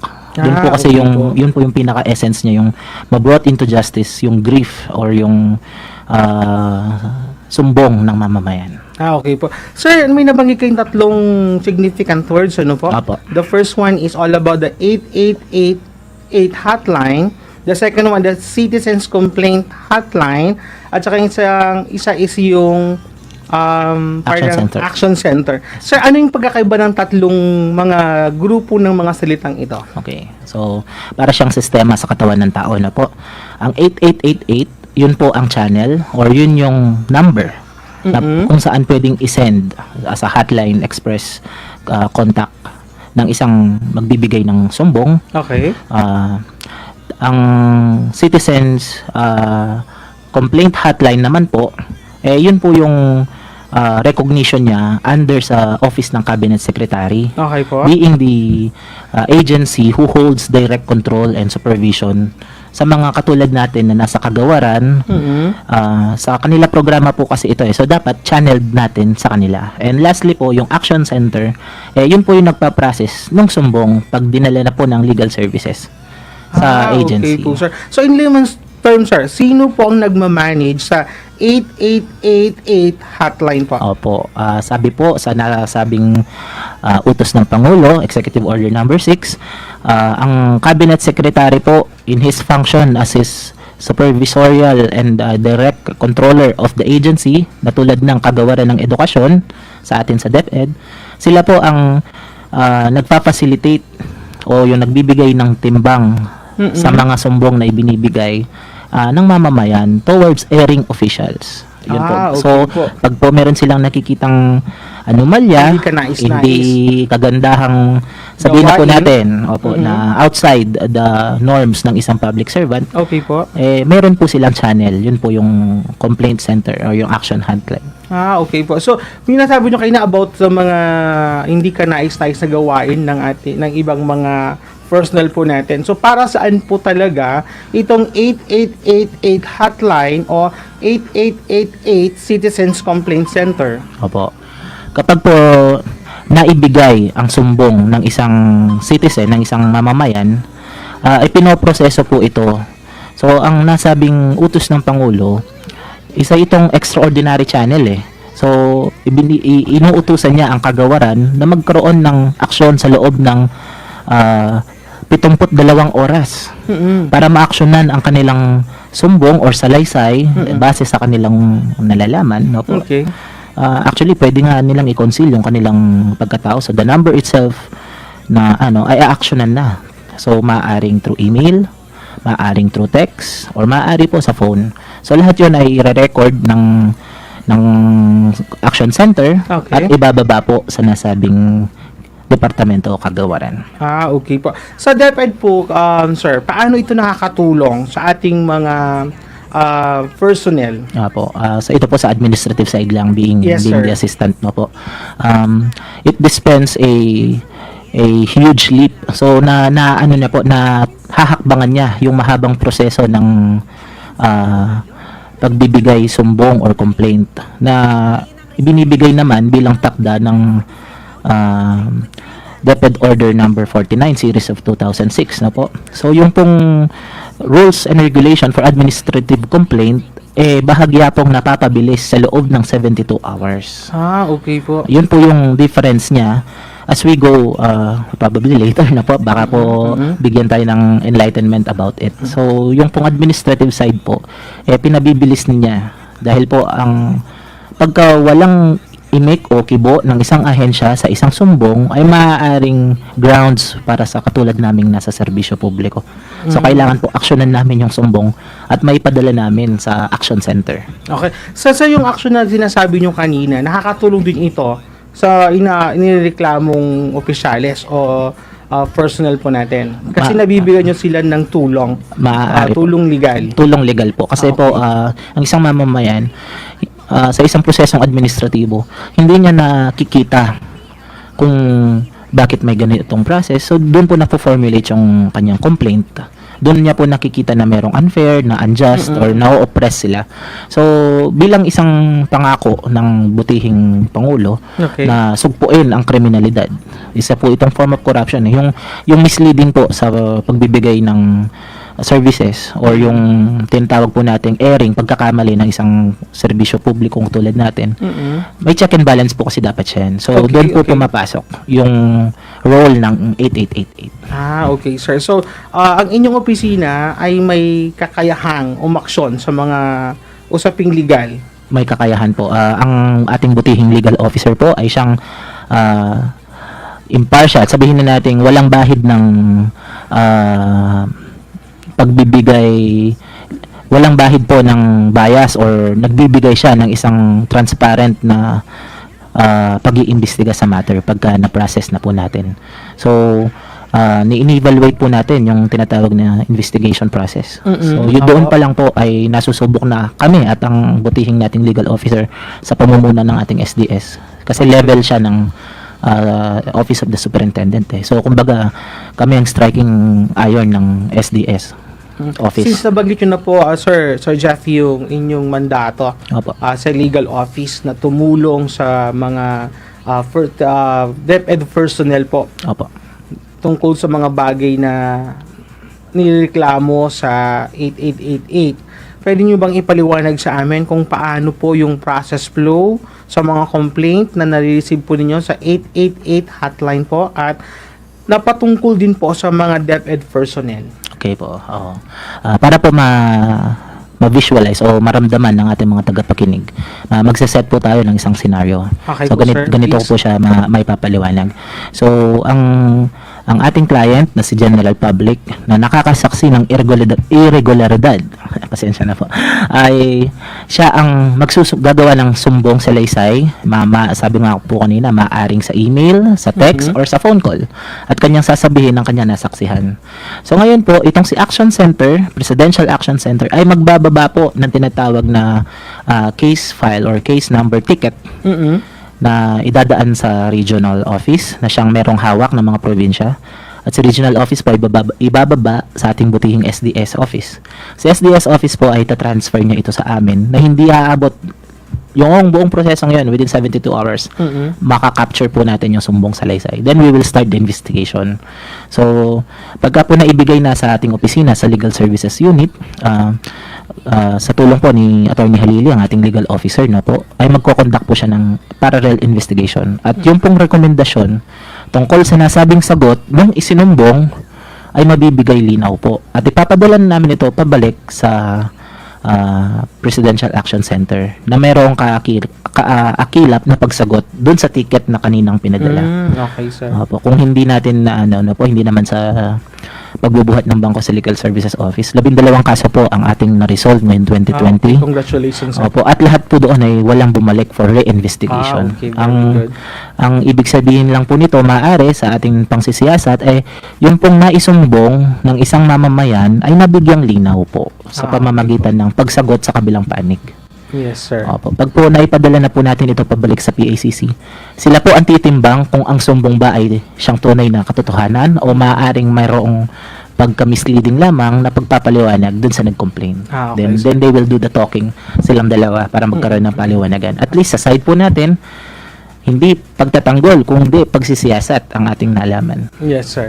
So, thank you so much, Sir John. Ay, salamat po. Kasi po, binigyan nyo kami ng magandang paliwanag tungkol sa 8888 hotline o yung tinatawag natin na 8888 Citizens Charter Complaint or Complaint Center po.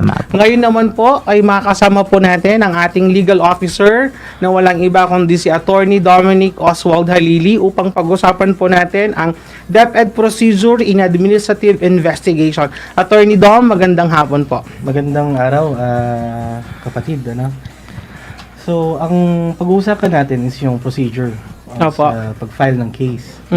Administrative cases sa DepEd. Yeah po. Kasi kanina na pinag-usapan namin ni Sir Jefferson ang tungkol sa mga complaints na natatanggap ng inyong opisina from 8888 hotline or 8888 Citizens Chartered Complaint Center. Ano pa? So, ang tanong ko po, attorney, ngayon is, yung paliwanag po ni Sir Jefferson is through text po yun. Ano po? Through text, through email. Through text or through email. Ang gusto naman po namin malaman ngayon sa inyo is, paano po mag-file ng isang written complaint? Unang-una, kailangan ang complaint masatisfy niya yung sufficiency in form and in substance. Required sa isang valid complaint ang mag-state ng name and address ng complainant, as well as yung name and address ng inirereklamo, pati yung position at office niya sa Department of Education. Kailangan ultimate facts lang.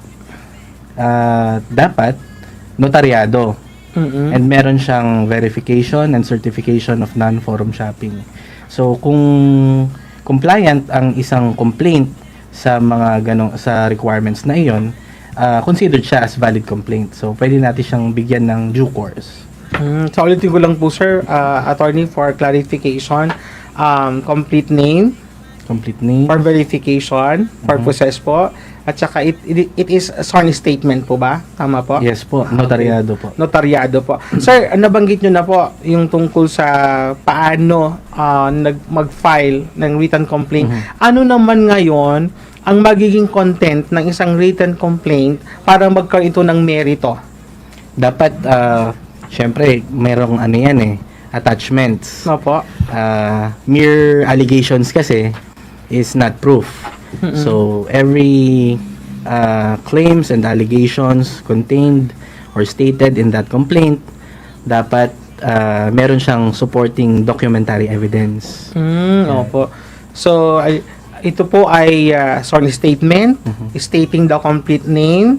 Yes. Ito ay dapat may content. Yes po. Na para mabigyan ng merit. Opo. Saan naman po ito pwedeng i-file at kailan ito pwedeng i-file? Okay.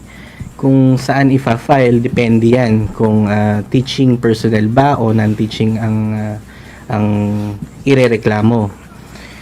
In case of teaching personnel, ang may disciplinary authority dyan is yung Secretary of Education, syempre, at saka yung Office of the Regional Director. Kapag non-teaching ang irereklamo, pwede nang i-file yan sa Schools Division Superintendent. Ayun po. So, ulitin ko lang po para for clarification ng ating mga televiewers and listeners. Pag si teacher po ang nirereklamo o si principal, ito po ay sasubmit sa Office of the Regional Director. Tama Yes po po. ba? Pag ito po ay non-teaching personnel, say for instance, yung ating mga janitor, security guard, ADAS. So sila po ay ang complaint ay isasubmit sa Office of the Schools Division Superintendent Yes po, yes po. Okay po. Sir, paano naman po kung ang written complaint is from anonymous source? Meron po ba itong merito o wala? Actually, interesting yung anonymous complaint na yan. So, gusto ko lang i-explain na sabi ko nga kanina, ang valid complaint must satisfy the requirements of sufficiency sa form and substance, no? Ang complaint kasi, pag notaryado, ibig sabihin, haharap ka sa notaryo publiko, manunumpa ka doon, at pipirma ka sa taas ng pangalan mo. So, kung may pangalan mo doon, hindi na siya pwede maging anonymous complaint, no? Ngayon, kung naka-receive tayo ng complaint na hindi notaryado, at walang pirma, hindi natin alam kung kanino siya nanggaling, ang general rule natin dyan is i-dismiss natin siya outright. Pero merong exception dyan. One of the exception is yung kung ang complaint very clear, tapos supported by documentary evidence, tapos sabihin na natin ang evidence niya is overwhelming. Pwedeng i-adopt ng Secretary of Education yan or ng Regional Director in case of teaching personnel o ng Schools Division Superintendent in case of non-teaching personnel to file a case motu proprio. Ayan. So, upon filing motu proprio nung complaint na yon, mabibigyan na natin siya ng due course. Yung motu proprio po ba, attorney, ito po yung simula na po ng identifying the probable cause? Ang motu proprio po, ibig sabihin yan, yung mismong forum ang nag-file ng complaint. And tama po na after po noon, pwede na po tayong mag-proceed sa investigation to determine whether or not there is a prima facie case or a probable cause para i-investigate further ang isang kaso. Okay po. In your experience po, attorney, as the legal officer ng Schools Division of Tarlac Province po, may mga cases na po ba tayo na ang written complaint ay from anonymous source? Ano kasi, kapag may nag-file sa amin sa opisina, binibigyan ko sila agad ng isang maliit na paper para ma-comply nila yung sufficiency in form and substance nung kanilang complaint, which kino-comply naman nila. So, nagbibigay naman sila ng ganong complaint, notarized, may verification, certification of non-forum shopping, mga documentary evidence nila, certified true copy or originals naman. Okay po. So, attorney, paano po yung procedure ng isang kaso? Given the fact na ang nasubmit is a written complaint ay notarized by public lawyer, and then po, complete yung name, may overwhelming na evidences. So, paano na po ang magiging procedure nung kaso? Well, i-determine natin kung meron bang probable cause. There is probable cause if there is a reasonable ground to believe that the respondent is probably guilty. Probably pa lang naman. So, later on, pag meron, may probable cause, mag-i-issue ang regional director ng formal charge. Upon issuance of that formal charge, ipopursue na natin ang further investigation. And magkakaroon ng pre-conference, ng, of course, mediation if pwede, alternative modes of dispute resolution, mga hearings, and we will arrive at a legal report and recommendation which we will submit to the regional director. The regional director can adopt our recommendation, or he or she can overturn or reverse that recommendation. Okay po. So, attorney, kayo na nabanggit niyo ang tungkol sa tinatawag ninyong findings, ano po, at hearing, ano po. So, attorney, who compose po yung grievance committee ng division po? Sa amin kasi, sa division, meron ng legal officer. So, kung walang legal officer, dyan tayo dapat bumuo ng grievance committee. Although, may mga, kumbaga, ang legal office, sinasalo niya na. Para okay na lang, hindi na rin mahirapan yung iba, at para mas effective na lang din. Pero under the law, applicable pa rin naman na mag-form ng grievance committee. Okay po. Na siyang tutulong sa inyo po during the investigation and hearings po. Attorney, before we end, gusto ko lang sanang malaman kung ano po yung mga offenses na pwedeng i-file at mabigyan ng merit. Okay. Ang mga offenses, medyo marami ito, no? I-classify na lang natin sa tatlo. Okay po. Merong serious offenses, merong less serious, at saka may light offenses. Ang serious offenses, ang penalty dyan, either dismissal from service or suspension from office ranging from 6 months and 1 day to 1 year. Tulad na lang ng falsification, gross misconduct, yun. Ang less grave offenses, ang penalty dyan is 1 month and 1 day to 6 months na suspension from service. Tapos kung repetitive, pwedeng dismissal na rin. Ang light offenses naman, ang penalty dyan, reprimand. Pwedeng 1 day to 30 days ang range ng suspension from service or office. At kung paulit-ulit, dismissal from office. Okay po. So, sir, attorney, pag na-dismiss po ang isang DEPED personnel, pwede pa ba siyang bumalik sa service? Usually, kapag ang dismissal mo is yung involving yung moral turpitude, malabo na. Malabo na po. Pero there are certain ways para makabalik sa government service, hindi lang dun sa mismong office na hinawakan mo. Okay po. Another question, attorney, is, for example, ang isang teacher, nag-awol po siya. So, ano po ba siya? May merit po ba? Pag kinomplain siya ng mga community people, Siyempre mga po, meron. parents? Kasi under the law, under the rules, ang hindi po pagpasok o ang pag-awol ay pwedeng maraming ano po yan corresponding case. Pwedeng tardiness po ito. Opo. Pwedeng nga pong insubordination yan kung talagang Yes po, pinapapasok opo. ka, di ba? At kung talagang yung pagpasok mo ay napaka important. Ganun po. So, pag na-drop from the role po ang isang teacher, pwede pa po siyang makabalik sa service. Kasi kayo na po is dismissed po, di po ba? Dismissed from the service. Yung What about for reinstatement the, naman, yung reinstatement drop from the role naman po? ng teacher sa service, ang may advice ko try niya pa rin mag-apply, pero I will not get my hopes too high. Pwede naman siya sa private teaching naman. Yan. Okay po. Then, ito kasi medyo attorney, no? Medyo sometimes na observe natin. What if ang isang teacher pumasok siya na lasing? Okay. May po ba to? May karampatang penalty po ba ito? Siguro naman hindi papapasukin ng guardian kung lasing. Sabihin na lang nating habitual drunkenness. No? Okay po. Ang habitual drunkenness is punishable under the rules. No?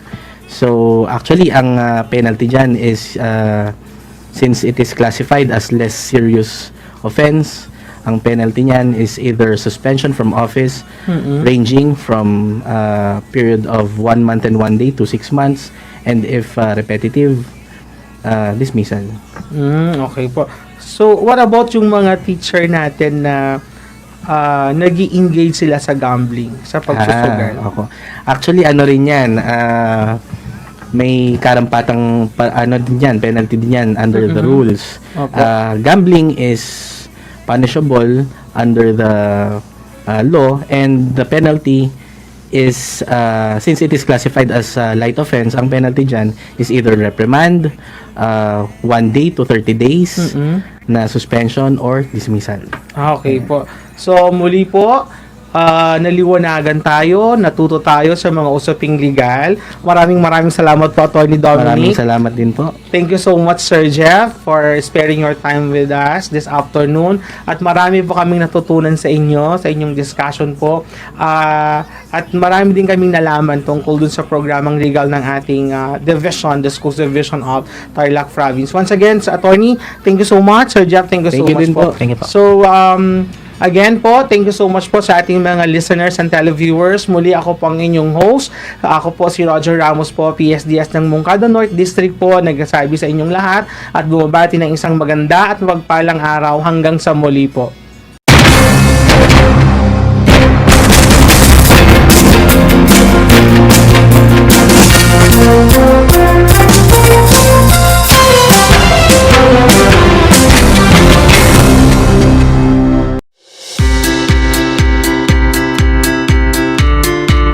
Upang matugunan ang mga kinakaharap na pagsubok ng mga guro at mag-aaral sa gitna ng kasalukuyang pandemya, nagsanib tulong sina Congressman Charlie Cojuangco ng unang distrito ng Tarlac, DEPED Region 3 Regional Director Dr. May B. Eclar at Tarlac Schools Division Superintendent Dr. Ronaldo Pozon para sa isang napapanahong proyekto na tinaguriang Project Shine, Aral TarlakHenyo.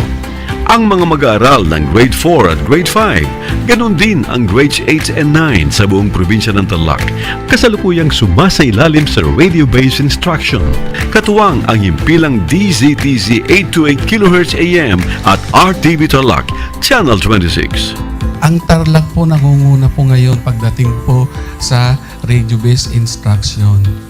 Marami pong humahanga sa atin. I'm very happy this station, itong DCTC, could reach the whole of Region 3. Hindi natin alam, we are contributing. We are creating a very big dent in the history of Philippine education. And I am proud. I am here in Tarlac. This is the noble cause of education in which you and I, without you knowing it, we are bound to do.